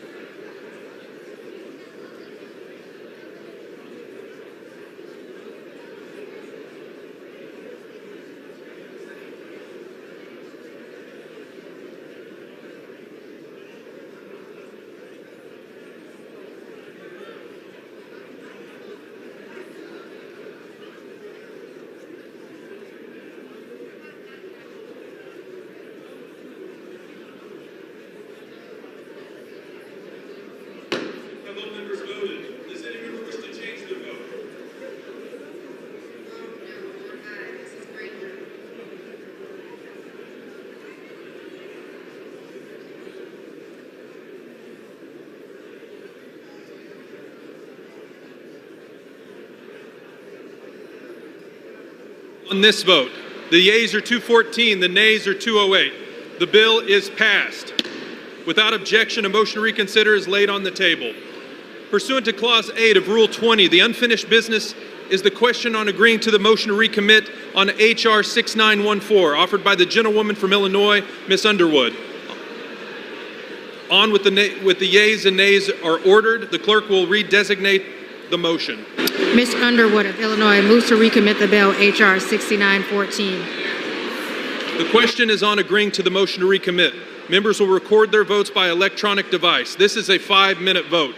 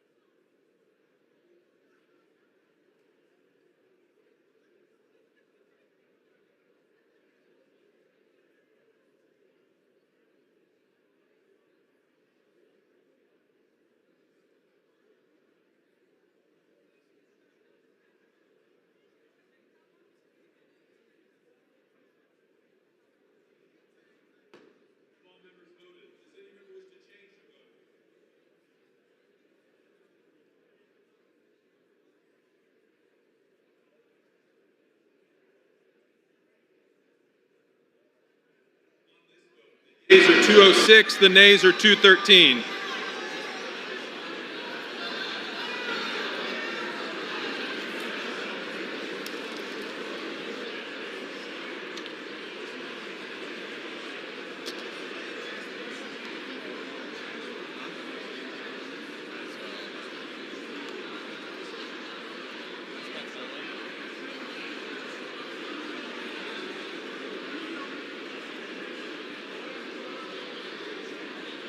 Mrs. Peltola.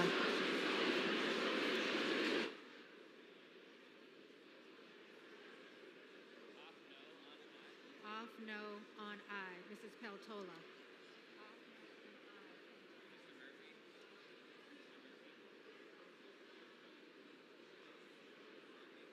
Mr. Murphy. Votes no.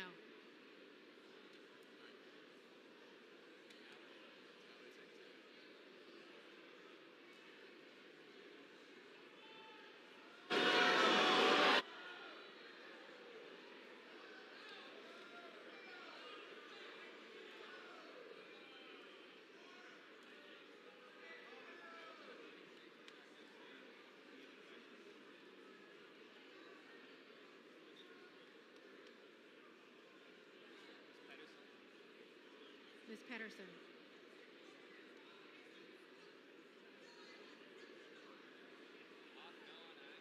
Off no on aye. Ms. Pedersen.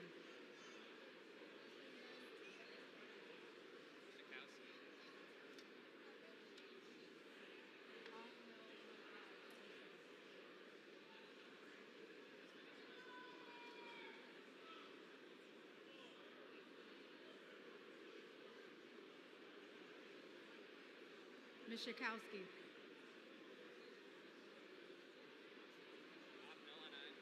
Off no on aye. Ms. Schakowsky.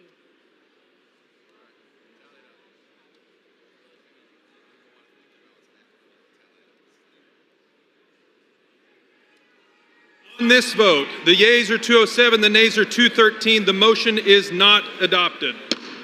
The question is on passage of the bill. Those in favor, please say aye. Those opposed, please say no. In the opinion of the chair, the ayes have it. Speaker, For what purpose does the gentlelady from Oregon rise? I request the yeas and nays.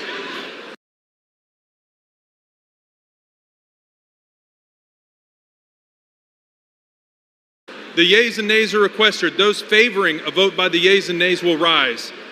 A sufficient number having risen, the yeas and nays are ordered. Members by electronic device. This is a 5-minute vote.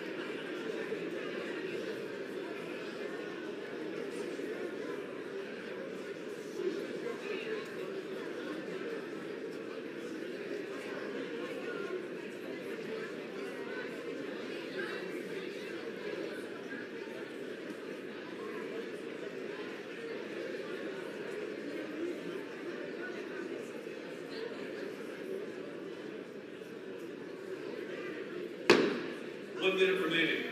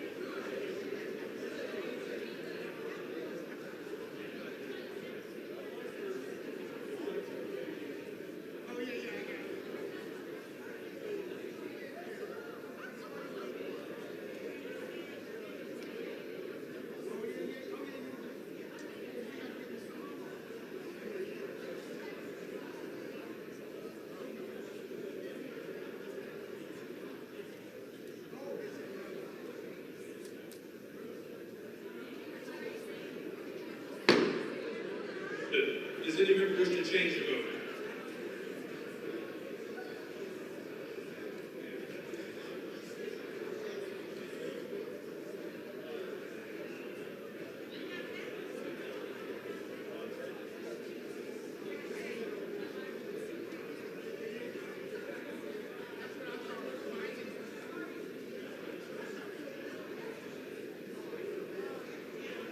Ms. Waters, Ms. Jan.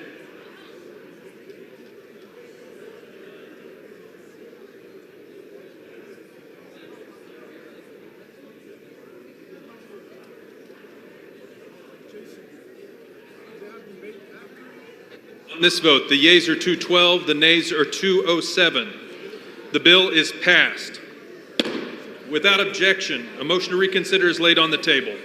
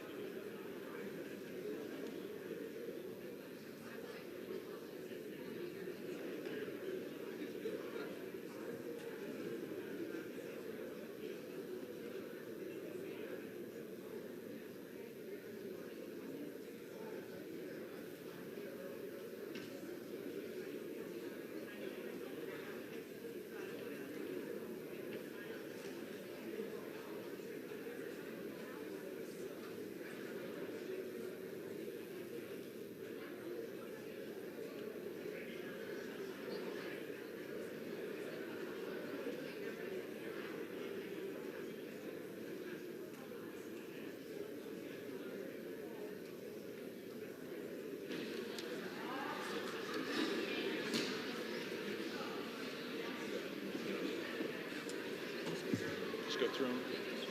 The clerk will. Just where it says.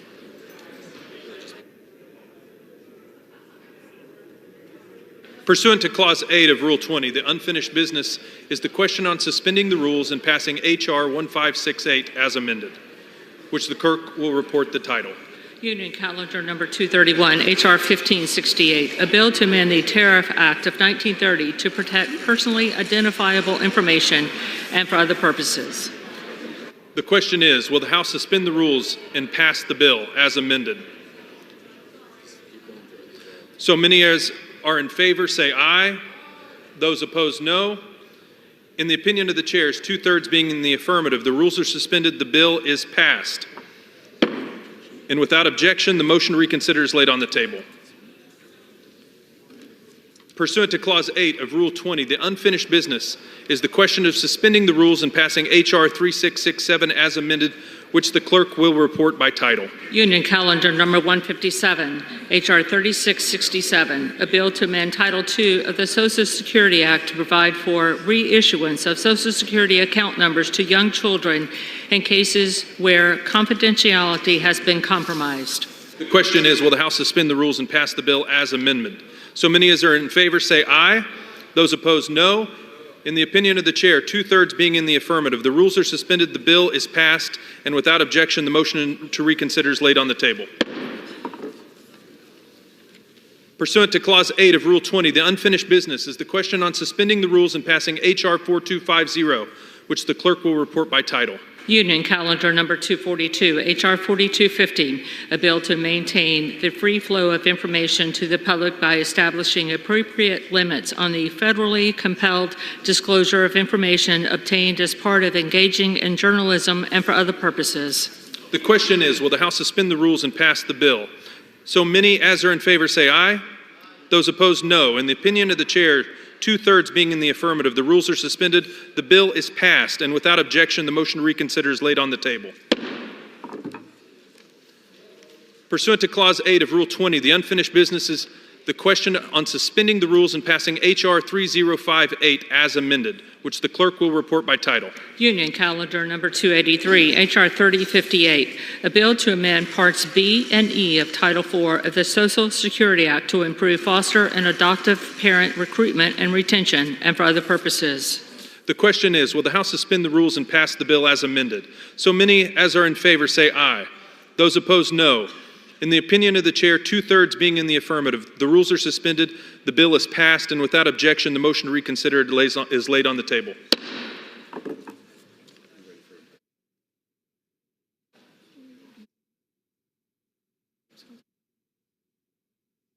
For what purpose does the gentleman from Wisconsin seek recognition? Mr. Speaker, I ask unanimous consent to take from the Speaker's table the bill S-3222 and ask for its immediate consideration in the House. The clerk will report the title of the bill. Senate 3222, an act to ensure the security of office space rented by senators and for other purposes. Is there objection to the consideration of the bill? Without objection, the bill is read a third time and passed, and the motion to reconsider is laid on the table. The chair lays before the House a communication. The Honorable the Speaker, House of Representatives, sir. Pursuant to the permission granted in Clause 2H of Rule 2 of the Rules of the U.S. House of Representatives, the clerk received the following message from the Secretary of the Senate on January 18, 2024 at 3:26 p.m. that the Senate agreed to Senate Concurrent Resolution 25. Signed sincerely, Lisa P. Grant, Deputy Clerk. For what purpose does the gentleman from Florida seek recognition? Mr. Speaker, I ask unanimous consent to take from the Speaker's table the concurrent resolution S-Con Res 25 providing for a correction in the enrollment of H.R. 2872 and ask for its immediate consideration in the House. The clerk will report the title of the concurrent resolution. Senate Concurrent Resolution 25, concurrent resolution providing for a correction in the enrollment of H.R. 2872. Is there objection to the consideration of the concurrent resolution? Without objection, the concurrent resolution is agreed to and the motion to reconsider is laid on the table.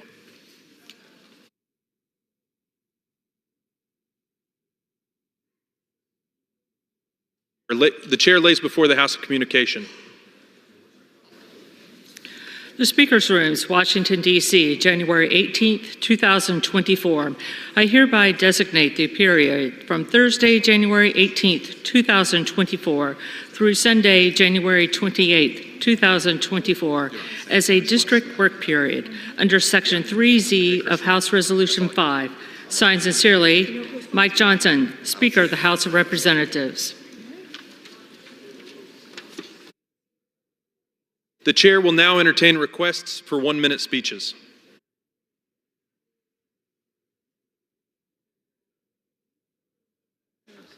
For what purpose does the gentleman from Ohio seek recognition?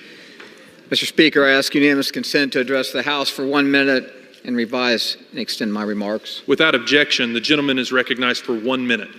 Thank you, Mr. Speaker. I rise today to congratulate my good friend and fellow Ohioan, Bill Johnson, as he steps away from Congress to serve the students, staff, and faculty of Youngstown State University. I've had the honor to work alongside Bill for a number of years, and one thing I've learned is that he is passionate about public service. I met Bill in 2010 during his first campaign for Congress, where he was faced with the tall task of unseating an incumbent. As we all know, Bill never shies away from a challenge, and he came out on the other side victorious thanks to a relentless work ethic and dedication to serving the communities of Eastern Ohio. He provided guidance and support to me when I decided to run for Congress, and he was an important resource for me when I worked to earn a spot alongside him on the Energy and Commerce Committee, the greatest committee on Capitol Hill. We will certainly miss having Bill here in Washington, and I wish him, his wife Leanne, and son Nathan the best in this exciting new chapter of their lives. Thank you, Mr. Speaker. I yield back. Gentleman yields back. For what purpose does the gentleman from New Jersey seek recognition? Ask unanimous consent to address the House for 1 minute, revise and extend my remarks. Without objection, the gentleman is recognized for 1 minute.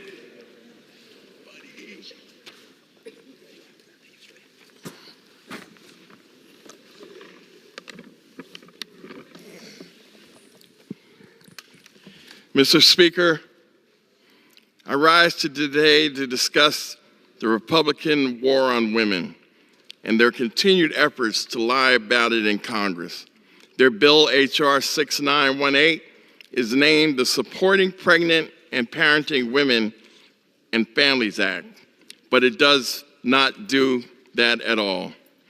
It takes food money away from lower-income families, and it gives it to the most extreme anti-women and anti-family groups in America. Also, it would force women to give birth before they are ready to have families. And numerous studies show such births create more poor children who will need government assistance or go hungry. A bill that helped families would include provisions for child care and paid family leave. But the Republicans only want to force women to give birth. After they do that, they don't care about the child or the mother. In fact, they seem to want to go control to go to get pregnant in the first place. We must do everything we can to stop the extreme, unpopular Republican agenda. And with that, Mr. Speaker, I yield back. For what purpose does the gentleman from Georgia seek recognition? Ask unanimous consent to address the House for 1 minute and to revise and extend my remarks. Without objection, the gentleman is recognized for 1 minute.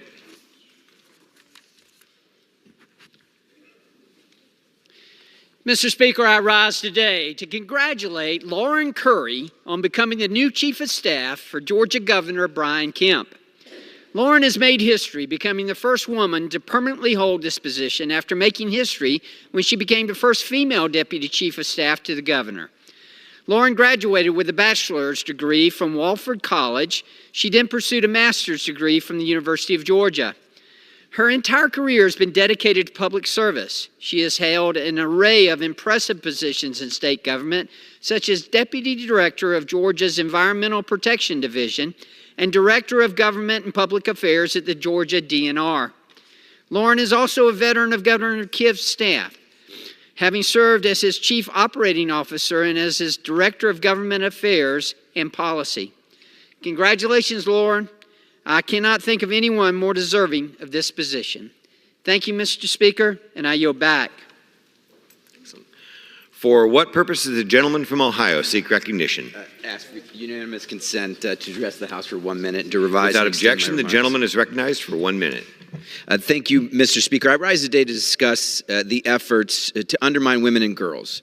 The majority brought two bills forward that most Americans would reject. One was a bill to protect misleading anti-abortion pregnancy centers that aren't required to use actual medical professionals. The second restricts campuses from using literature that does anything other than encourage women to carry a pregnancy to term.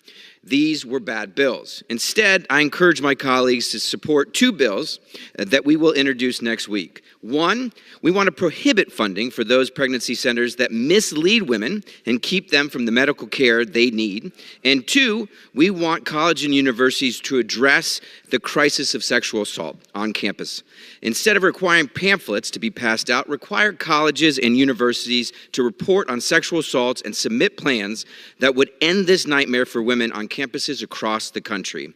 I urge my colleagues to end these efforts to undermine women and girls and instead pursue policies that empower and protect all those we serve. Thank you, and I yield back. For what purpose does the gentleman from California seek recognition? Seek unanimous consent to address the House for 1 minute. Without objection, the gentleman is recognized for 1 minute. Thank you, Mr. Speaker. Almost a year ago today, Aurora Regino of Chico, California, sued the Chico Unified School District for trying to secretly socially transition her young daughter, alleging that a school counselor pressured her child to change her name and pronouns, dismissing the child's desire to inform her parents of the change. Regina elected that a parental secrecy policy is in place at Chico Unified and stipulated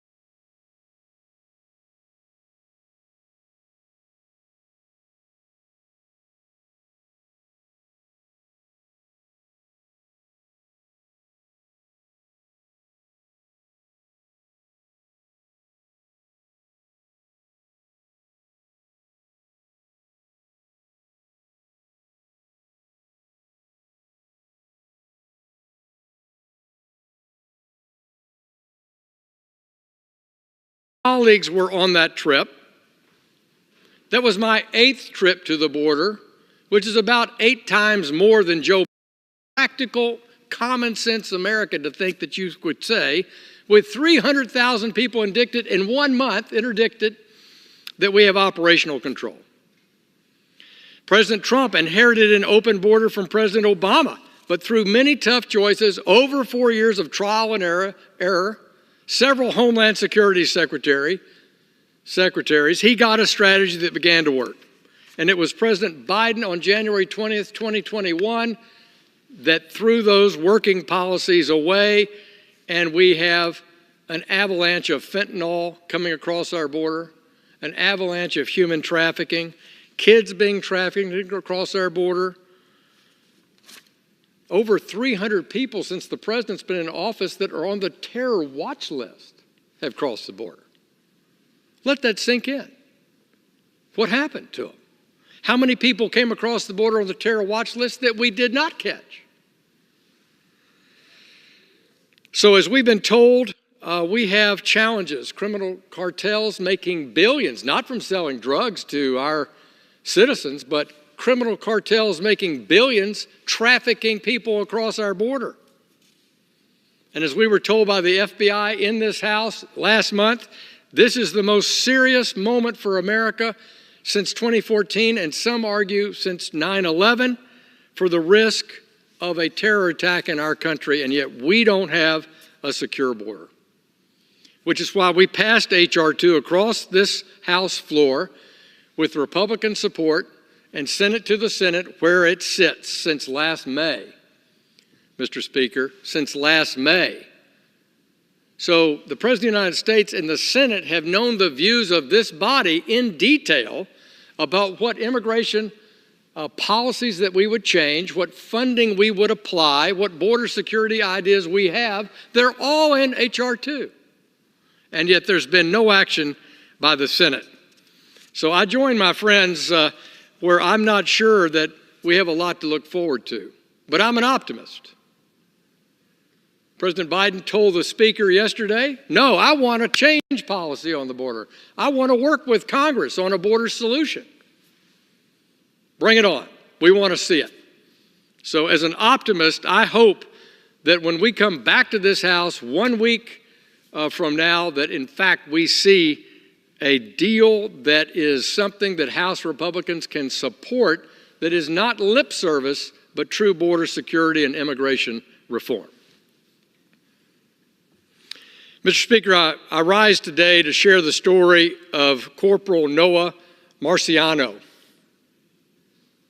On October 7th, the corporal was one of more than 240 men, women, children, and elderly who were brutally kidnapped by Hamas terrorists as they stormed across the border from Gaza into Israel. Noah was a corporal in the Border Defense Corps' 414th Unit. She was serving as an observation soldier at the Nahal Oz IDF base in southern Israel, just about a kilometer from the Gaza border. Her position was overrun. Most of her unit's soldiers were female, and they were not provided a sidearm or a rifle to defend themselves. Their duty was to monitor the border with Gaza. On November 13th, Hamas terrorists produced a video showing Corporal Marciano's dead body. She was 19 years old, Mr. Speaker. Last November, in our candlelight vigil on the House steps, I met with Noah's mom, Ada, as we prayed together for her daughter and all the hostages wrongly held by Hamas. It was just the next day she learned her daughter was not a hostage, but a victim of murder by Hamas. That's sick. Her family describes Noah as a girl who loved to dance and sing, enjoyed music and literature, and whose dimples and smile radiated love. My heart breaks for Ada and her family.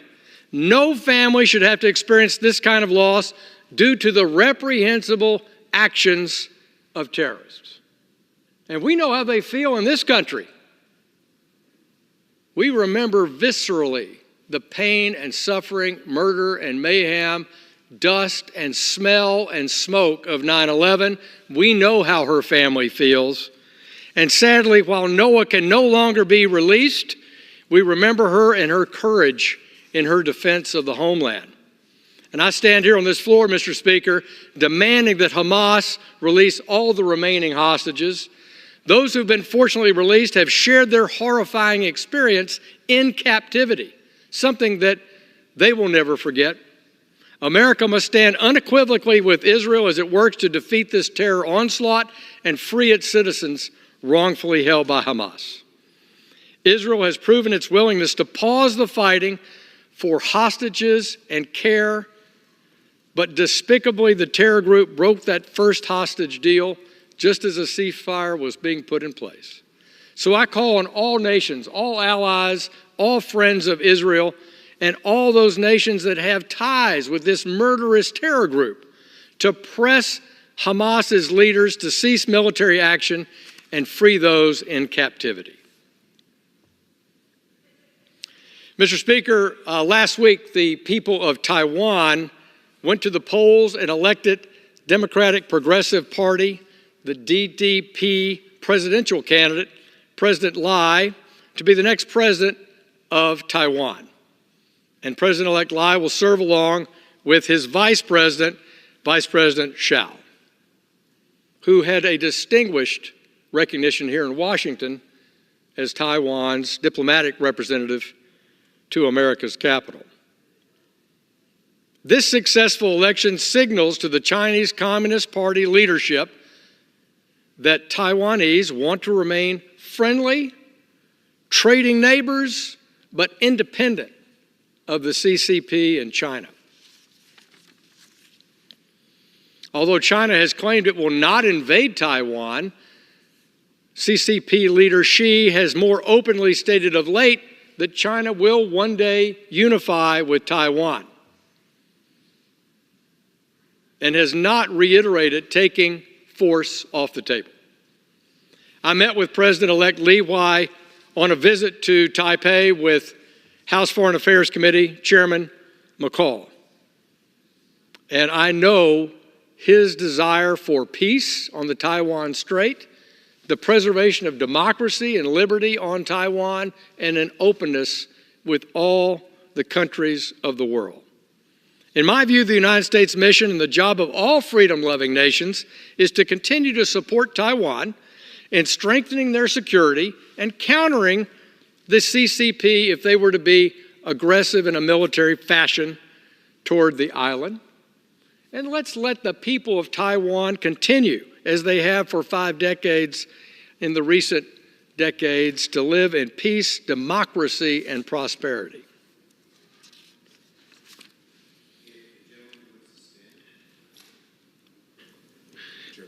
The chair lays before the House an enrolled bill. H.R. 2872, an act making further continuing appropriations for the fiscal year ending September 30th, 2024, and for other purposes. The gentleman is recognized. I thank the Speaker. I want to rise, Mr. Speaker, and also congratulate and thank the Milken Institute here in Washington, D.C. for this week's HBCU cohort reception and meetings. They gathered to celebrate and welcome their second historically black college and university strategic initiative and fellowship cohort to Washington.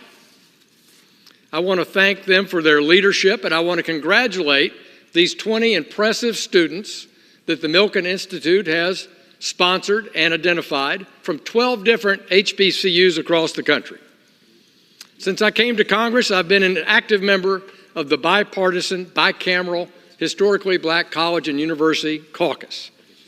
And before I came to Congress, I was very active with the Arkansas historically black college and university community, working mightily as a community banker with Arkansas Baptist College in Little Rock.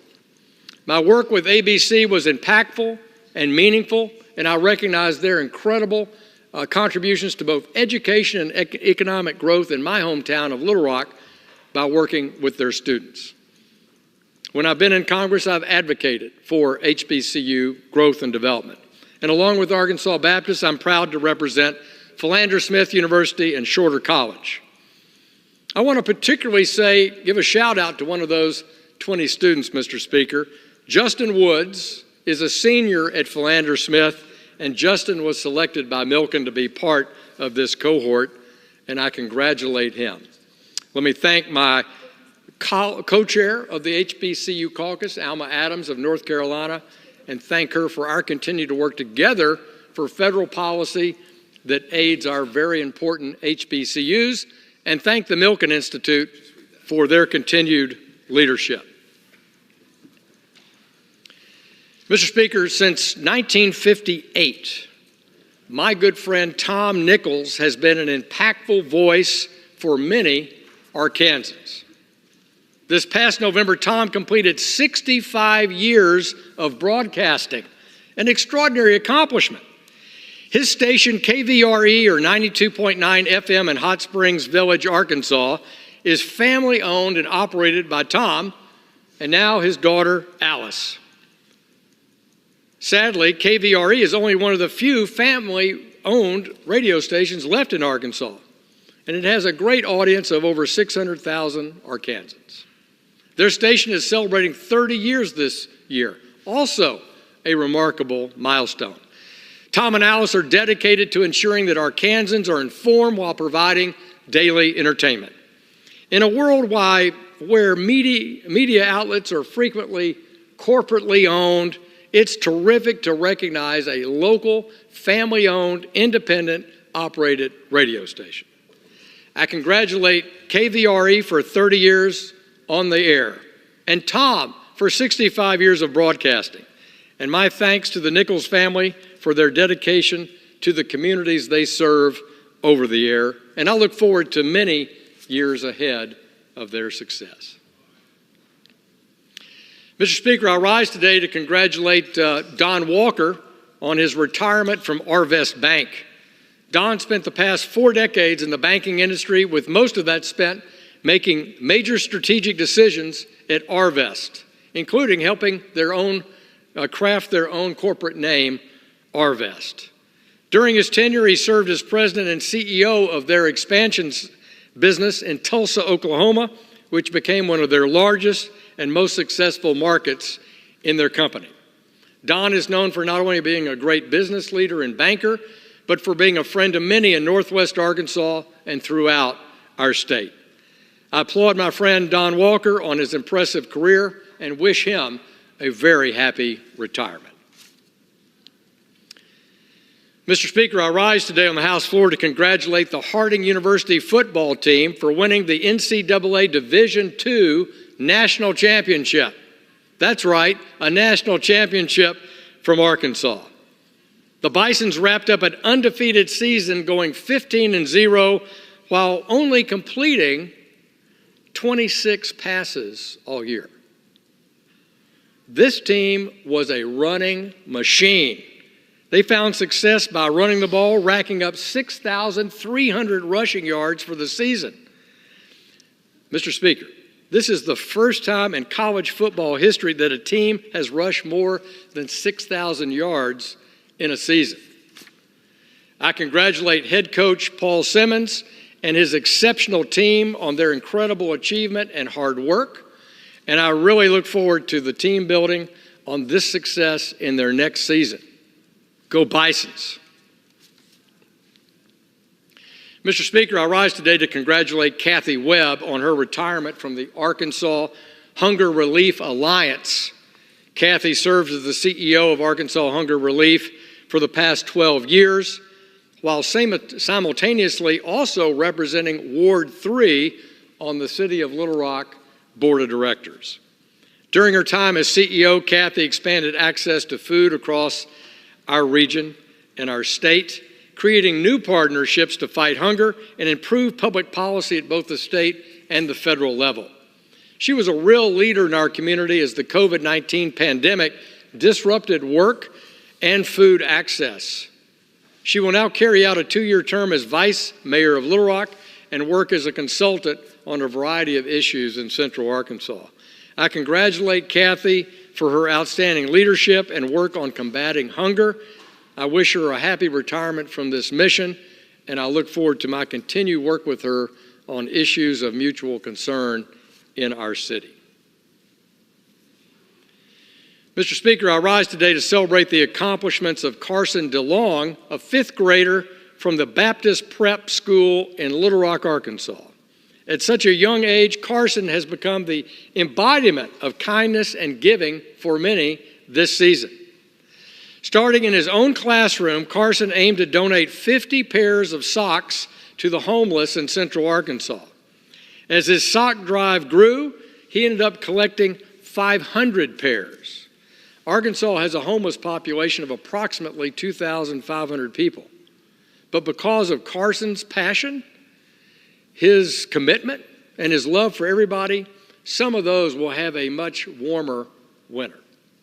Even amongst this newfound fame, Carson remains humble and attributed much of his feat and success to his classmates. His class has started another drive for other pieces of clothing, and Carson says he's happy just knowing that he could help start this cycle of generosity. Carson is not done yet, as he started a new drive that collects teddy bears and stuffed animals, and he hopes to donate that to the patients at our outstanding Arkansas Children's Hospital. His kindness shines through, and I'm looking forward to the future of this fine young man. Mr. Speaker, I rise today to recognize the impressive career of Randy Hankins, a.k.a. the beloved Craig O'Neill, who after 50 years of working as a news anchor and radio DJ, retired at the end of 2023. Craig has spent the best part of 24 years of his career working as a broadcaster at Little Rock's KTHV, Channel 11, and I was really amused and happy as I watched the great tribute they delivered for him and his last sign-off on December 29th. Craig's career includes accolades and awards, including a regional Emmy, the prestigious Edward R. Morrow Award for Lifetime Achievement in Broadcast Journalism, and Craig was inducted into the National Academy of Television Arts this past year. Randy and his wife Jane are devoted to Arkansas. They have helped raise millions of dollars for charities and community causes, and they have delivered decades of laughter to all of us in Central Arkansas. On behalf of the people of Arkansas, I thank Randy for his years of service, love, and humor in the community as he prepares for his well-deserved retirement. Mr. Speaker, I rise today to honor World War II vet and Arkansas native Mrs. Elnora Cranford, who celebrated her 100th birthday on December 20th. Elnora's call to service began long before joining the Women's Army Corps. Prior to service, she worked at the Jacksonville Ordnance Plant as a detonator assembler in Jacksonville, Arkansas. She joined the Women's Army Corps in 1944 and served honorably, receiving medals including the Good Conduct Medal, the World War II Victory Medal, the American Theater Service Medal. She earned the rank of corporal before she separated service in 1946. After her separation, Elnora, a second-generation Arkansan, married Robert Cranford, who began his service in World War II as well. They were married for 56 years and have two daughters, Glenda and Judy. For over 25 years, they were the owners of Earl's Cafe in North Little Rock, Arkansas. I thank Elnora Cranford for her service, her love of life, her family, and I congratulate her on her 100th birthday. Mr. Speaker, I rise today to recognize Eli Palladino of Morrilton, Arkansas. During the most recent Christmas season, Eli hosted a toy drive fundraiser for the kids at Arkansas Children's Hospital. The same hospital that he receives his care from his congenital heart defect. A sixth grader at Sacred Heart School, Eli got the idea for a fundraiser from how happy the toys made him the previous year, and he told his mom that he wanted to host a fundraiser the following Christmas. With an initial goal of raising $300, he's raised over $2,000 from family, friends, and the community for his toy drive. Eli now wants to work in the hospital when he grows up because the employees there make kids feel so happy. I commend Eli and his family for their successful toy drive and for creating countless memories for those kids who have to spend some time in the very caring place, but away from home, our Arkansas Children's Hospital. Mr. Speaker, I yield back the balance of my time. Gentleman yields back. Pursuant to Section 3Z of House Resolution 5, the House stands adjourned until 11 a.m. on Monday, January 22nd, 2024.